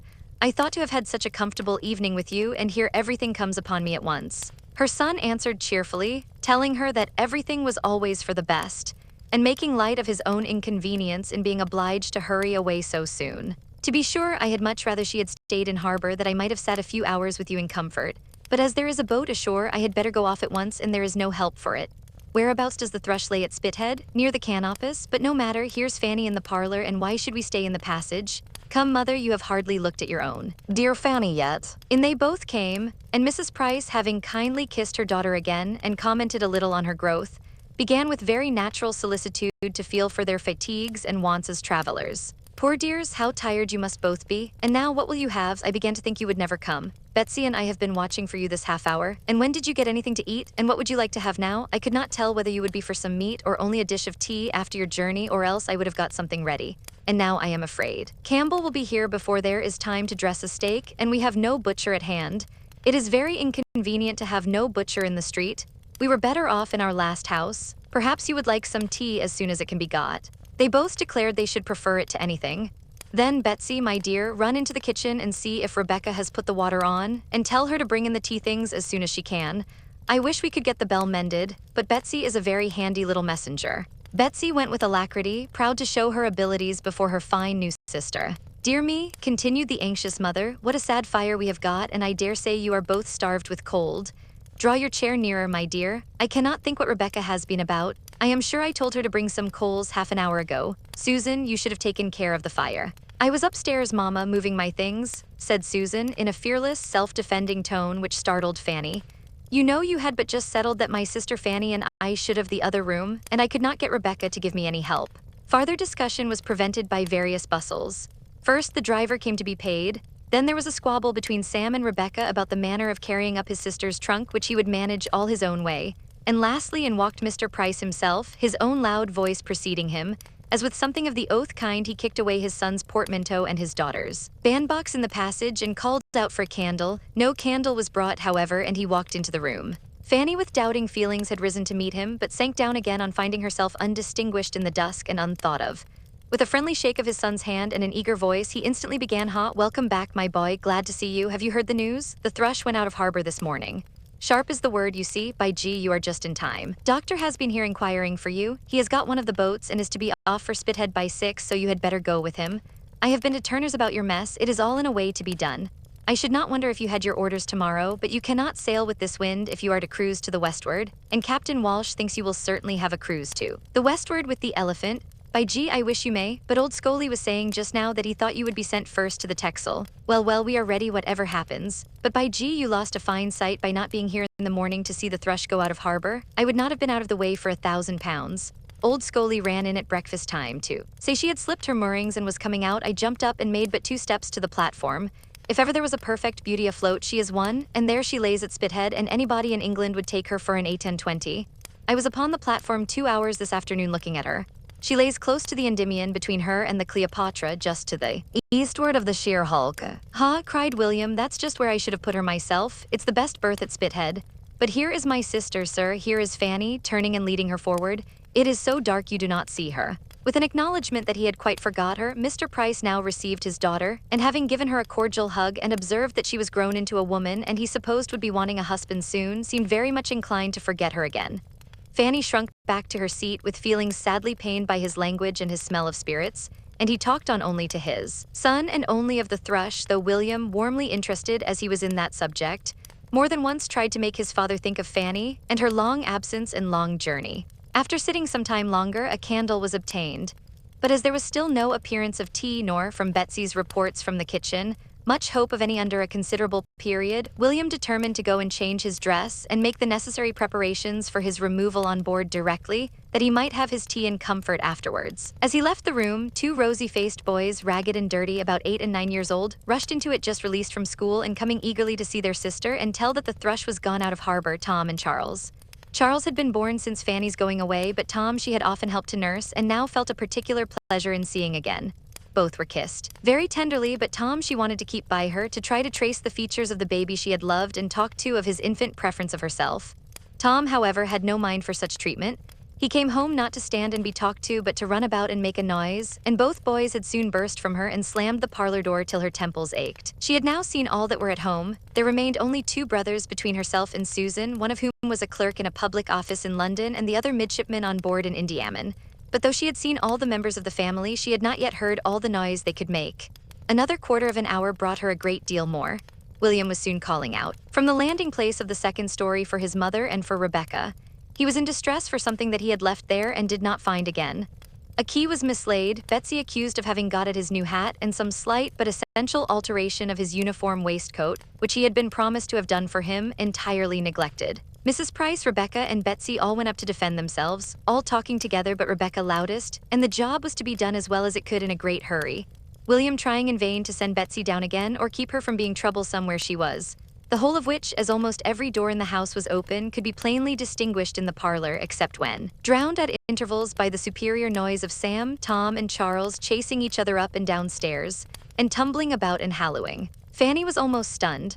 The smallness of the house and thinness of the walls brought everything so close to her that, added to the fatigue of her journey and all her recent agitation, she hardly knew how to bear it. Within the room all was tranquil enough, for Susan having disappeared with the others, there were soon only her father and herself remaining, and he, taking out a newspaper, a customary loan of a neighbor, applied himself to studying it without seeming to recollect her existence. The solitary candle was held between himself and the paper, without any reference to her possible convenience, but she had nothing to do and was glad to have the light screened from her aching head, as she sat in bewildered, broken, sorrowful contemplation. She was at home, but alas, it was not such a home, she had not such a welcome. As she checked herself, she was unreasonable. What right had she to be of importance to her family? She could have none so long lost sight of. William's concerns must be dearest, they always had been, and he had every right. Yet to have so little said or asked about herself, to have scarcely an inquiry made after. Mansfield, it did pain her to have Mansfield forgotten, the friends who had done so much, the dear, dear friends. But here one subject swallowed up all the rest. Perhaps it must be so. The destination of the thrush must be now preeminently interesting. A day or two might show the difference. She only was to blame, yet she thought it would not have been so at Mansfield. No, in her uncle's house. There would have been a consideration of times and seasons, a regulation of subject, a propriety and attention towards everybody which there was not here. The only interruption which thoughts like these received for nearly half an hour was from a sudden burst of her father's, not at all calculated to compose them. A more than ordinary pitch of thumping and hallooing in the passage, he exclaimed, "Devil take those young dogs, how they are singing out! Aye, Sam's voice louder than all the rest, that boy is fit for a boatswain. Holla you there, Sam. Stop your confounded pipe, or I shall be after you." This threat was so palpably disregarded, that though within 5 minutes afterwards the three boys all burst into the room together and sat down, Fanny could not consider it as a proof of anything more than their being for the time thoroughly fagged, which their hot faces and panting breaths seemed to prove, especially as they were still kicking each other's shins and hallooing out at sudden starts immediately under their father's eye. The next opening of the door brought something more welcome. It was for the tea things which she had begun almost to despair of seeing that evening. Susan and an attendant girl whose inferior appearance informed Fanny, to her great surprise, that she had previously seen the upper servant, brought in everything necessary for the meal. Susan looking, as she put the kettle on the fire, and glanced at her sister as if divided between the agreeable triumph of showing her activity and usefulness, and the dread of being thought to demean herself by such an office. She had been into the kitchen, she said, to hurry Sally and help make the toast and spread the bread and butter, or she did not know when they should have got tea, and she was sure her sister must want something after her journey. Fanny was very thankful. She could not but own that she should be very glad of a little tea, and Susan immediately set about making it, as if pleased to have the employment all to herself, and with only a little unnecessary bustle and some few injudicious attempts at keeping her brothers in better order than she could, acquitted herself very well. Fanny's spirit was as much refreshed as her body. Her head and heart were soon the better for such well-timed kindness. Susan had an open, sensible countenance. She was like William, and Fanny hoped to find her like him in disposition and goodwill towards herself. In this more placid state of things, William re-entered, followed not far behind by his mother and Betsy. He, complete in his lieutenant's uniform, looking and moving all the taller, firmer, and more graceful for it, and with the happiest smile over his face, walked up directly to Fanny, who, rising from her seat, looked at him for a moment in speechless admiration, and then threw her arms round his neck to sob out her various emotions of pain and pleasure. Anxious not to appear unhappy, she soon recovered herself, and wiping away her tears, was able to notice and admire all the striking parts of his dress. Listening with reviving spirits to his cheerful hopes of being on shore some part of every day before they sailed, and even of getting her to Spithead to see the sloop. The next bustle brought in Mr. Campbell, the surgeon of the Thrush, a very well-behaved young man who came to call for his friend, and for whom there was with some contrivance found a chair, and with some hasty washing of the young tea-makers a cup and saucer. And after another quarter of an hour of earnest talk between the gentlemen, noise rising upon noise, and bustle upon bustle, men and boys at last all in motion together, the moment came for setting off. Everything was ready, William took leave, and all of them were gone. For the three boys, in spite of their mother's entreaty, determined to see their brother and Mr. Campbell to the Sallyport, and Mr. Price walked off at the same time to carry back his neighbor's newspaper. Something like tranquility might now be hoped for, and accordingly, when Rebecca had been prevailed on to carry away the tea things, and Mrs. Price had walked about the room some time looking for a shirt sleeve, which Betsy at last hunted out from a drawer in the kitchen, the small party of females were pretty well composed, and the mother, having lamented again over the impossibility of getting Sam ready in time, was at leisure to think of her eldest daughter and the friends she had come from. A few inquiries began, but one of the earliest: how did Sister Bertram manage about her servants? Was she as much plagued as herself to get tolerable servants? Soon led her mind away from Northamptonshire and fixed it on her own domestic grievances, and the shocking character of all the Portsmouth servants, of whom she believed her own two were the very worst, engrossed her completely. Bertrams were all forgotten in detailing the faults of Rebecca, against whom Susan had also much to depose, and little Betsy a great deal more, and who did seem so thoroughly without a single recommendation, that Fanny could not help modestly presuming that her mother meant to part with her when her year was up. "Her year?" cried Mrs. Price. I hope I shall be rid of her before she has stayed a year, for that will not be up till November. Servants are come to such a pass, my dear, in Portsmouth, that it is quite a miracle if one keeps them more than half a year. I have no hope of ever being settled, and if I was to part with Rebecca, I should only get something worse. And yet I do not think I am a very difficult mistress to please, and I am sure the place is easy enough, for there is always a girl under her, and I often do half the work myself." Fanny was silent, but not from being convinced that there might not be a remedy found for some of these evils. As she now sat looking at Betsy, she could not but think particularly of another sister, a very pretty little girl whom she had left there not much younger when she went into Northamptonshire, who had died a few years afterwards. There had been something remarkably amiable about her. Fanny in those early days had preferred her to Susan, and when the news of her death had at last reached Mansfield, had for a short time been quite afflicted. The sight of Betsy brought the image of little Mary back again, but she would not have pained her mother by alluding to her for the world. While considering her with these ideas, Betsy, at a small distance, was holding out something to catch her eyes, meaning to screen it at the same time from Susan's. "What have you got there, my love?" said Fanny. "Come and show it to me." It was a silver knife. Up jumped Susan, claiming it as her own and trying to get it away, but the child ran to her mother's protection, and Susan could only reproach, which she did very warmly and evidently hoping to interest Fanny on her side. It was very hard that she was not to have her own knife. It was her own knife. Little sister Mary had left it to her upon her deathbed, and she ought to have had it to keep herself long ago.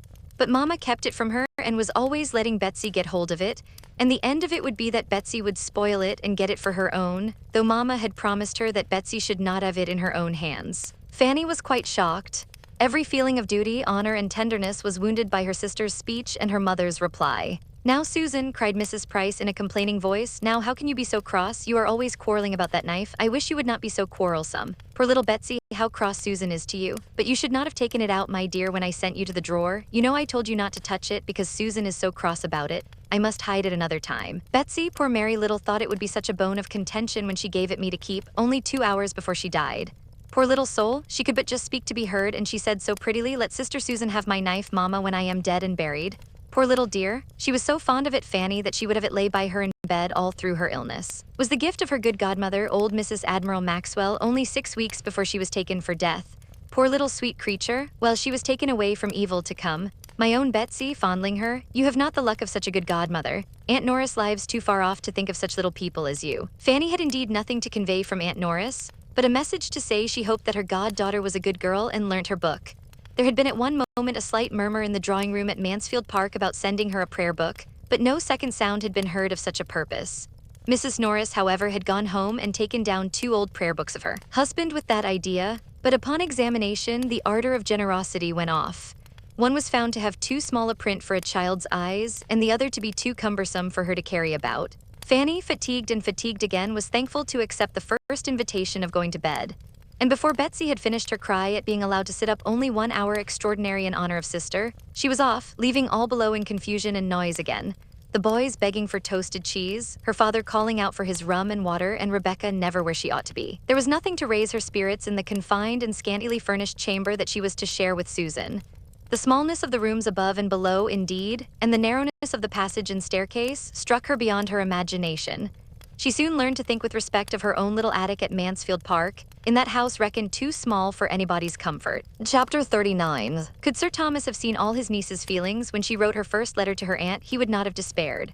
For though a good night's rest, a pleasant morning, the hope of soon seeing William again, and the comparatively quiet state of the house from Tom and Charles being gone to school, Sam on some project of his own, and her father on his usual lounges, enabled her to express herself cheerfully on the subject of home, there were still, to her own perfect consciousness, many drawbacks suppressed. Could he have seen only half that she felt before the end of a week, he would have thought Mr. Crawford sure of her and been delighted with his own sagacity. Before the week ended, it was all disappointment. In the first place, William was gone. The thrush had had her orders, the wind had changed, and he was sailed within 4 days from their reaching Portsmouth, and during those days she had seen him only twice in a short and hurried way when he had come ashore on duty. There had been no free conversation, no walk on the ramparts, no visit to the dockyard, no acquaintance with the thrush, nothing of all that they had planned and depended on. Everything in that quarter failed her except William's affection. His last thought on leaving home was for her. He stepped back again to the door to say, "Take care of Fanny, mother, she is tender and not used to rough it like the rest of us. I charge you, take care of Fanny." William was gone, and the home he had left her in was, Fanny could not conceal it from herself, in almost every respect the very reverse of what she could have wished. It was the abode of noise, disorder, and impropriety. Nobody was in their right place, nothing was done as it ought to be. She could not respect her parents as she had hoped. On her father, her confidence had not been sanguine, but he was more negligent of his family, his habits were worse, and his manners coarser than she had been prepared for. He did not want abilities, but he had no curiosity and no information beyond his profession. He read only the newspaper and the Navy list. He talked only of the dockyard, the harbor, Spithead, and the Mother Bank. He swore and he drank. He was dirty and gross. She had never been able to recall anything approaching to tenderness in his former treatment of herself. There had remained only a general impression of roughness and loudness, and now he scarcely ever noticed her, but to make her the object of a coarse joke. Her disappointment in her mother was greater. There she had hoped much and found almost nothing. Every flattering scheme of being of consequence to her soon fell to the ground. Mrs. Price was not unkind, but instead of gaining on her affection and confidence and becoming more and more dear, her daughter never met with greater kindness from her than on the first day of her arrival. Instinctive nature was soon satisfied, and Mrs. Price's attachment had no other source. Her heart and her time were already quite full. She had neither leisure nor affection to bestow on Fanny. Her daughters never had been much to her. She was fond of her sons, especially of William, but Betsy was the first of her girls whom she had ever much regarded. To her she was most injudiciously indulgent. William was her pride, Betsy her darling, and John, Richard, Sam, Tom, and Charles occupied all the rest of her maternal solicitude, alternately her worries and her comforts. These shared her heart. Her time was given chiefly to her house and her servants.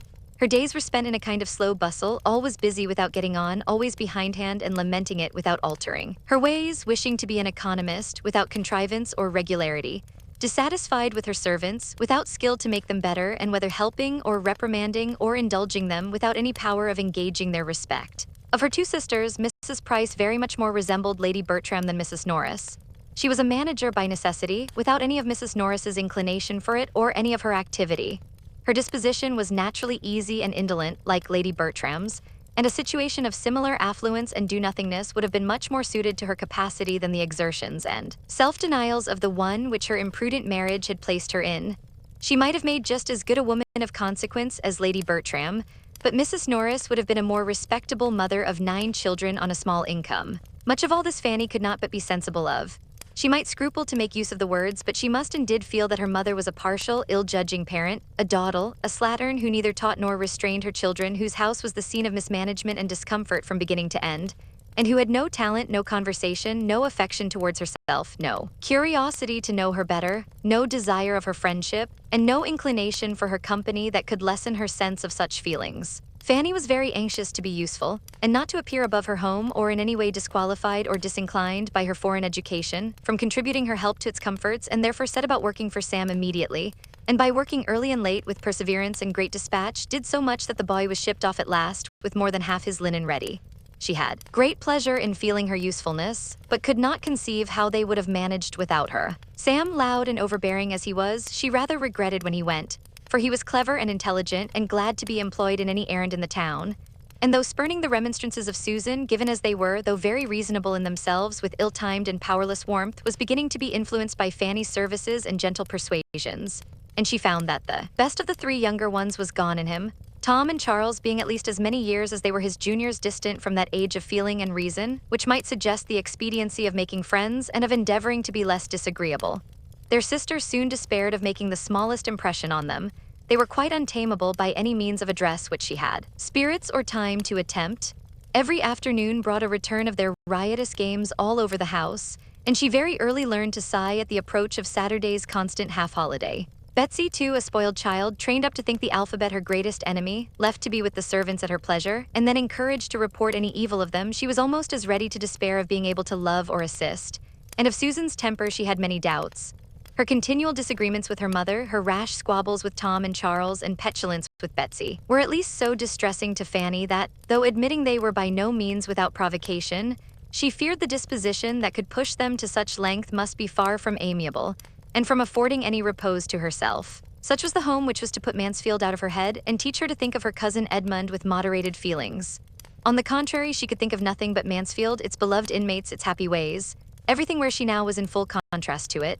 The elegance, propriety, regularity, harmony, and perhaps above all the peace and tranquility of Mansfield were brought to her remembrance every hour of the day by the prevalence of everything opposite to them here. The living in incessant noise was, to a frame and temper delicate and nervous like Fanny's, an evil which no superadded elegance or harmony could have entirely atoned for. It was the greatest misery of all. At Mansfield, no sounds of contention, no raised voice, no abrupt bursts, no tread of violence was ever heard. All proceeded in a regular course of cheerful orderliness. Everybody had their due importance, everybody's feelings were consulted.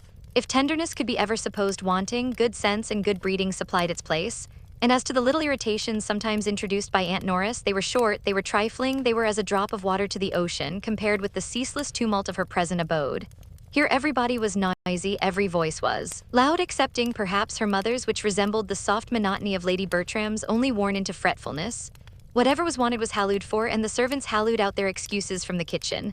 The doors were in constant banging, the stairs were never at rest, nothing was done without a clatter, nobody sat still, and nobody could command attention when they spoke. In a review of the two houses, as they appeared to her before the end of a week, Fanny was tempted to apply to them Dr. Johnson's celebrated judgment as to matrimony and celibacy, and say that though Mansfield Park might have some pains, Portsmouth could have no pleasures. Chapter 40. Fanny was right enough in not expecting to hear from Miss Crawford now at the rapid rate in which their correspondence had begun.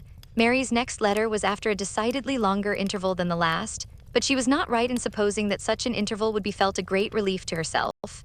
Here was another strange revolution of mind. She was really glad to receive the letter when it did come, in her present exile from good society and distance from everything that had been wont to interest her. A letter from one belonging to the set where her heart lived, written with affection and some degree of elegance, was thoroughly acceptable. The usual plea of increasing engagements was made an excuse for not having written to her earlier. And now that I have begun, she continued, my letter will not be worth your reading, for there will be no little offering of love at the end, no 3 or 4 lines passionés from the most devoted HC in the world. For Henry is in Norfolk. Business called him to Everingham 10 days ago, or perhaps he only pretended the call for the sake of being traveling at the same time that you were. But there he is, and by the by, his absence may sufficiently account for any remissness of his sisters in writing. For there has been no well, Mary, when do you write to Fanny? Is not it time for you to write to Fanny to spur me on? At last, after various attempts at meeting, I have seen your cousins, dear Julia and dearest Mrs. Rushworth. They found me at home yesterday, and we were glad to see each other again.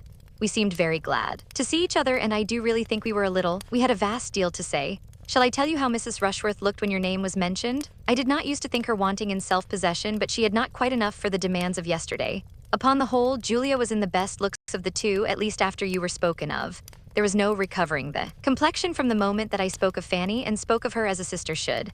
But Mrs. Rushworth's day of good looks will come. We have cards for her first party on the 28th. Then she will be in beauty, for she will open one of the best houses in Wimpole Street. I was in it 2 years ago when it was Lady Lascelles, and prefer it to almost any I know in London, and certainly she will then feel, to use a vulgar phrase, that she has got her pennyworth for her penny. Henry could not have afforded her such a house. I hope she will recollect it and be satisfied as well as she may with moving the queen of a palace, though the king may appear best in the background, and as I have no desire to tease her, I shall never force your name upon her again. She will grow sober by degrees. From all that I hear and guess, Baron Wildenheim's attentions to Julia continue, but I do not know that he has any serious encouragement. She ought to do better. A poor honorable is no catch, and I cannot imagine any liking in the case, for take away his rants and the poor baron has nothing. What a difference a vowel makes if his rents were but equal to his rants. Your cousin Edmund moves slowly, detained perchance by parish duties. There may be some old woman at Thornton Lacey to be converted. I am unwilling to fancy myself neglected for a young one. Adieu, my dear sweet Fanny, this is a long letter from London. Write me a pretty one in reply to gladden Henry's eyes when he comes back, and send me an account of all the dashing young captains whom you disdain for his sake. There was great food for meditation in this letter, and chiefly for unpleasant meditation. And yet, with all the uneasiness it supplied, it connected her with the absent. It told her of people and things about whom she had never felt so much curiosity as now, and she would have been glad to have been sure of such a letter every week. Her correspondence with her Aunt Bertram was her only concern of higher interest. As for any society in Portsmouth that could at all make amends for deficiencies at home, there were none within the circle of her father's and mother's acquaintance to afford her the smallest satisfaction. She saw nobody in whose favor she could wish to overcome her own shyness and reserve. The men appeared to her all coarse, the women all pert, everybody underbred, and she gave as little contentment as she received from introductions either to old or new acquaintance. The young ladies who approached her at first with some respect, in consideration of her coming from a baronet's family, were soon offended by what they termed airs. For as she neither played on the pianoforte nor wore fine pelisses, they could, on farther observation, admit no right of superiority. The first solid consolation which Fanny received for the evils of home, the first which her judgment could entirely approve, and which gave any promise of durability, was in a better knowledge of Susan and a hope of being of service to her. Susan had always behaved pleasantly to herself, but the determined character of her general manners had astonished and alarmed her, and it was at least a fortnight before she began to understand a disposition so totally different from her own. Susan saw that much was wrong at home and wanted to set it right. That a girl of 14, acting only on her own unassisted reason, should err in the method of reform was not wonderful, and Fanny soon became more disposed to admire the natural light of the mind which could so early distinguish justly, than to censure severely the faults of conduct to which it led. Susan was only acting on the same truths and pursuing the same system which her own judgment acknowledged, but which her more supine and yielding temper would have shrunk from asserting. Susan tried to be useful where she could only have gone away and cried, and that Susan was useful she could perceive, that things, bad as they were, would have been worse but for such interposition, and that both her mother and Betsy were restrained from some excesses of very offensive indulgence and vulgarity. In every argument with her mother, Susan had in point of reason the advantage, and never was there any maternal tenderness to buy her off. The blind fondness which was forever producing evil around her she had never known. There was no gratitude for affection past or present to make her better bear with its excesses to the others. All this became gradually evident, and gradually placed Susan before her sister as an object of mingled compassion and respect. That her manner was wrong, however, at times very wrong, her measures often ill-chosen and ill-timed, and her looks and language very often indefensible, Fanny could not cease to feel, but she began to hope they might be rectified. Susan, she found, looked up to her and wished for her good opinion, and knew as anything like an office of authority was to Fanny, knew as it was to imagine herself capable of guiding or informing anyone. She did resolve to give occasional hints to Susan, and endeavor to exercise for her advantage the juster notions of what was due to everybody, and what would be wisest for herself, which her own more favored education had fixed in her. Her influence, or at least the consciousness and use of it, originated in an act of kindness by Susan, which after many hesitations of delicacy she at last worked herself up to. It had very early occurred to her that a small sum of money might, perhaps, restore peace forever on the sore subject of the silver knife, canvassed as it now was continually, and the riches which she was in possession. Of herself, her uncle having given her £10 at parting, made her as able as she was willing to be generous. But she was so wholly unused to confer favors, except on the very poor, so unpracticed in removing evils or bestowing kindnesses among her equals, and so fearful of appearing to elevate herself as a great lady at home, that it took some time to determine that it would not be unbecoming in her to make such a present. It was made, however, at last. A silver knife was bought for Betsy and accepted with great delight, its newness giving it every advantage over the other that could be desired. Susan was established in the full possession of her own, Betsy handsomely declaring that now she had got one so much prettier herself, she should never want that again, and no reproach seemed conveyed to the equally satisfied mother, which Fanny had almost feared to be impossible. The deed thoroughly answered. A source of domestic altercation was entirely done away, and it was the means of opening Susan's heart to her and giving her something more to love and be interested in. Susan showed that she had delicacy, pleased as she was to be mistress of property which she had struggling for at least 2 years, she yet feared that her sister's judgment had been against her, and that a reproof was designed her for having so struggled as to make the purchase necessary for the tranquility of the house. Her temper was open. She acknowledged her fears, blamed herself for having contended so warmly, and from that hour Fanny, understanding the worth of her disposition and perceiving how fully she was inclined to seek her good opinion and refer to her judgment, began to feel again the blessing of affection, and to entertain the hope of being useful to a mind so much in need of help and so much deserving it. She gave advice too sound to be resisted by a good understanding and given so mildly and considerately as not to irritate an imperfect temper, and she had the happiness of observing its good effects not unfrequently. More was not expected by one who, while seeing all the obligation and expediency of submission and forbearance, saw also with sympathetic acuteness of feeling all that must be hourly grating to a girl like Susan. Her greatest wonder on the subject soon became not that Susan should have been provoked into disrespect and impatience against her better knowledge, but that so much better knowledge, so many good notions should have been hers at all, and that, brought up in the midst of negligence and error, she should have formed such proper opinions of what ought to be, she who had had no cousin Edmund to direct her thoughts or fix her principles. The intimacy thus begun between them was a material advantage to each. By sitting together upstairs, they avoided a great deal of the disturbance of the house. Fanny had peace, and Susan learned to think it no misfortune to be quietly employed. They sat without a fire, but that was a privation familiar even to Fanny, and she suffered the less because reminded by it of the East Room. It was the only point of resemblance. In space, light, furniture, and prospect, there was nothing alike in the two apartments, and she often heaved a sigh at the remembrance of all her books and boxes and various comforts there. By degrees the girls came to spend the chief of the morning upstairs, at first only in working and talking, but after a few days the remembrance of the said books grew so potent and stimulative that Fanny found it impossible not to try for books again. There were none in her father's house, but wealth is luxurious and daring, and some of hers found its way to a circulating library. She became a subscriber, amazed at being anything in propria persona, amazed at her own doings in every way, to be a renter, a chooser of books, and to be having anyone's improvement in view. In her choice, but so it was. Susan had read nothing, and Fanny longed to give her a share in her own first pleasures, and inspire a taste for the biography and poetry which she delighted in herself. In this occupation she hoped, moreover, to bury some of the recollections of Mansfield, which were too apt to seize her mind if her fingers only were busy, and especially at this time hoped it might be useful in diverting her thoughts from pursuing Edmund to London, whither, on the authority of her aunt's last letter, she knew he was gone. She had no doubt of what would ensue. The promised notification was hanging over her head. The postman's knock within the neighborhood was beginning to bring its daily terrors, and if reading could banish the idea for even half an hour, it was something gained. Chapter 41. A week was gone since Edmund might be supposed in town, and Fanny had heard nothing of him. There were 3 different conclusions to be drawn from his silence, between which her mind was in fluctuation, each of them at times being held the most probable.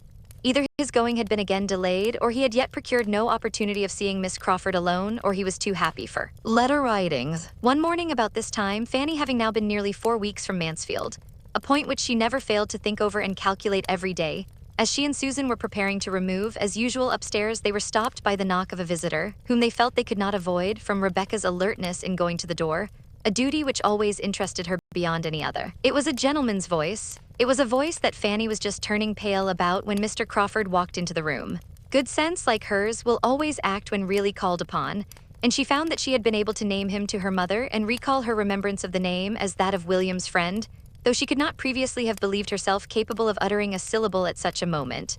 The consciousness of his being known there only as William's friend was some support. Having introduced him, however, and being all receded, the terrors that occurred of what this visit might lead to were overpowering, and she fancied herself on the point of fainting away. While trying to keep herself alive, their visitor, who had at first approached her with as animated a countenance as ever, was wisely and kindly keeping his eyes away, and giving her time to recover while he devoted himself entirely to her mother, addressing her and attending to her with the utmost politeness and propriety, at the same time with a degree of friendliness, of interest at least, which was making his manner perfect. Mrs. Price's manners were also at their best. Warmed by the sight of such a friend to her son, and regulated by the wish of appearing to advantage before him, she was overflowing with gratitude, artless maternal gratitude which could not be unpleasing. Mr. Price was out, which she regretted very much. Fanny was just recovered enough to feel that she could not regret it, for to her many other sources of uneasiness was added the severe one of shame for the home in which he found her. She might scold herself for the weakness, but there was no scolding it away. She was ashamed, and she would have been yet more ashamed of her father than of all the rest. They talked of William, a subject on which Mrs. Price could never tire, and Mr. Crawford was as warm in his commendation as even her heart could wish. She felt that she had never seen so agreeable a man in her life, and was only astonished to find that, so great and so agreeable as he was, he should be come down to Portsmouth neither on a visit to the Port Admiral nor the Commissioner, yet with the intention of going over to the island, nor of seeing the dockyard.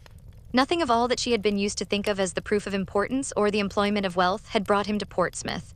He had reached it late the night before, was come for a day or two, was staying at the Crown, had accidentally met with a Navy officer or two of his acquaintance since his arrival, but had no object of that kind in comings. By the time he had given all this information, it was not unreasonable to suppose that Fanny might be looked at and spoken to, and she was tolerably able to bear his eye and hear that he had spent half an hour with his sister the evening before his leaving London, that she had sent her best and kindest love but had had no time for writing, that he thought himself lucky in seeing Mary for even half an hour, having spent scarcely 24 hours in London after his return from Norfolk before he set off again, that her cousin Edmund was in town, had been in town, he understood, a few days, that he had not seen him himself but that he was well, had left them all well at Mansfield, and was to dine, as yesterday, with the Frasers. Fanny listened collectedly even to the last mentioned circumstance.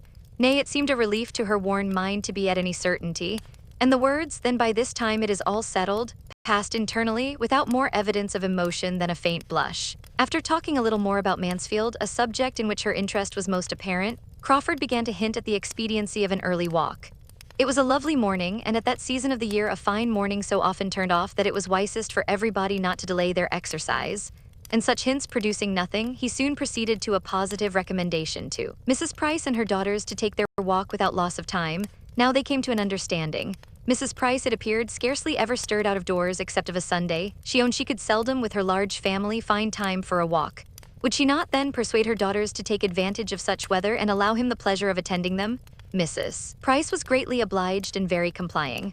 Her daughters were very much confined. Portsmouth was a sad place, they did not often get out, and she knew they had some errands in the town which they would be very glad to do. And the consequence was that Fanny, strange as it was strange, awkward and distressing, found herself and Susan within 10 minutes walking towards the High Street with Mr. Crawford. It was soon pain upon pain, confusion upon confusion, for they were hardly in the High Street before they met her father, whose appearance was not the better from its being Saturday. He stopped, and ungentlemanlike as he looked, Fanny was obliged to introduce him to Mr. Crawford. She could not have a doubt of the manner in which Mr. Crawford must be struck. He must be ashamed and disgusted. Altogether, he must soon give her up and cease to have the smallest inclination for the match. And yet, though she had been so much wanting his affection to be cured, this was a sort of cure that would be almost as bad as the complaint. And I believe there is scarcely a young lady in the United Kingdoms who would not rather put up with the misfortune of being sought by a clever, agreeable man, than have him driven away by the vulgarity of her nearest relations. Mr. Crawford probably could not regard his future father-in-law with any idea of taking him for a model in dress. But as Fanny instantly, and to her great relief, discerned, her father was a very different man, a very different Mr. Price in his behavior to this most highly respected stranger from what he was in his own family at home. His manners now, though not polished, were more than passable. They were grateful, animated, manly. His expressions were those of an attached father and a sensible man. His loud tones did very well in the open air, and there was not a single oath to be heard. Such was his instinctive compliment to the good manners of Mr. Crawford, and be the consequence what it might, Fanny's immediate feelings were infinitely soothed. The conclusion of the two gentlemen's civilities was an offer of Mr. Price's to take Mr. Crawford into the dockyard, which Mr. Crawford, desirous of accepting as a favor what was intended as such, though he had seen the dockyard again and again, and hoping to be so much the longer with Fanny, was very gratefully disposed to avail himself of, if the Miss Prices were not afraid of the fatigue, and as it was somehow or other ascertained, or inferred, or at least acted upon, that they were not at all afraid, to the dockyard they were all to go, and but for Mr. Crawford, Mr. Price would have turned thither directly, without the smallest consideration for his daughter's errands in the High Street. He took care, however, that they should be allowed to go to the shops they came out expressly to visit, and it did not delay them long, for Fanny could so little bear to excite impatience or be waited for, that before the gentlemen, as they stood at the door, could do more than begin upon the last naval regulations, or settle the number of three-deckers now in commission, their companions were ready to proceed. They were then to set forward for the dockyard at once, and the walk would have been conducted according to Mr. Crawford's opinion in a singular manner, had Mr. Price been allowed the entire regulation of it, as the two girls, he found, would have been left to follow and keep up with them or not as they could, while they walked on together at their own hasty pace. He was able to introduce some improvement occasionally, though by no means to the extent he wished. He absolutely would not walk away from them, and at any crossing or any crowd, when Mr. Price was only calling out, "Come girls, come Fan, come Sue, take care of yourselves, keep a sharp lookout," he would give them his particular attendance. Once fairly in the dockyard, he began to reckon upon some happy intercourse with Fanny, as they were very soon joined by a brother lounger of Mr. Price's, who was come to take his daily survey of how things went on and who must prove a far more worthy companion than himself. And after a time, the two officers seemed very well satisfied going about together and discussing matters of equal end. Never failing interest, while the young people sat down upon some timbers in the yard or found a seat on board a vessel in the stocks which they all went to look at, Fanny was most conveniently in want of rest. Crawford could not have wished her more fatigued or more ready to sit down, but he could have wished her sister away. A quick-looking girl of Susan's age was the very worst third in the world, totally different from Lady Bertram, all eyes and ears, and there was no introducing the main point before her. He must content himself with being only generally agreeable and letting Susan have her share of entertainment with the indulgence now and then of a look or hint for the better informed and conscious Fanny. Norfolk was what he had mostly to talk of. There he had been some time, and everything there was rising in importance from his present schemes. Such a man could come from no place, no society, without importing something to amuse. His journeys and his acquaintance were all of use, and Susan was entertained in a way quite new to her. For Fanny, somewhat more was related than the accidental agreeableness of the parties he had been in. For her approbation, the particular reason of his going into Norfolk at all at this unusual time of year was given. It had been real business, relative to the renewal of a lease in which the welfare of a large and he believed industrious family was at stake. He had suspected his agent of some underhand dealing, of meaning to bias him against the deserving, and he had determined to go himself and thoroughly investigate the merits of the case. He had gone, had done even more good than he had foreseen, had been useful to more than his first plan had comprehended, and was now able to congratulate himself upon it, and to feel that in performing a duty he had secured agreeable recollections for his own mind. He had introduced himself to some tenants whom he had never seen before. He had begun making acquaintance with cottages whose very existence, though on his own estate, had been hitherto unknown to him. This was aimed, and well aimed, at Fanny. It was pleasing to hear him speak so properly. Here he had been acting as he ought to do, to be the friend of the poor and the oppressed.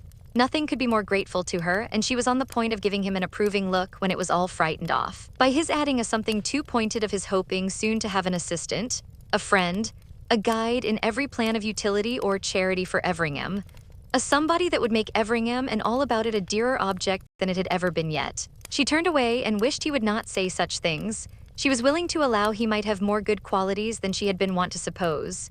She began to feel the possibility of his turning out well at last, but he was and must ever be completely unsuited to her and ought not to think of her. He perceived that enough had been said of Everingham and that it would be as well to talk of something else and turn to Mansfield. He could not have chosen better. That was a topic to bring back her attention and her looks almost instantly. It was a real indulgence to her to hear or to speak of Mansfield. Now so long divided from everybody who knew the place, she felt it quite the voice of a friend when he mentioned it and led the way to her fond exclamations in praise of its beauties and comforts, and by his honorable tribute to its inhabitants allowed her to gratify her own heart in the warmest eulogium, in speaking of her uncle as all that was clever and good, and her aunt as having the sweetest of all sweet tempers. He had a great attachment to Mansfield himself. He said so. He looked forward with the hope of spending much, very much of his time there, always there or in the neighborhood.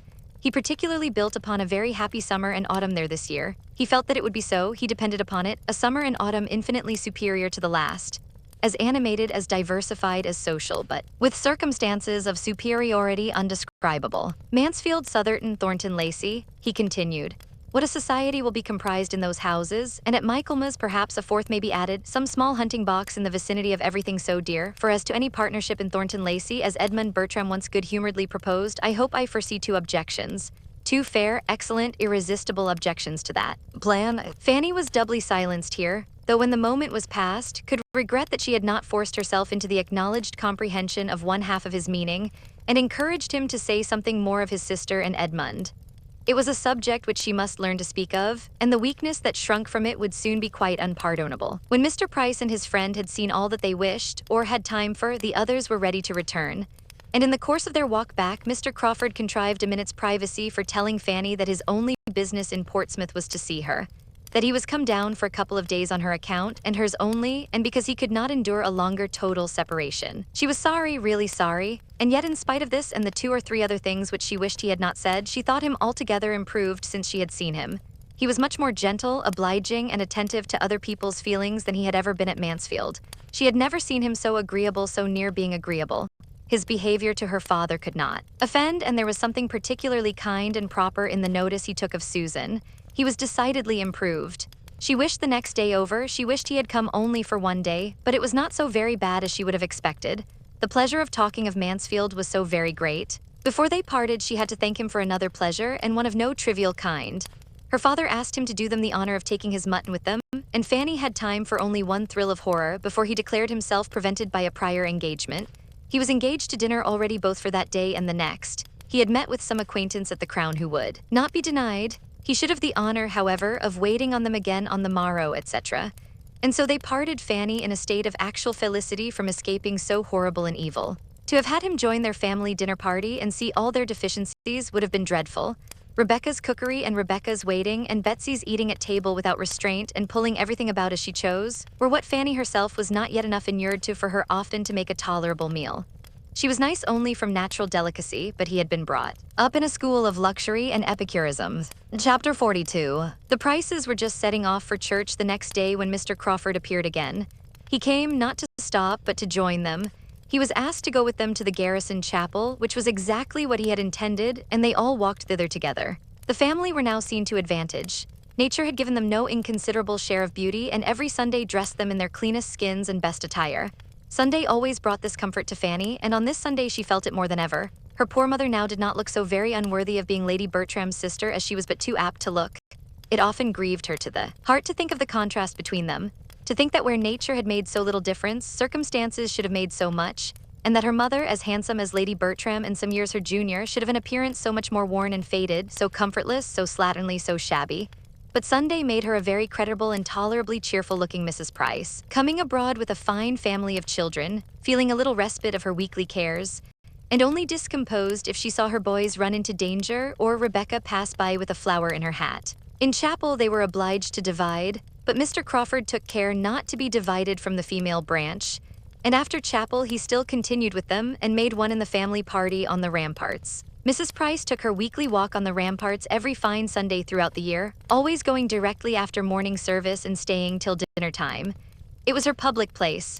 There she met her acquaintance, heard a little news, talked over the badness of the Portsmouth servants, and wound up her spirits for the 6 days ensuing. Thither they now went, Mr. Crawford most happy to consider the Miss Prices as his peculiar charge, and before they had been there long, somehow or other there was no saying how, Fanny could not have believed it, but he was walking between them with an arm of each under his, and she did not know how to prevent or put an end to it. It made her uncomfortable for a time, but yet there were enjoyments in the day and in the view which would be felt. The day was uncommonly lovely.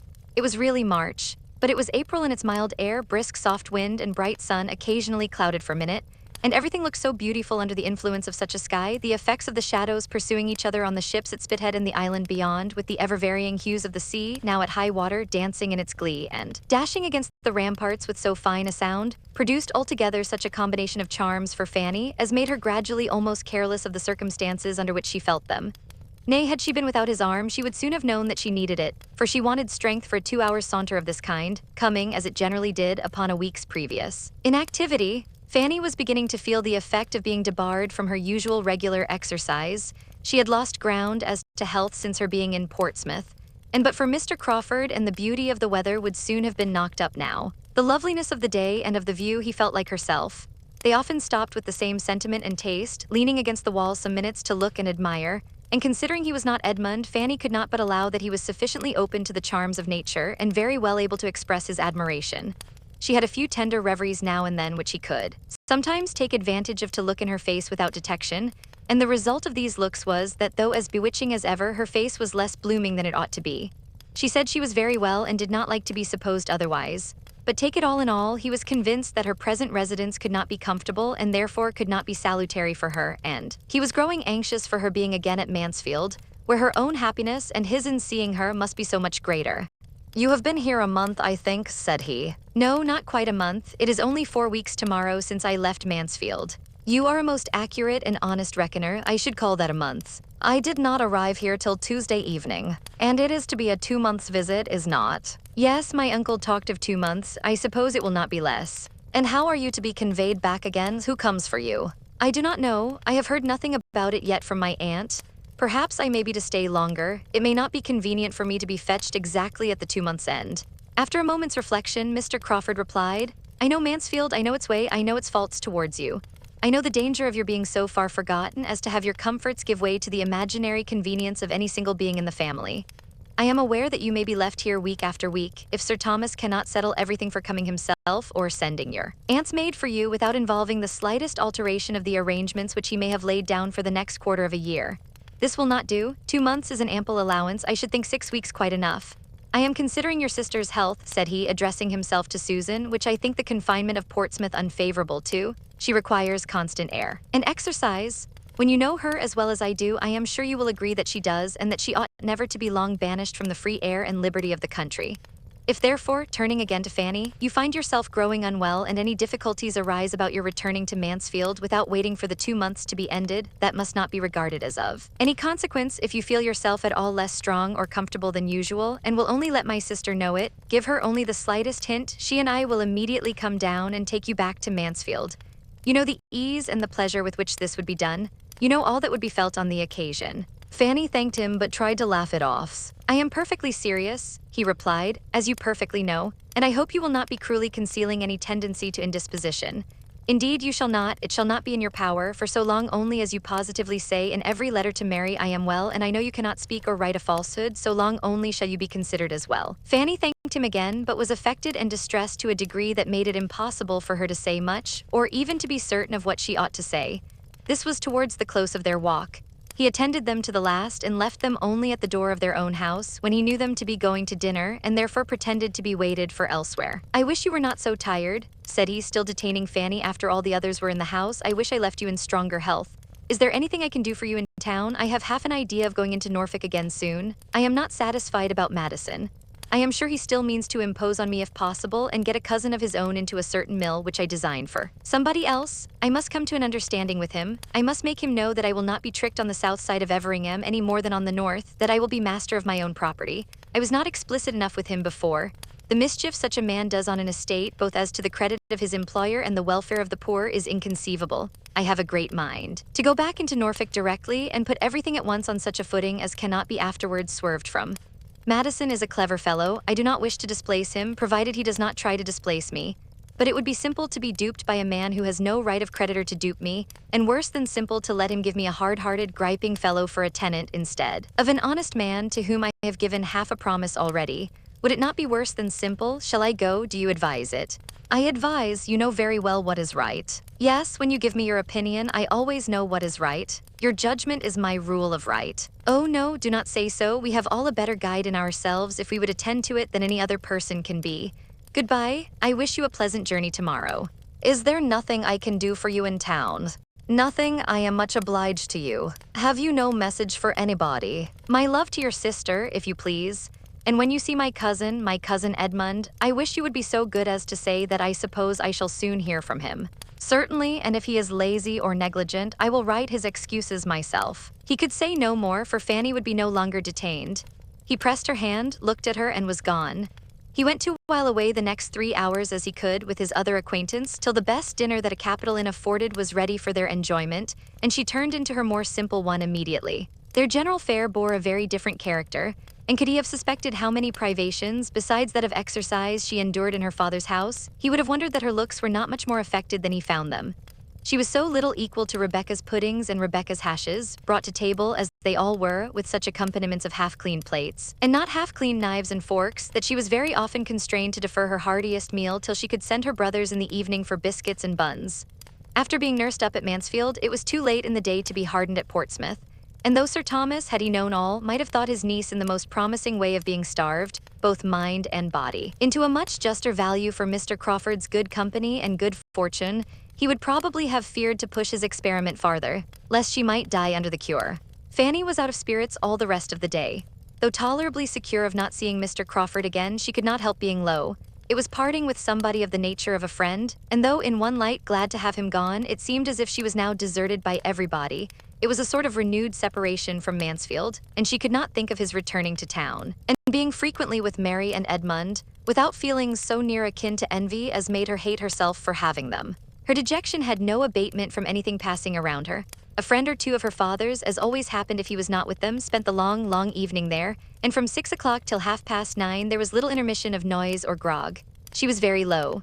The wonderful improvement which she still fancied in Mr. Crawford was the nearest to administering comfort of anything within the current of her thoughts.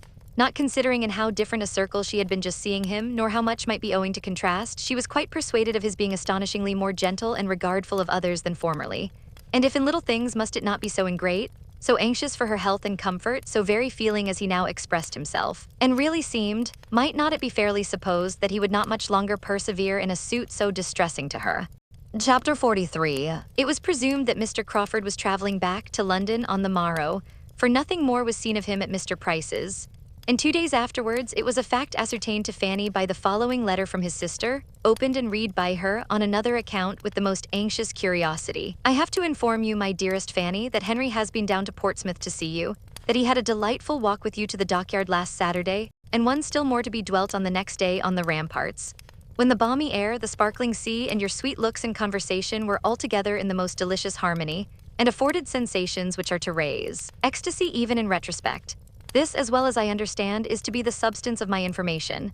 He makes me write, but I do not know what else is to be communicated except this said visit to Portsmouth and these two said walks and his introduction to your family, especially to a fair sister of yours, a fine girl of 15 who was of the party on the ramparts taking her first lesson, I presume, in love. I have not time for writing much, but it would be out of place if I had, for this is to be a mere letter of business, penned for the purpose of conveying necessary information which could not be delayed without risk of evil. My dear, dear Fanny, if I had you here, how I would talk to you. You should listen to me till you were tired, and advise me till you were still tired more. But it is impossible to put 100th part of my great mind on paper, so I will abstain altogether and leave you to guess what you like. I have no news for you. You have politics, of course, and it would be too bad to plague you with the names of people and parties that fill up my time. I ought to have sent you an account of your cousin's first party, but I was lazy, and now it is too long ago. Suffice it that everything was just as it ought to be, in a style that any of her connections must have been gratified to witness, and that her own dress and manners did her the greatest credit. My friend Mrs. Fraser is mad for such a house, and it would not make me miserable. I go to Lady Stornoway after Easter. She seems in high spirits and very happy. I fancy Lord S. is very good-humored and pleasant in his own family, and I do not think him so very ill-looking as I did. At least, one sees many worse. He will not do by the side of your cousin Edmund. Of the last-mentioned hero, what shall I say? If I avoided his name entirely, it would look suspicious. I will say then that we have seen him 2 or 3 times, and that my friends here are very much struck with his gentlemanlike appearance. Mrs. Fraser, no bad judge, declares she knows but 3 men in town who have so good a person, height, and air, and I must confess, when he dined here the other day, there were none to compare with him, and we were a party of 16. Luckily, there is no distinction of dress nowadays to tell tales, but yours affectionately. I had almost forgot it was Edmund's fault. He gets into my head more than does me good. One very material thing I had to say from Henry and myself, I mean about our taking you back into Northamptonshire. My dear little creature, do not stay at Portsmouth to lose your pretty looks. Those vile sea breezes are the ruin of beauty and health. My poor aunt always felt affected if within 10 miles of the sea, which the Admiral of course never believed, but I know it was so. I am at your service and Henry's at an hour's notice. I should like the scheme, and we would make a little circuit and show you Everingham in our way, and perhaps you would not mind passing through London and seeing the inside of St. George's, Hanover Square. Only keep your cousin Edmund from me at such a time. I should not like to be tempted. What a long letter, one word more. Henry, I find, has some idea of going into Norfolk again upon some business that you approve, but this cannot possibly be permitted before the middle of next week. That is, he cannot anyhow be spared till after the 14th, for we have a party that evening. The value of a man like Henry on such an occasion is what you can have no conception of, so you must take it upon my word to be inestimable. He will see the Rushworths, which I own I am not sorry for having a little curiosity, and so I think has he, though he will not acknowledge it. This was a letter to be run through eagerly, to be read deliberately, to supply matter for much reflection, and to leave everything in greater suspense than ever. The only certainty to be drawn from it was that nothing decisive had yet taken place. Edmund had not yet spoken. How Miss Crawford really felt, how she meant to act or might act without or against her meaning, whether his importance to her were quite what it had been before the last separation, whether if lessened it were likely to lessen more or to recover itself, were subjects for endless conjecture, and to be thought of on that day and many days to come without producing any conclusion.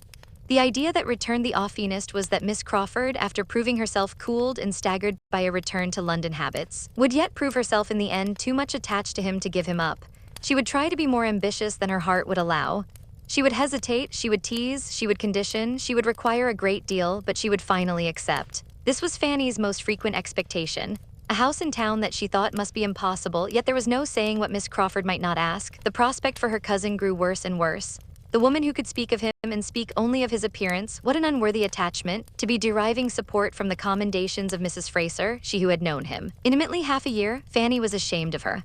Those parts of the letter which related only to Mr. Crawford and herself touched her in comparison slightly. Whether Mr. Crawford went into Norfolk before or after the 14th was certainly no concern of hers, though everything considered she thought he would go without delay.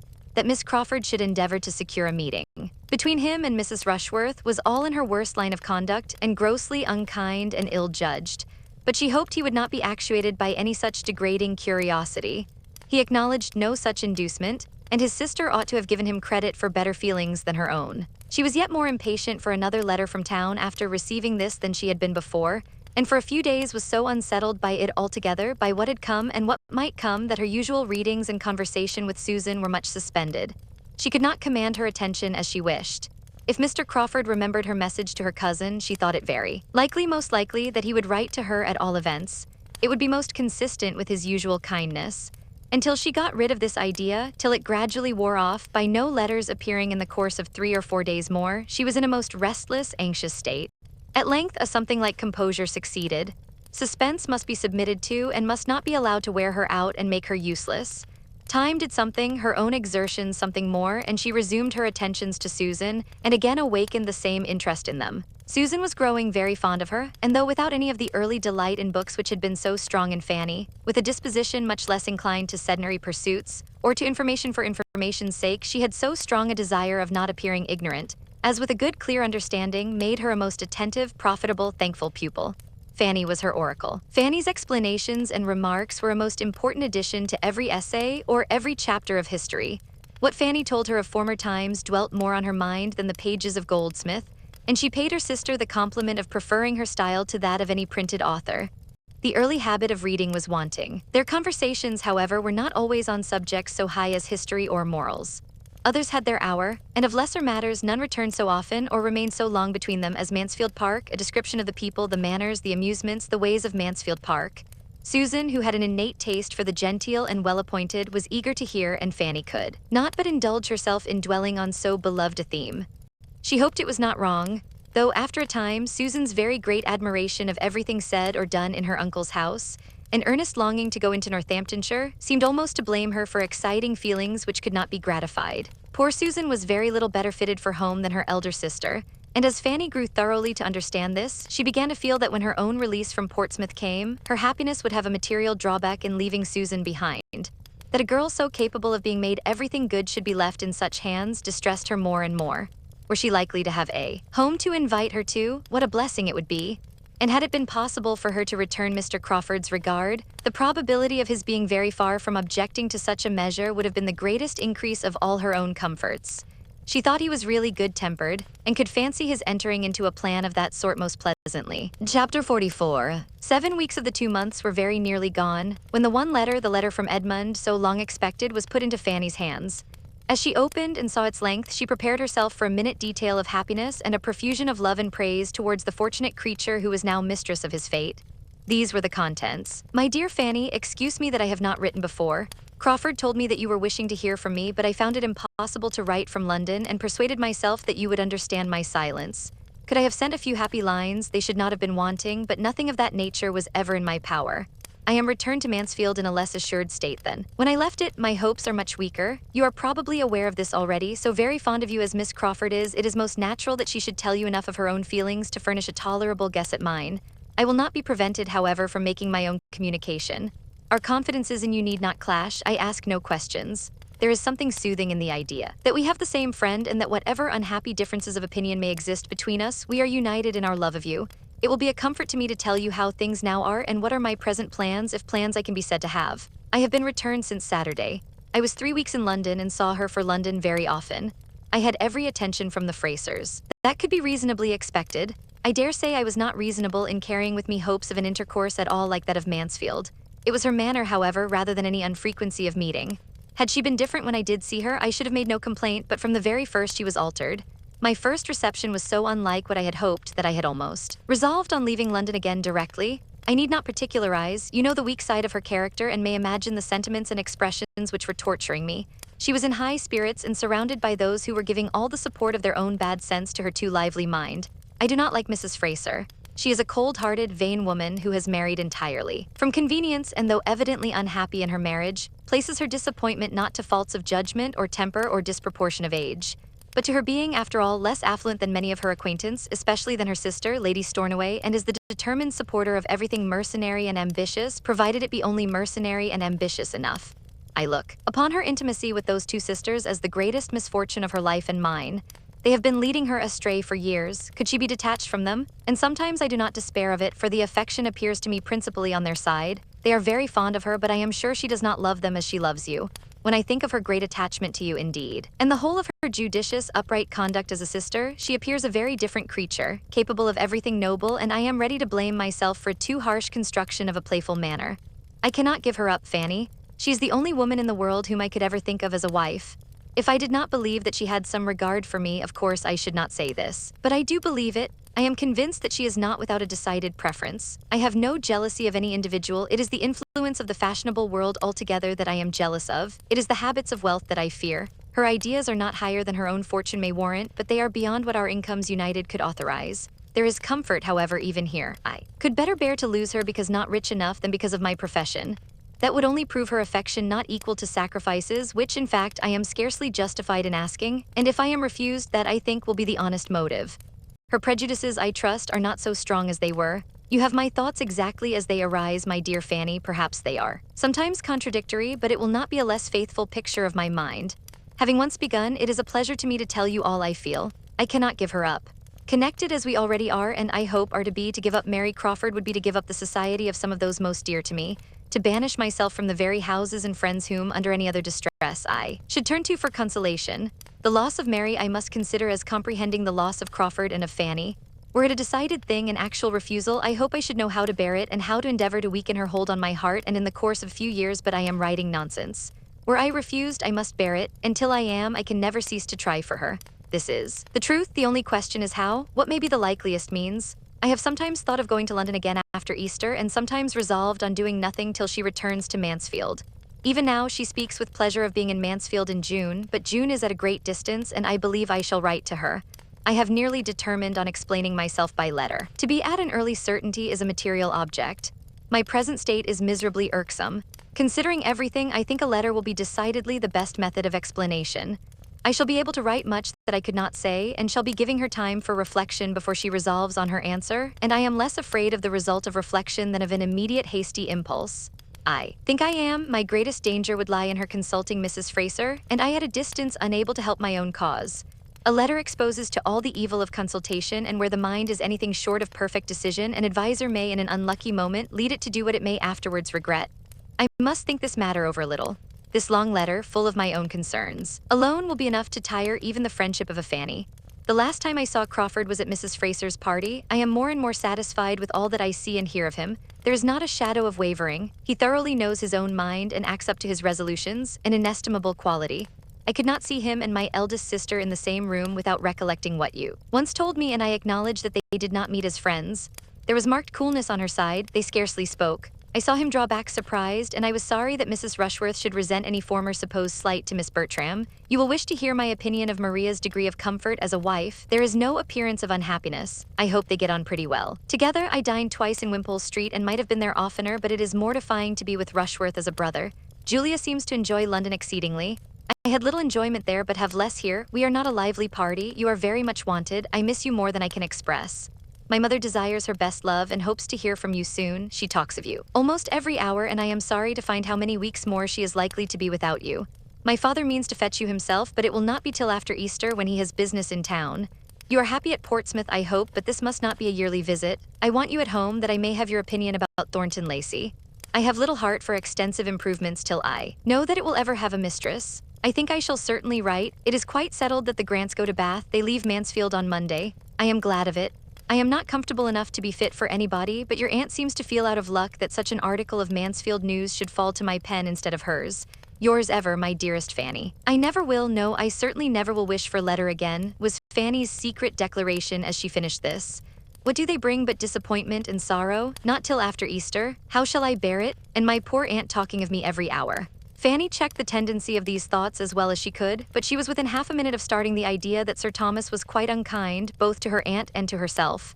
As for the main subject of the letter, there was nothing in that to soothe irritation. She was almost vexed into displeasure and anger against Edmund. "There is no good in this delay," said she. "Why is not it? Settled, he is blinded and nothing will open his eyes, nothing can, after having had truths before him so long in vain. He will marry her and be poor and miserable. God grant that her influence do not make him cease to be respectable." She looked over the letter again. "So very fond of me, 'tis nonsense all. She loves nobody but herself and her brother. Her friends leading her astray for years, she is quite as likely to have led them astray. They have all perhaps been corrupting one another, but if they are so much fonder of her than she is of them, she is the less likely to have been hurt except by their flattery. The only woman in the world whom he could ever think of as a wife, I firmly believe it. It is an attachment to govern his whole life. Accepted or refused, his heart is wedded to her forever. The loss of Mary I must consider as comprehending the loss of Crawford and Fanny. Edmund, you do not know me. The families would never be connected if you did not connect them. Oh, right, finish it at once. Let there be an end of this suspense. Fix, commit, condemn yourself." Such sensations, however, were too near akin to resentment to be long guiding Fanny's soliloquies. She was soon more softened and sorrowful. His warm regard, his kind expressions, his confidential treatment touched her strongly. He was only too good to everybody. It was a letter, in short, which she would not but have had for the world and which could never be valued enough. This was the end of everybody at all addicted to letter writing, without having much to say, which will include a large proportion of the female world at least. Must feel with Lady Bertram that she was out of luck in having such a capital piece of Mansfield news as the certainty of the Grants going to Bath occur at a time when she could make no advantage of it, and will admit that it must have been very mortifying to her to see it fall to the share of her thankless son, and treat it as concisely as possible at the end of a long letter, instead of having it to spread over the largest part of a page of her own. For though Lady Bertram rather shone in the epistolary line, having early in her marriage, from the want of other employment and the circumstance of Sir Thomas's being in Parliament, got into the way of making and keeping correspondence, and formed for herself a very creditable commonplace amplifying style, so that a very little matter was enough for her. She could not do entirely without any. She must have something to write about even to her niece. And being so soon to lose all the benefit of Dr. Grant's gouty symptoms and Mrs. Grant's morning calls, it was very hard upon her to be deprived of one of the last epistolary uses she could put them to. There was a rich amends, however, preparing for her. Lady Bertram's hour of good luck came. Within a few days from the receipt of Edmund's letter, Fanny had one from her aunt, beginning thus: "My dear Fanny, I take up my pen to communicate some very alarming intelligence, which I make no doubt will give you much concern." This was a great deal better than to have to take up the pen to acquaint her with all the particulars of the Grants' intended journey.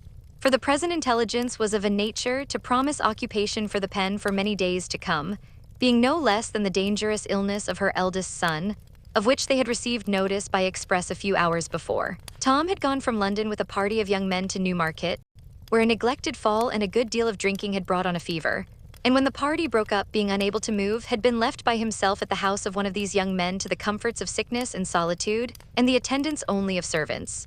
Instead of being soon well enough to follow his friends as he had then hoped, his disorder increased considerably, and it was not long before he thought so ill of himself as to be as ready as his physician to have a letter dispatched to Mansfield. This distressing intelligence, as you may suppose, observed her ladyship after giving the substance of it, has agitated us exceedingly, and we cannot prevent ourselves from being greatly alarmed and apprehensive for the poor invalid, whose state Sir Thomas fears may be very critical.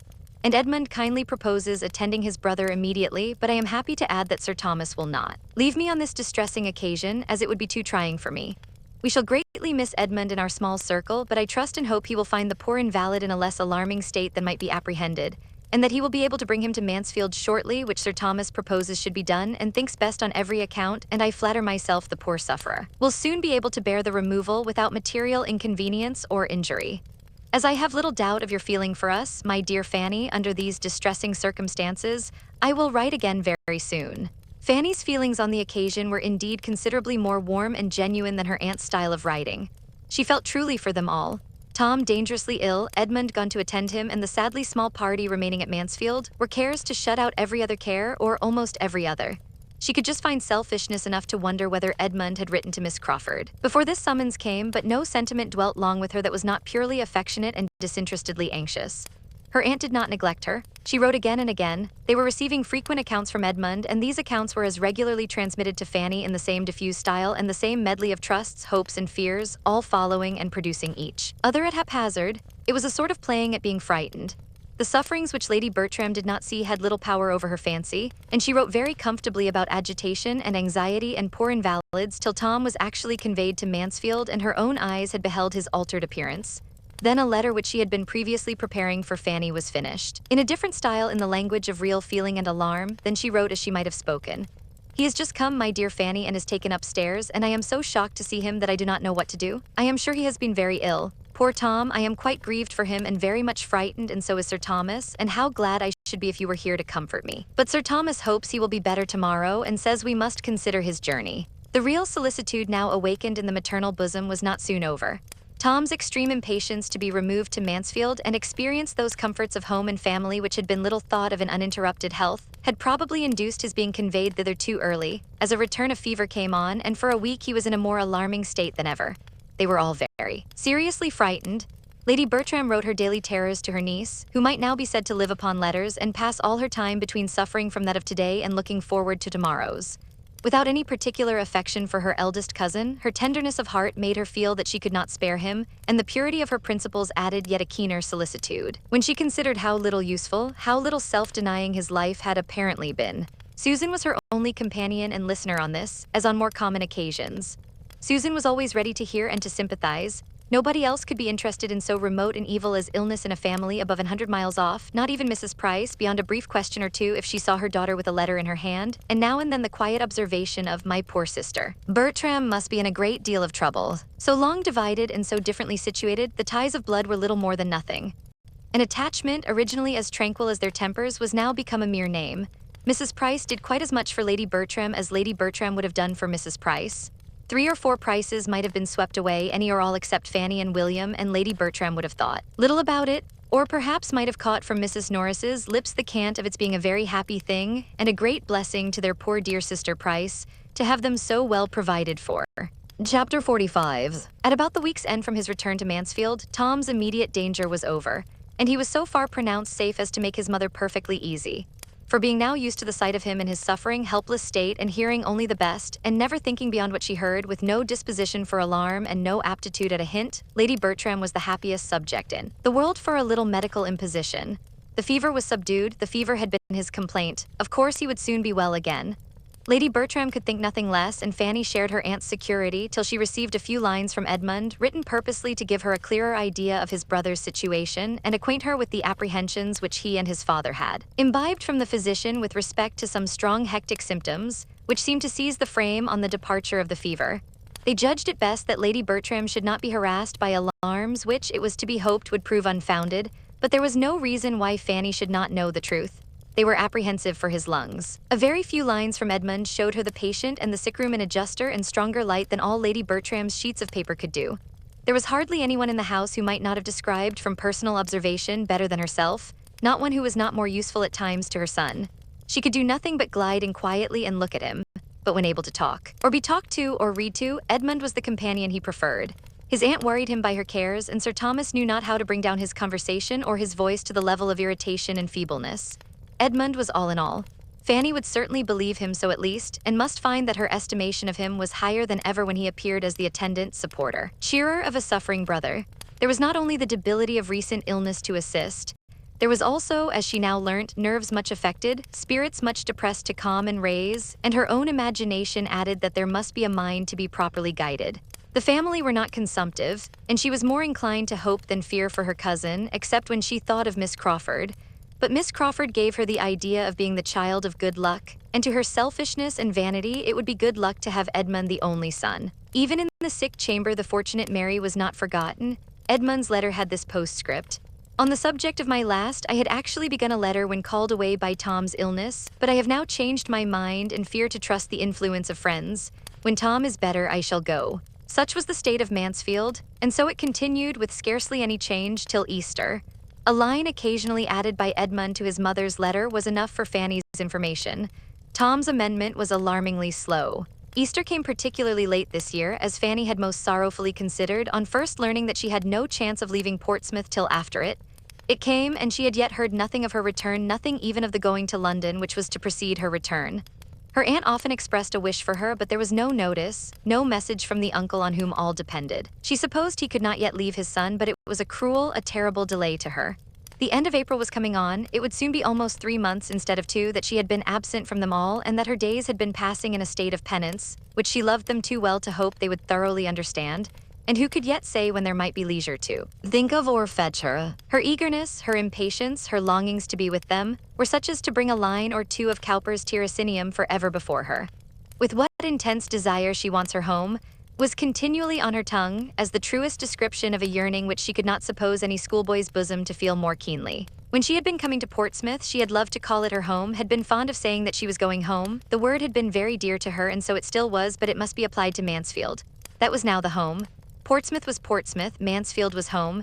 They had been long so arranged in the indulgence of her secret meditations, and nothing was more consolatory to her than to find her aunt using the same language.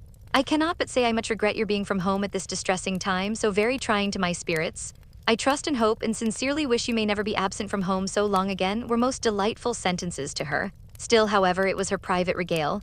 Delicacy to her parents made her careful not to betray such a preference of her uncle's house. It was always, when I go back into Northamptonshire or when I return to Mansfield, I shall do so and so. For a great while it was so, but at last the longing grew stronger, it overthrew caution, and she found herself talking of what she should do when she went home before she was aware. She reproached herself, colored, and looked fearfully towards her father. And mother, she need not have been uneasy. There was no sign of displeasure or even of hearing her. They were perfectly free from any jealousy of Mansfield. She was as welcome to wish herself there as to be there. It was sad to Fanny to lose all the pleasures of spring. She had not known before what pleasures she had to lose in passing March and April in a town. She had not known before how much the beginnings and progress of vegetation had delighted her. What animation, both of body and mind, she had derived from watching the advance of that season which cannot, in spite of its capriciousness, be unlovely, and seeing its increasing beauties from the earliest flowers in the warmest divisions of her aunt's garden, to the opening of leaves of her uncle's plantations and the glory of his woods. To be losing such pleasures was no trifle, to be losing them because she was in the midst of closeness and noise, to have confinement, bad air, bad smells, substituted for liberty, freshness, fragrance, and verdure, was infinitely worse. But even these incitements to regret were feeble, compared with what arose from the conviction of being missed by her best friends, and the longing to be useful to those who were wanting her. Could she have been at home, she might have been of service to every creature in the house.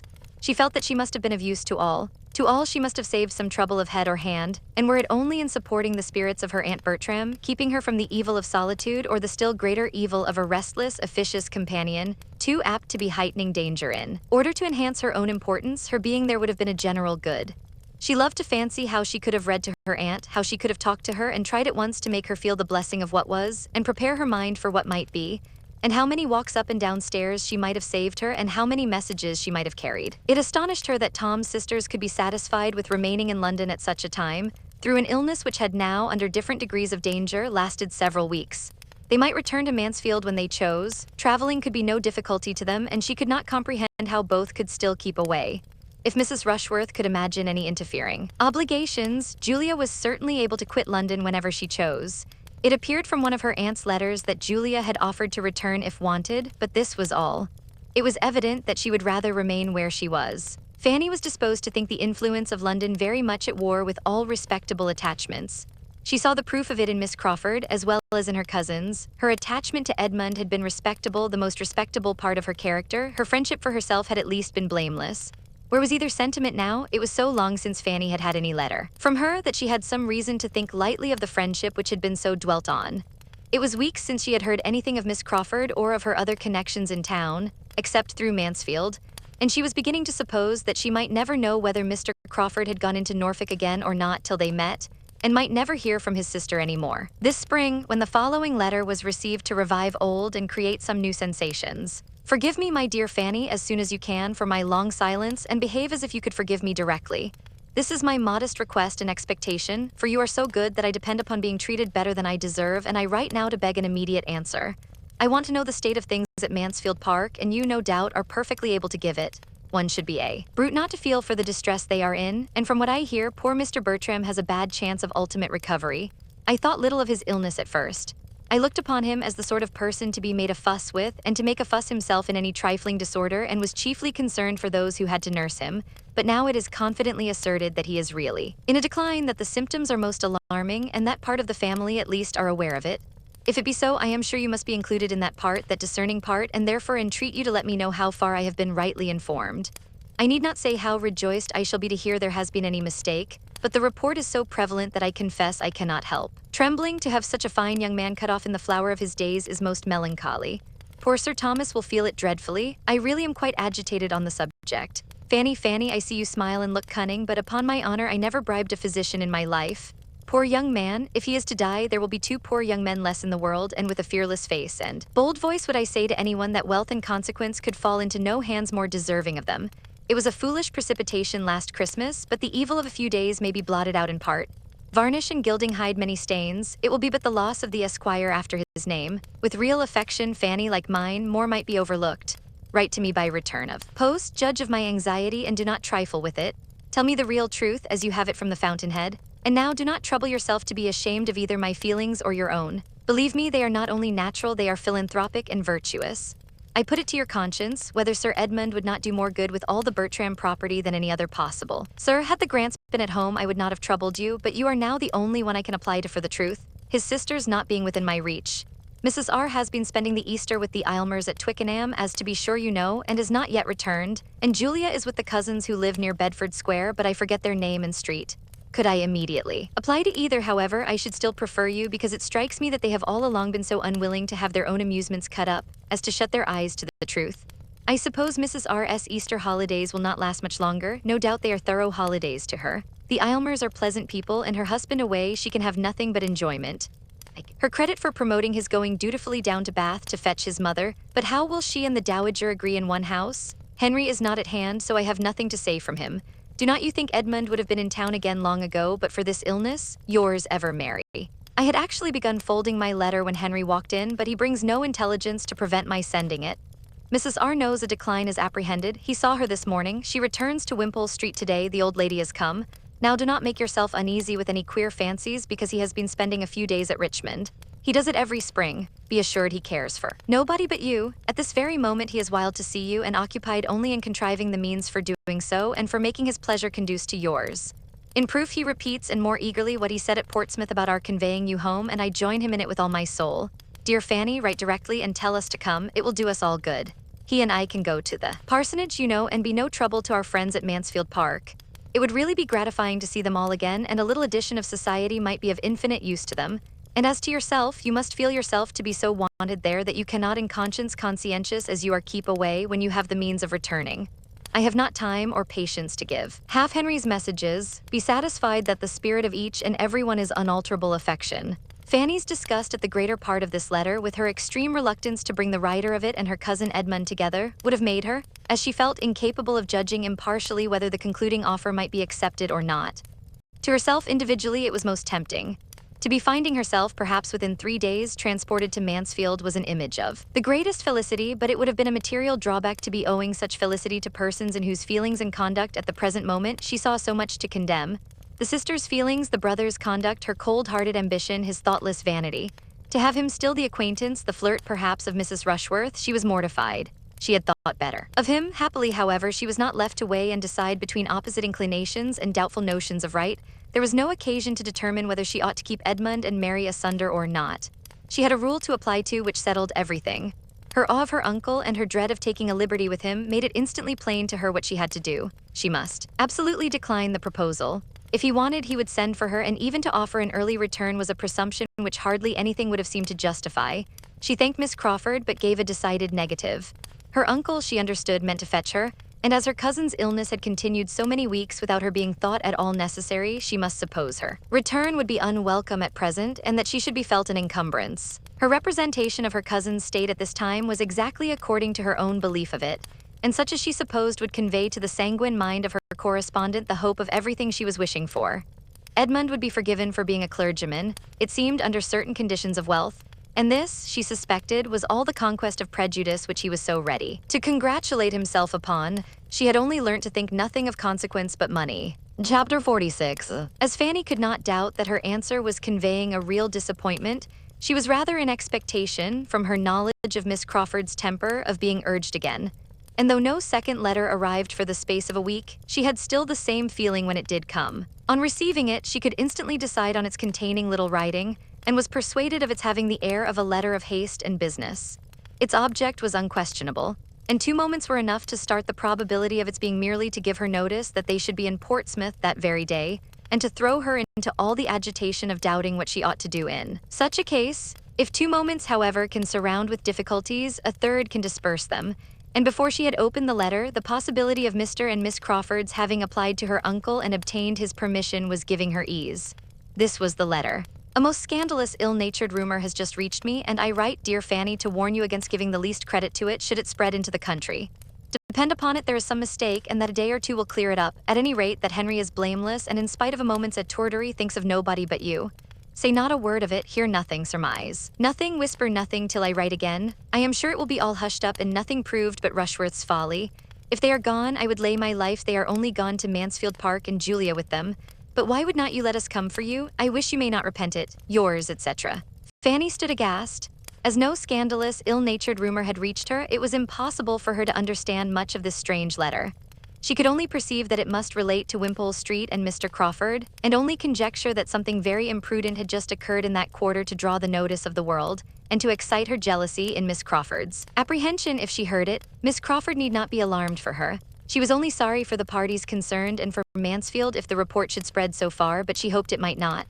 If the Rushworths were gone themselves to Mansfield, as was to be inferred from what Miss Crawford said, it was not likely that anything unpleasant should have preceded them, or at least should make any impression. As to Mr. Crawford, she hoped it might give him a knowledge of his own disposition, convince him that he was not capable of being steadily attached to any one woman in the world, and shame him from persisting any longer in addressing herself. It was very strange. She had begun to think he really loved her and to fancy his affection for her something more than common, and his sister still said that he cared for nobody else. Yet there must have been some marked display of attentions to her cousin, there must have been some strong indiscretion, since her correspondent was not of a sort to regard a slight one. Very uncomfortable she was, and must continue till she heard from Miss Crawford again. It was impossible to banish the letter from her thoughts, and she could not relieve herself by speaking of it to any human being. Miss Crawford need not have urged secrecy with so much warmth. She might have trusted to her sense of what was due to her cousin. The next day came and brought no second letter. Fanny was disappointed. She could still think of little else all the morning, but when her father came back in the afternoon with the daily newspaper as usual, she was so far from expecting any elucidation through such a channel that the subject was for a moment out of her head. She was deep in other musing. The remembrance of her first evening in that room of her father and his newspaper came across her. No candle was now wanted. The sun was yet an hour and a half above the horizon. She felt that she had indeed been 3 months there, and the sun's rays falling strongly into the parlor instead of cheering made her still more melancholy, for sunshine appeared to her a totally different thing in a town and in the country. Here its power was only a glare, a stifling, sickly glare serving but to bring forward stains and dirt that might otherwise have slept. There was neither health nor gaiety in sunshine in a town. She sat in a blaze of oppressive heat in a cloud of moving dust, and her eyes could only wander from the walls marked by her father's head to the table cut and notched by her brother's, where stood the tea-board never thoroughly cleaned, the cups and saucers wiped in streaks, the milk a mixture of motes floating in thin blue, and the bread and butter growing every minute more greasy than even Rebecca's hands had first produced it. Her father read his newspaper, and her mother lamented over the ragged carpet as usual while the tea was in preparation and wished Rebecca would mend it. And Fanny was first roused by his calling out to her, after humphing and considering over a particular paragraph, "What's the name of your great cousins in town, Fan?" A moment's recollection enabled her to say, "Rushworth, sir." "And don't they live in Wimpole Street?" "Yes, sir." "Then there's the devil to pay among them, that's all." They're holding out the paper to her. "Much good may such fine relations do you. I don't know what Sir Thomas may think of such matters. He may be too much of the courtier and fine gentleman to like his daughter the less. But by G, if she belonged to me, I'd give her the rope's end as long as I could stand over her. A little flogging. For man and woman, too, would be the best way of preventing such things." Fanny read to herself that it was with infinite concern the newspaper had to announce to the world a matrimonial fracas in the family of Mr. R. of Wimpole Street. The beautiful Mrs. R., whose name had not long been enrolled in the lists of hymen, and who had promised to become so brilliant a leader in the fashionable world, having quitted her husband's roof in company with the well-known and captivating Mr. C., the intimate friend and associate of Mr. R., and it was not known even to the editor of the newspaper whither they were gone. "It is a mistake, sir," said Fanny instantly. "It must be a mistake, it cannot be true, it must mean some other people." She spoke from the instinctive wish of delaying shame. She spoke with a resolution which sprung from despair, for she spoke what she did not, could not believe herself. It had been the shock of conviction as she read. The truth rushed on her, and how she could have spoken at all, how she could even have breathed, was afterwards matter of wonder to herself. Mr. Price cared too little about the report to make her much answer. It might be all a lie, he acknowledged, but so many fine ladies were going to the devil nowadays that way that there was no answering for anybody. Indeed, I hope it is not true, said Mrs. Price plaintively. It would be so very shocking. If I have spoken once to Rebecca about that carpet, I am sure I have spoke at least a dozen times, have not I, Betsy? And it would not be 10 minutes' work. The horror of a mind like Fanny's as it received the conviction of such guilt and began to take in some part of the misery that must ensue can hardly be described. At first it was a sort of stupefaction, but every moment was quickening her perception of the horrible evil. She could not doubt, she dared not indulge a hope of the paragraph being false. Miss Crawford's letter, which she had read, so often as to make every line her own, was in frightful conformity with it. Her eager defense of her brother, her hope of its being hushed up, her evident agitation were all of a piece with something very bad. And if there was a woman of character in existence who could treat as a trifle this sin of the first magnitude, who would try to gloss it over and desire to have it unpunished, she could believe Miss Crawford to be the woman. Now she could see her own mistake as to who were gone or said to be gone. It was not Mr. and Mrs. Rushworth, it was Mrs. Rushworth and Mr. Crawford. Fanny seemed to herself never to have been shocked before. There was no possibility of rest. The evening passed without a pause of misery, the night was totally sleepless. She passed only from feelings of sickness to shudderings of horror and from hot fits of fever to cold. The event was so shocking that there were moments even when her heart revolted from it as impossible, when she thought it could not be. A woman married only 6 months ago, a man professing himself devoted, even engaged to another, that other her near relation, the whole family, both families connected as they were by tie upon tie, all friends, all intimate together. It was too horrible a confusion of guilt, too gross a complication of evil for human nature not in a state of utter barbarism to be capable of. Yet, her judgment told her it was so. His unsettled affections, wavering with his vanity, Maria's decided attachment, and no sufficient principle on either side gave it possibility. Miss Crawford's letter stamped it a fact. What would be the consequence? Whom would it not injure? Whose views might it not affect? Whose peace would it not cut up forever? Miss Crawford herself, Edmund, but it was dangerous perhaps to tread such ground. She confined herself, or tried to confine herself, to the simple, indubitable family misery which must envelop all, if it were indeed a matter of certified guilt and public exposure. The mother's sufferings, the father's, there she paused. Julia's, Tom's, Edmund's, there a yet longer pause, they were the two on whom it would fall most horribly. Sir Thomas's parental solicitude and high sense of honor and decorum, Edmund's upright principles, unsuspicious temper, and genuine strength of feeling made her think it scarcely possible for them to support life and reason under such disgrace, and it appeared to her that, as far as this world alone was concerned, the greatest blessing to every one of kindred with Mrs. Rushworth would be instant annihilation. Nothing happened the next day or the next to weaken her terrors. 2 posts came in and brought no refutation, public or private. There was no second letter to explain away the first from Miss Crawford. There was no intelligence from Mansfield, though it was now full time for her to hear again from her aunt. This was an evil omen. She had indeed scarcely the shadow of a hope to soothe her mind, and was reduced to so low and wan and trembling a condition as no mother, not unkind, except Mrs. Price, could have overlooked, when the 3rd day did bring the sickening knock, and a letter was again put into her hands. It bore the London postmark and came from Edmund. Dear Fanny, you know our present wretchedness. May God support you under your share. We have been here 2 days, but there is nothing to be done. They cannot be traced. You may not have heard of the last blow, Julia's elopement. She has gone to Scotland with Yates. She left London a few hours before we entered it. At any other time this would have been felt dreadfully. Now it seems nothing, yet it is an heavy aggravation. My father is not overpowered, more cannot be hoped. He is still able to think and act, and I write by his desire to propose your returning home. He is anxious to get you there for my mother's sake. I shall be at Portsmouth the morning after you receive this, and hope to find you ready to set off for Mansfield. My father wishes you to invite Susan to go with you. Few months, settle it as you like, say what is proper. I am sure you will feel such an instance of his kindness at such a moment. Do justice to his meaning, however I may confuse it. You may imagine something of my present state. There is no end of the evil let loose upon us. You will see me early by the mail, yours, etc. Never had Fanny more wanted a cordial, never had she felt such a one as this letter contained. Tomorrow, to leave Portsmouth tomorrow, she felt she was in the greatest danger of being exquisitely happy while so many were miserable. The evil which brought such good to her, she dreaded lest she should learn to be insensible of it. To be going so soon, sent for so kindly, sent for as a comfort, and with leave to take Susan, was altogether such a combination of blessings as set her heart in a glow, and for a time seemed to distance every pain and make her incapable of suitably sharing the distress even of those whose distress she thought of most. Julia's elopement could affect her comparatively but little. She was amazed and shocked, but it could not occupy her, could not dwell on her mind.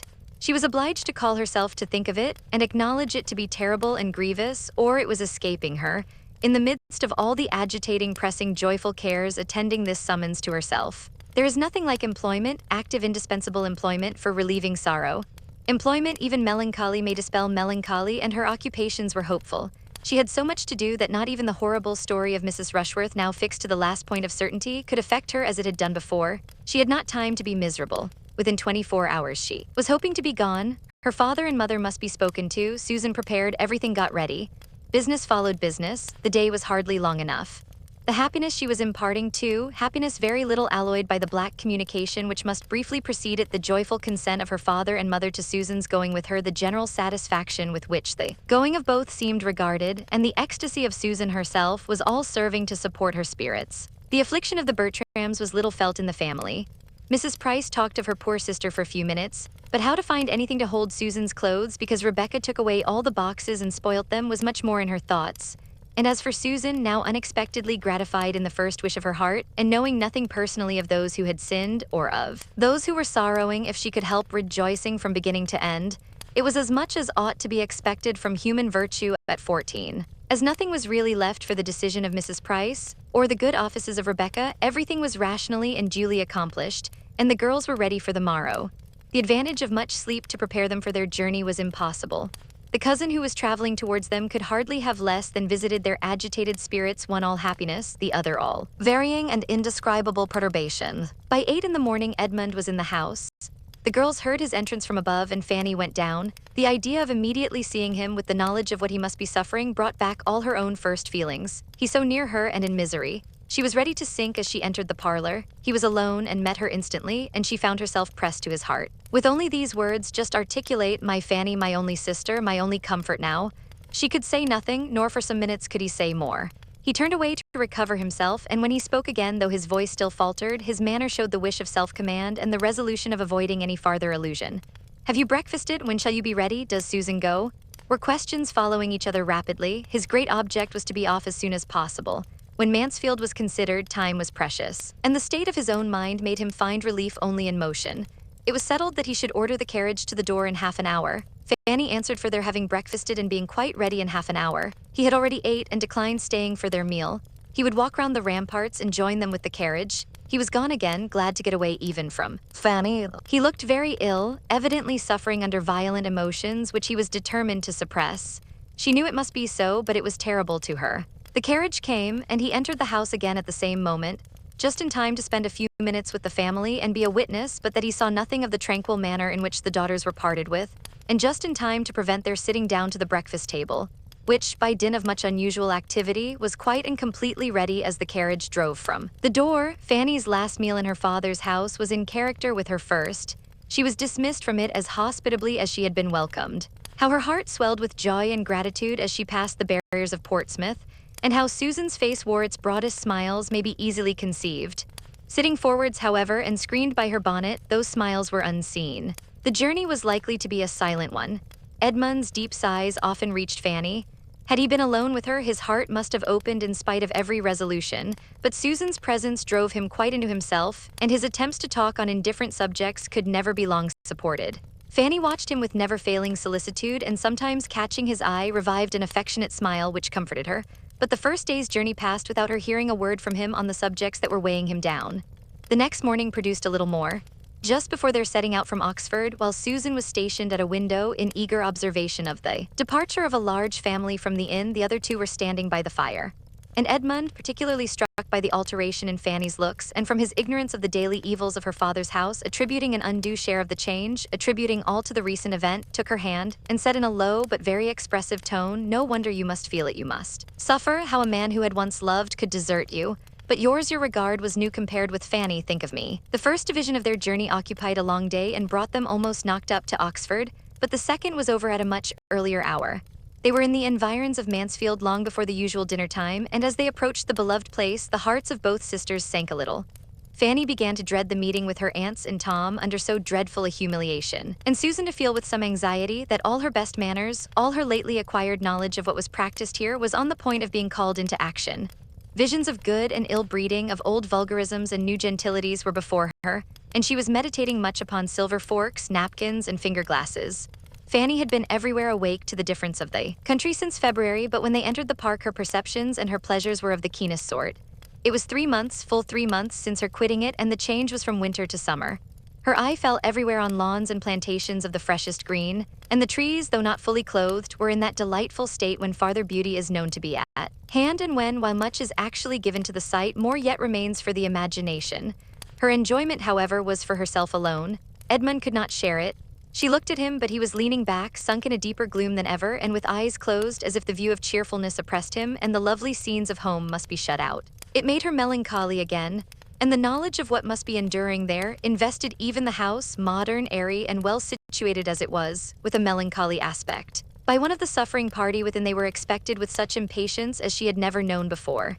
Fanny had scarcely passed the solemn-looking servants when Lady Bertram came from the drawing-room to meet her, came with no indolent step, and falling on her neck said, "Dear Fanny, now I shall be comfortable." Chapter 47. It had been a miserable party, each of the three believing themselves most miserable.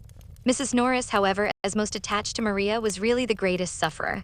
Maria was her first favorite, the dearest of all. The match had been her own contriving, as she had been wont with such pride of heart to feel and say, and this conclusion of it almost overpowered her. She was an altered creature, quieted, stupefied, indifferent to everything that passed. The being left with her sister and nephew and all the house under her care had been an advantage entirely thrown away. She had been unable to direct or dictate or even fancy herself useful. When really touched by affliction, her active powers had been all benumbed, and neither Lady Bertram nor Tom had received from her the smallest support or attempt at support. She had done no more for them than they had done for each other. They had been all solitary, helpless, and forlorn alike, and now the arrival of the others only established her superiority in wretchedness. Her companions were relieved, but there was no good for her. Edmund was almost as welcome to his brother as Fanny to her aunt, but Mrs. Norris, instead of having comfort from either, was but the more irritated by the sight of the person whom, in the blindness of her anger, she could have charged as the demon of the piece. Had Fanny accepted Mr. Crawford, this could not have happened. Susan, too, was a grievance. She had not spirits to notice her in more than a few repulsive looks, but she felt her as a spy and an intruder and an indigent niece and everything most odious. By her other aunt, Susan was received with quiet kindness. Lady Bertram could not give her much time or many words, but she felt her as Fanny's sister to have a claim at Mansfield and was ready to kiss. And like her and Susan was more than satisfied, for she came perfectly aware that nothing but ill humor was to be expected from Aunt Norris, and was so provided with happiness, so strong in that best of blessings, an escape from many certain evils, that she could have stood against a great deal more indifference than she met with from the others. She was now left a good deal to herself, to get acquainted with the house and grounds as she could, and spent her days very happily in so doing, while those who might otherwise have attended to her were shut up or wholly occupied, each with the person quite dependent on them, at this time, for everything like comfort. Edmund trying to bury his own feelings and exertions for the relief of his brothers, and Fanny devoted to her Aunt Bertram, returning to every former office with more than former zeal, and thinking she could never do enough for one who seemed so much to want her. To talk over the dreadful business with Fanny, talk and lament, was all Lady Bertram's consolation. To be listened to and borne with, and hear the voice of kindness and sympathy in return, was everything that could be done for her. To be otherwise comforted was out of the question. The case admitted of no comfort. Lady Bertram did not think deeply, but guided by Sir Thomas, she thought justly on all important points, and she saw, therefore, in all its enormity what had happened, and neither endeavored herself nor required Fanny to advise her, to think little of guilt and infamy. Her affections were not acute, nor was her mind tenacious. After a time, Fanny found it not impossible to direct her thoughts to other subjects and revive some interest in the usual occupations. But whenever Lady Bertram was fixed on the event, she could see it only in one light, as comprehending the loss of a daughter and a disgrace never to be wiped off. Fanny learnt from her all the particulars which had yet transpired. Her aunt was no very methodical narrator, but with the help of some letters to and from Sir Thomas, and what she already knew herself and could reasonably combine, she was soon able to understand quite as much as she wished of the circumstances attending the story. Mrs. Rushworth had gone for the Easter holidays to Twickenham with a family whom she had just grown intimate with, a family of lively, agreeable manners and probably of morals and discretion to suit, for to their house Mr. Crawford had constant access at all times, his having been in the same neighborhood Fanny already knew.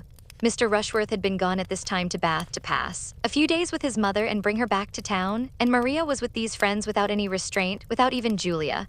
For Julia had removed from Wimpole Street 2 or 3 weeks before on a visit to some relations of Sir Thomas, a removal which her father and mother were now disposed to attribute to some view of convenience on Mr. Yates's account.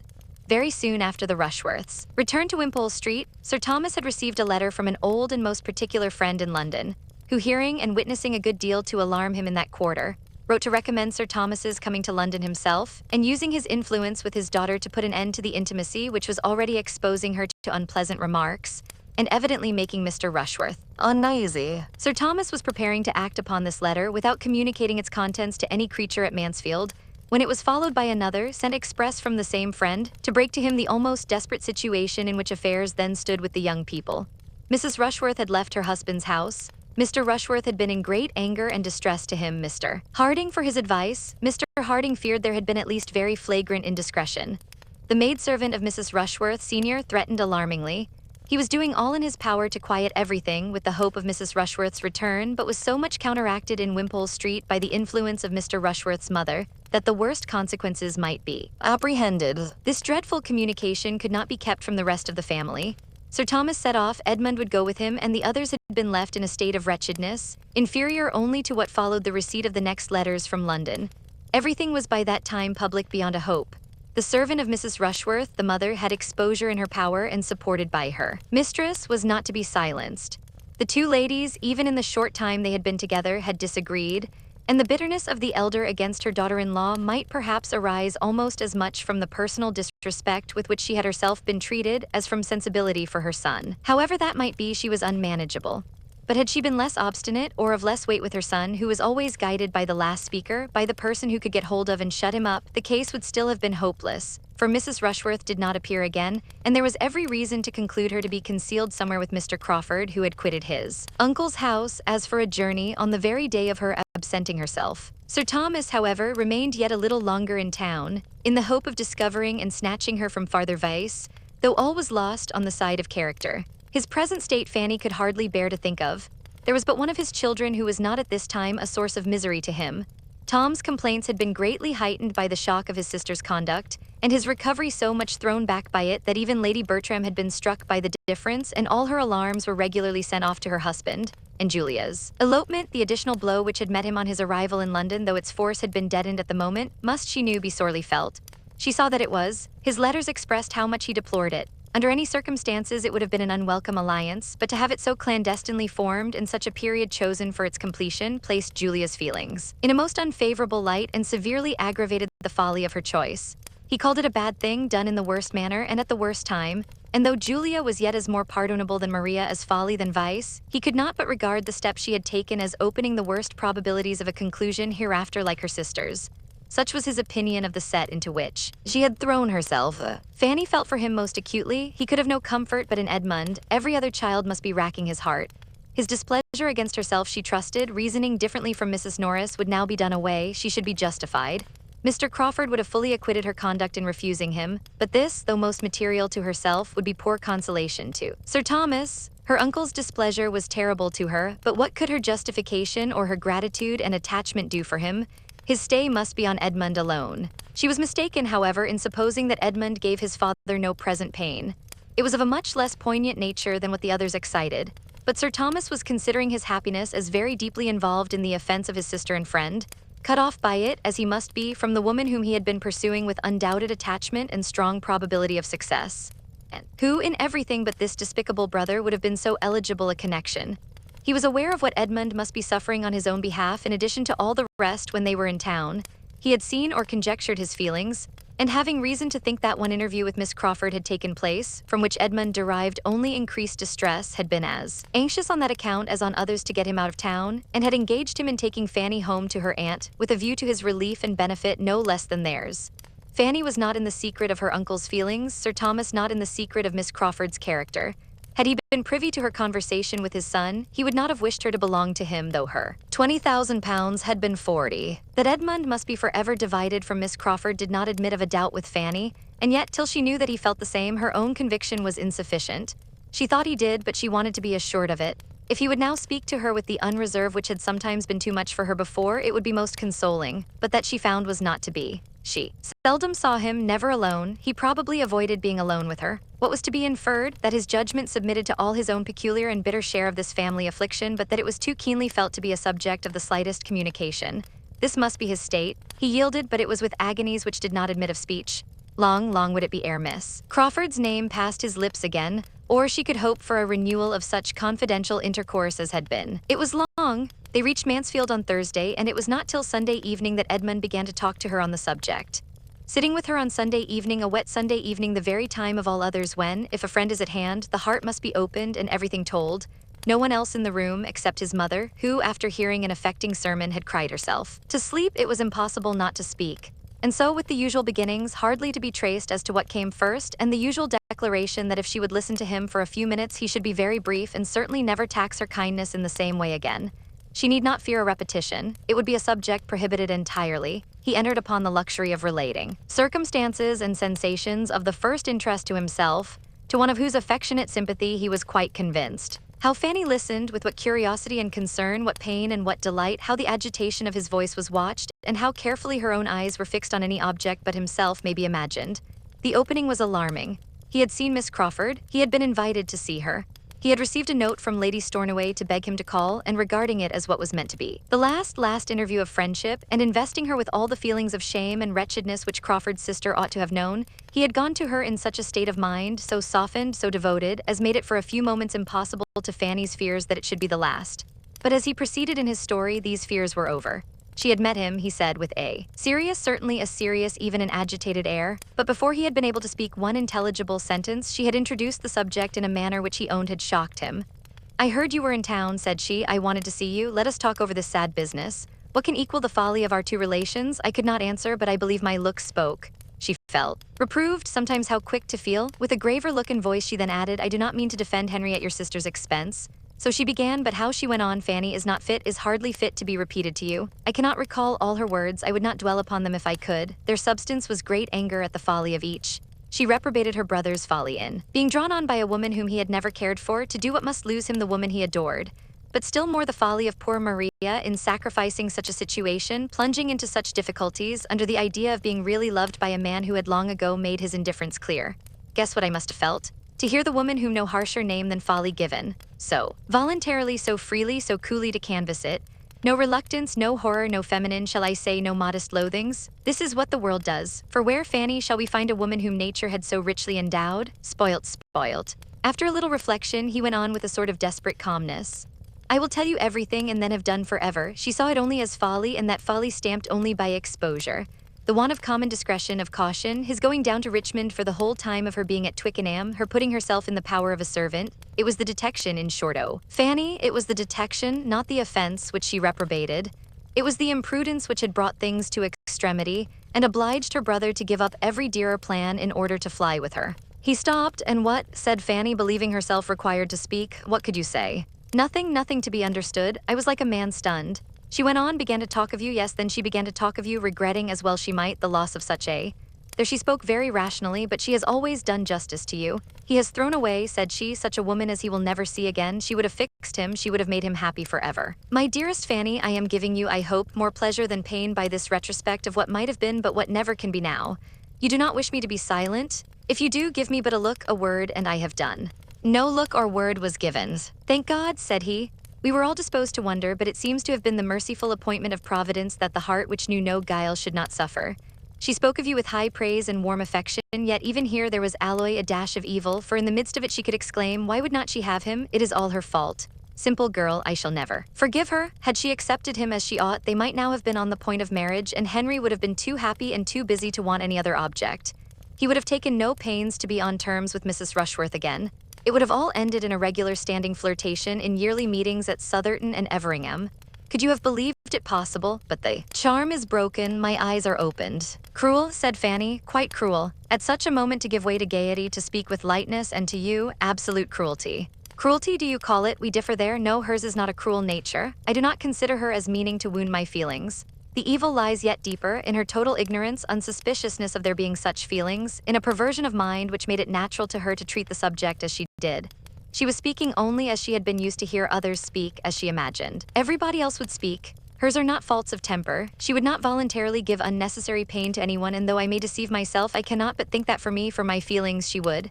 Hers are faults of principle, Fanny, of blunted delicacy and a corrupted, vitiated mind. Perhaps it is best for me since it leaves me so little to regret. Not so, however, gladly would I submit to all the increased pain of losing her rather than have to think of her as I do. I told her so.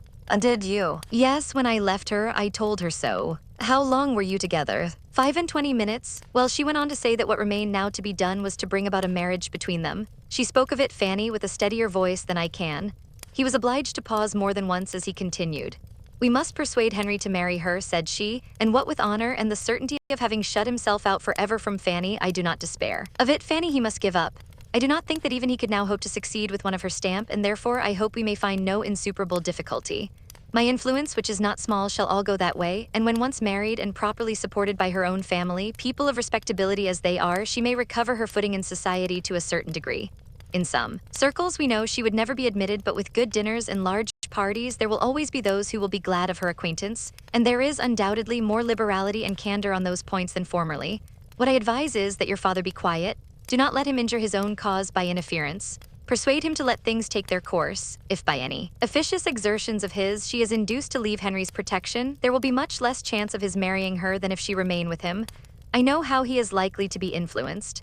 Let Sir Thomas trust to his honor and compassion, and it may all end well. But if he get his daughter away, it will be destroying the chief hold. After repeating this, Edmund was so much affected that Fanny, watching him with silent but most tender concern, was almost sorry that the subject had been entered on at all. It was long before he could speak again. At last, now, Fanny, said he, I shall soon have done. I have told you the substance of all that she said.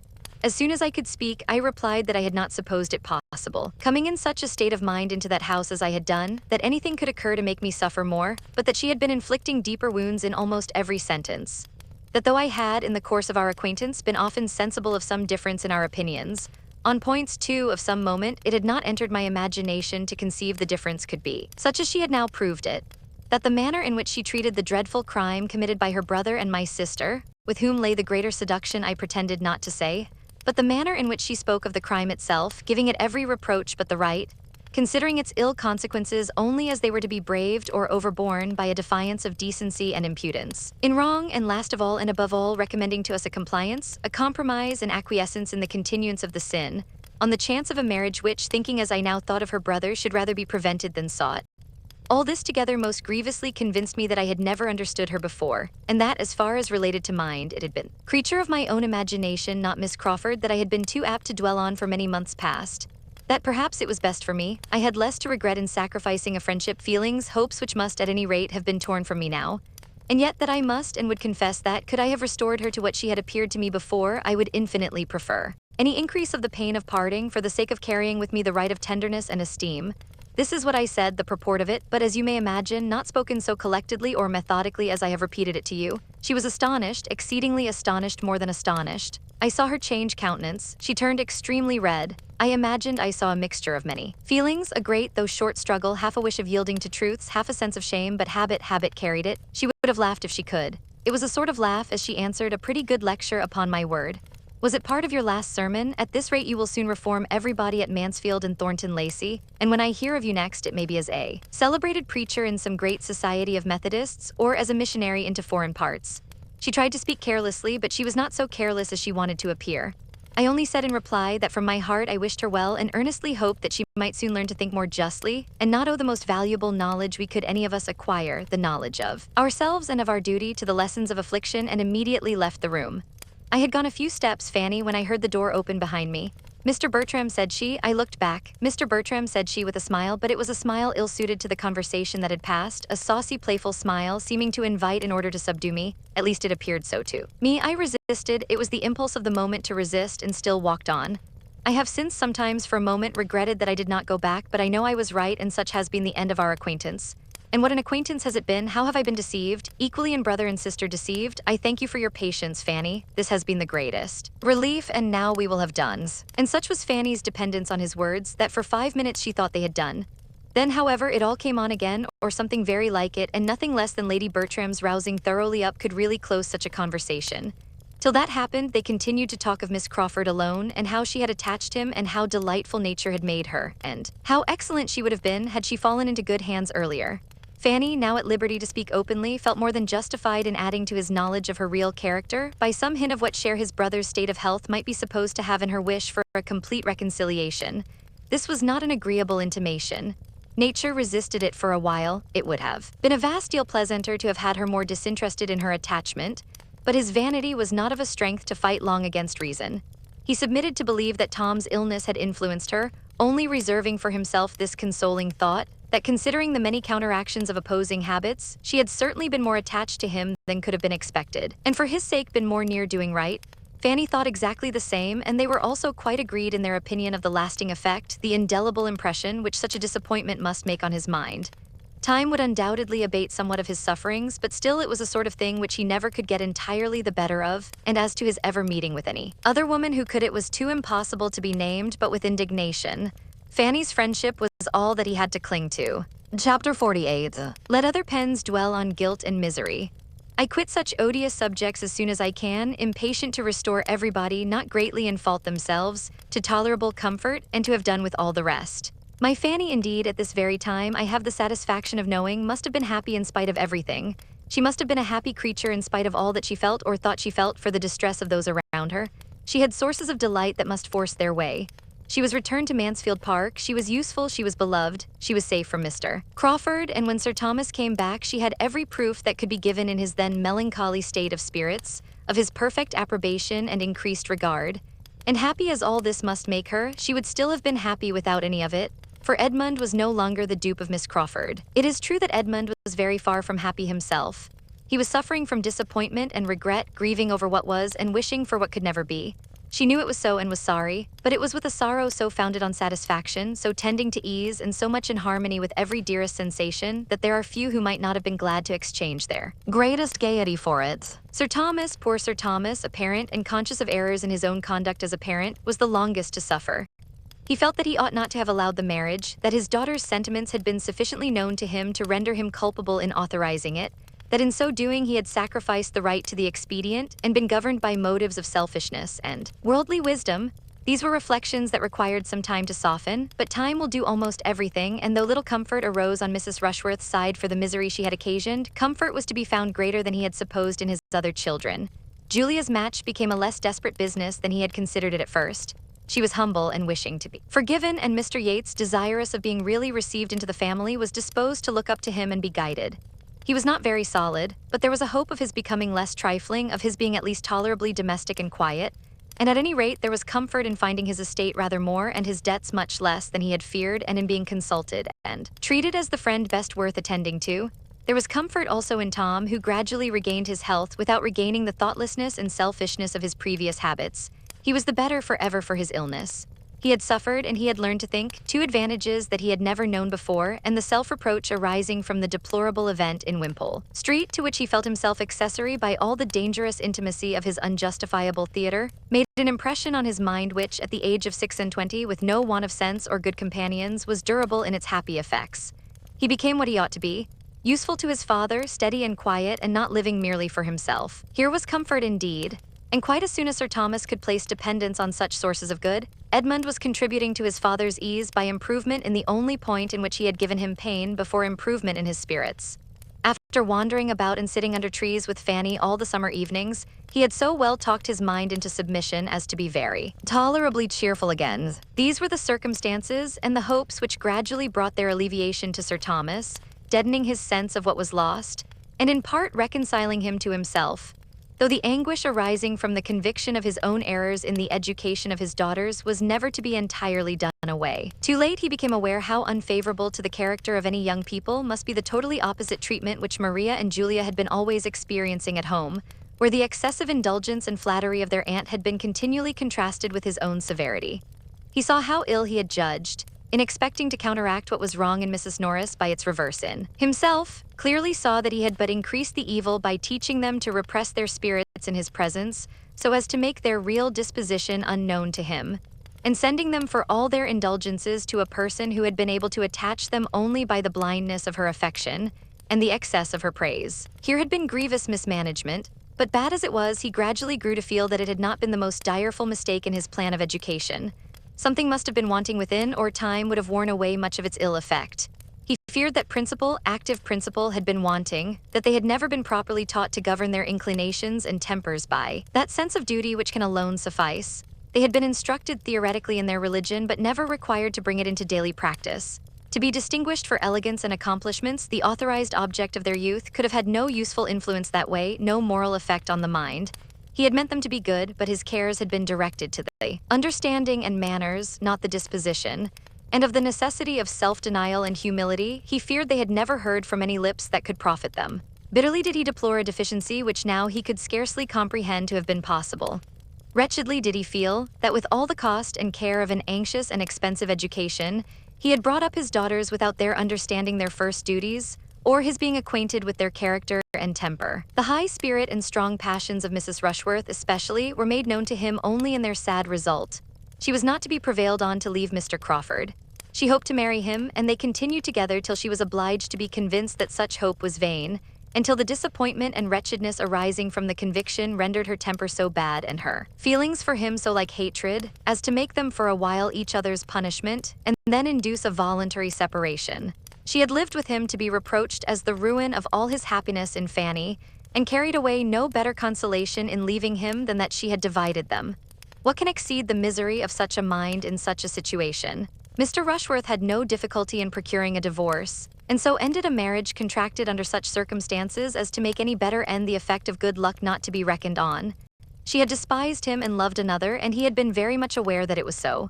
The indignities of stupidity and the disappointments of selfish passion can excite little pity. His punishment followed his conduct, as did a deeper punishment the deeper guilt of his wife.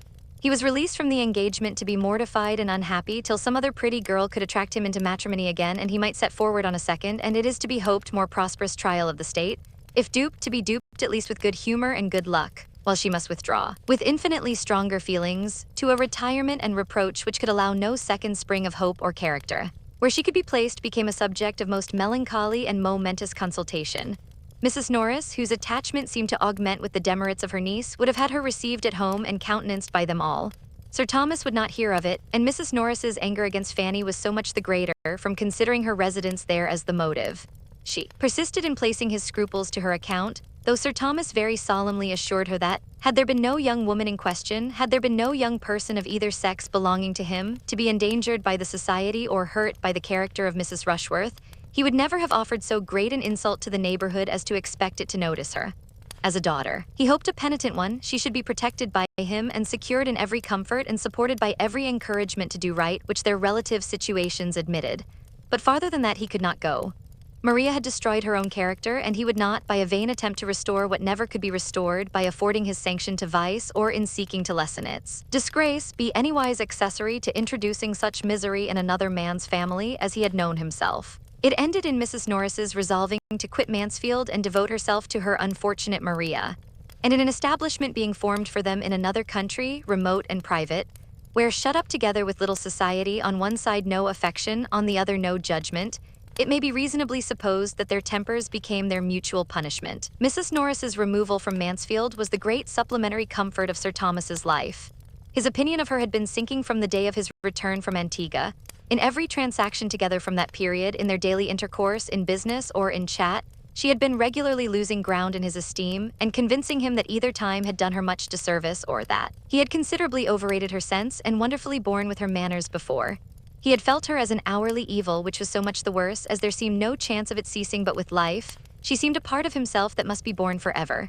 To be relieved from her, therefore, was so great a felicity that, had she not left bitter remembrances behind her, there might have been danger of his learning almost to approve the evil which produced such a good. She was regretted by no one at Mansfield. She had never been able to attach even those she loved best, and since Mrs. Rushworth's elopement, her temper had been in a state of such irritation as to make her everywhere tormenting. Not even Fanny had tears for Aunt Norris, not even when she was gone forever. That Julia escaped better than Maria was owing in some measure to a favorable difference of disposition and circumstance, but in a greater to her having been less the darling of that very aunt, less flattered and less spoilt. Her beauty and acquirements had held but a second place. She had been always used to think herself a little inferior to Maria. Her temper was naturally the easiest of the two. Her feelings, though quick, were more controllable, and education had not given her so very hurtful a degree of self-consequence. She had submitted the best to the disappointment in Henry Crawford. After the first bitterness of the conviction of being slighted was over, she had been tolerably soon in a fair way of not thinking of him again, and when the acquaintance was renewed in town and Mr. Rushworth's house became Crawford's object, she had had the merit of withdrawing herself from it, and of choosing that time to pay a visit to her other friends in order to secure herself from being again too much attracted. This had been her motive in going to her cousin's. Mr. Yates's convenience had had nothing to do with it. She had been allowing his attentions some time, but with very little idea of ever accepting him, and had not her sister's conduct burst forth as it did, and her increased dread of her father and of home on that event, imagining its certain consequence to herself would be greater severity and restraint, made her hastily resolve on avoiding such immediate horrors at all risks. It is probable that Mr. Yates would never have succeeded. She had not eloped with any worse feelings than those of selfish alarm. It had appeared to her the only thing to be done. Maria's guilt had induced Julia's folly. Henry Crawford, ruined by early independence and bad domestic example, indulged in the freaks of a cold-blooded vanity a little too long. Once it had, by an opening undesigned and unmerited, led him into the way of happiness. Could he have been satisfied with the conquest of one amiable woman's affections? Could he have found sufficient exultation in overcoming the reluctance, in working himself into the esteem and tenderness of Fanny Price, there would have been every probability of success and felicity for him. His affection had already done something. Her influence over him had already given him some influence over her. Would he have deserved more? There can be no doubt that more would have been obtained, especially when that marriage had taken place, which would have given him the assistance of her conscience in subduing her first inclination and brought them very often together. Would he have persevered, and uprightly, Fanny must have been his reward, and a reward very voluntarily bestowed, within a reasonable period from Edmund's marrying Mary. Had he done as he intended, and as he knew he ought, by going down to Everingham after his return from Portsmouth, he might have been deciding his own happy destiny. But he was pressed to stay for Mrs. Fraser's party. His staying was made of flattering consequence, and he was to meet Mrs. Rushworth there. Curiosity and vanity were both engaged, and the temptation of immediate pleasure was too strong for mind unused to make any sacrifice to write. He resolved to defer his Norfolk journey, resolved that writing should answer the purpose of it, or that its purpose was unimportant, and stayed. He saw Mrs. Rushworth, was received by her with a coldness which ought to have been repulsive and have established apparent indifference between them forever. But he was mortified he could not bear to be thrown off by the woman whose smiles had been so wholly at his command. He must exert himself to subdue so proud a display of resentment. It was anger on Fanny's account. He must get the better of it, and make Mrs. Rushworth Maria Bertram again in her treatment of himself. In this spirit he began the attack, and by animated perseverance had soon re-established the sort of familiar intercourse, of gallantry, of flirtation, which bounded his views. But in triumphing over the discretion which, though beginning in anger, might have saved them both, he had put himself in the power of feelings on her side more strong than he had supposed. She loved him, there was no withdrawing attentions avowedly dear to her. He was entangled by his own vanity, with as little excuse of love as possible, and without the smallest inconstancy of mind towards her cousin. To keep Fanny and the Bertrams from a knowledge of what was passing became his first object. Secrecy could not have been more desirable for Mrs. Rushworth's credit than he felt it for his own. When he returned from Richmond, he would have been glad to see Mrs. Rushworth no more. All that followed was the result of her imprudence, and he went off with her at last because he could not help it, regretting Fanny even at the moment, but regretting her infinitely more when all the bustle of the intrigue was over, and a very few months had taught him, by the force of contrast, to place a yet higher value on the sweetness of her temper, the purity of her mind, and the excellence of her principles. That punishment, the public punishment of disgrace, should in a just measure attend his share of the offense is, we know, not one of the barriers which society gives to virtue. In this world the penalty is less equal than could be wished. But without presuming to look forward to a juster appointment hereafter, we may fairly consider a man of sense, like Henry Crawford, to be providing for himself no small portion of vexation and regret. Vexation that must rise sometimes to self-reproach, and regret to wretchedness in having so requited hospitality, so injured family peace, so forfeited his best, most estimable and endeared acquaintance, and so lost the woman whom he had rationally as well as passionately loved. After what had passed to wound and alienate the two families, the continuance of the Bertrams and Grants in such close neighborhood would have been most distressing. But the absence of the latter, for some months purposely lengthened, ended very fortunately in the necessity, or at least the practicability, of a permanent removal. Dr. Grant, through an interest on which he had almost ceased to form hopes, succeeded to a stall in Westminster, which, as affording an occasion for leaving Mansfield, an excuse for residence in London, and an increase of income to answer the expenses of the change, was highly acceptable to those who went and those who stayed. Mrs. Grant, with a temper to love and be loved, must have gone with some regret from the scenes and people she had been used to. But the same happiness of disposition must in any place, and any society, secure her a great deal to enjoy, and she had again a home to offer Mary.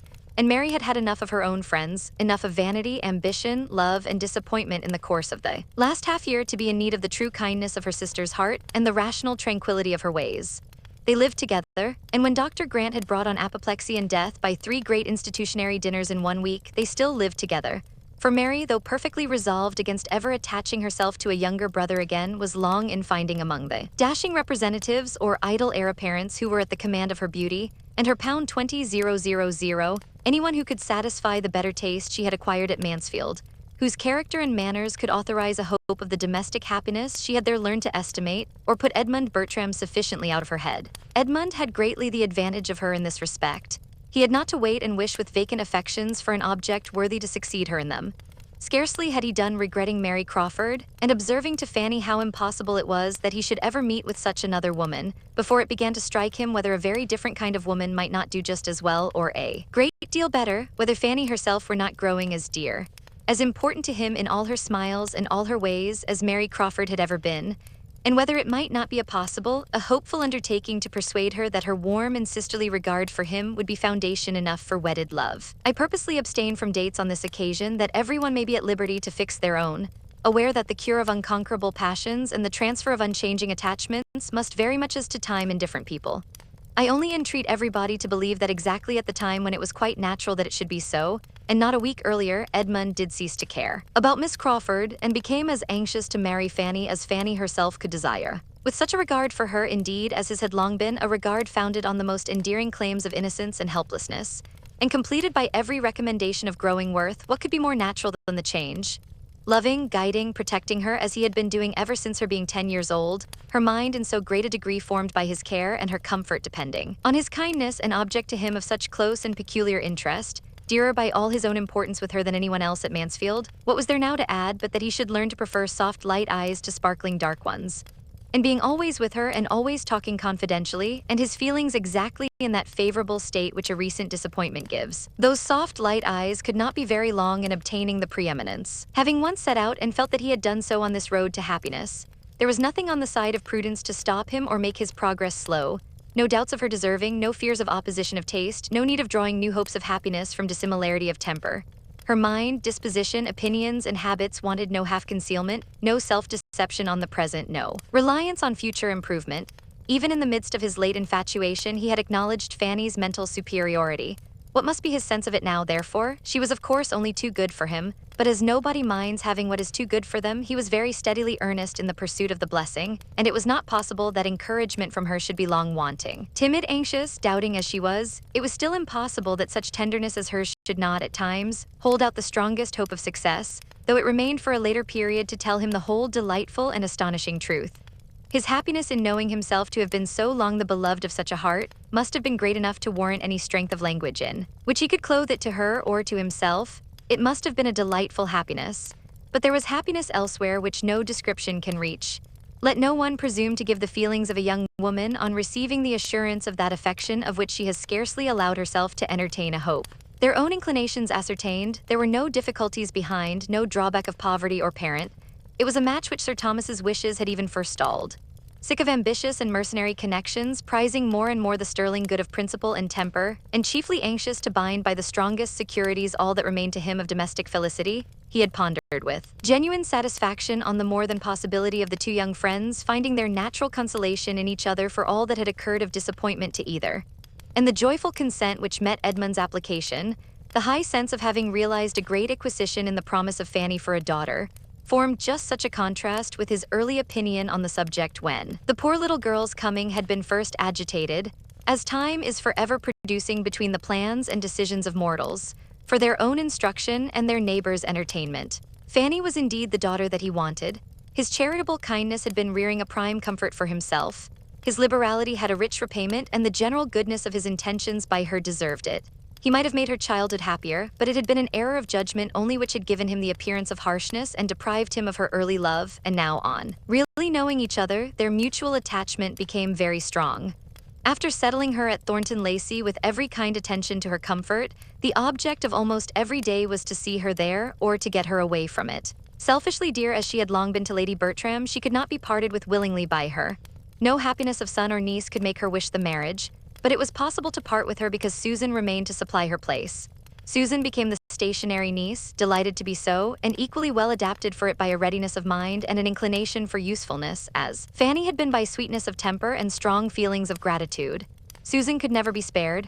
First as a comfort to Fanny, then as an auxiliary, and last as her substitute, she was established at Mansfield with every appearance of equal permanency.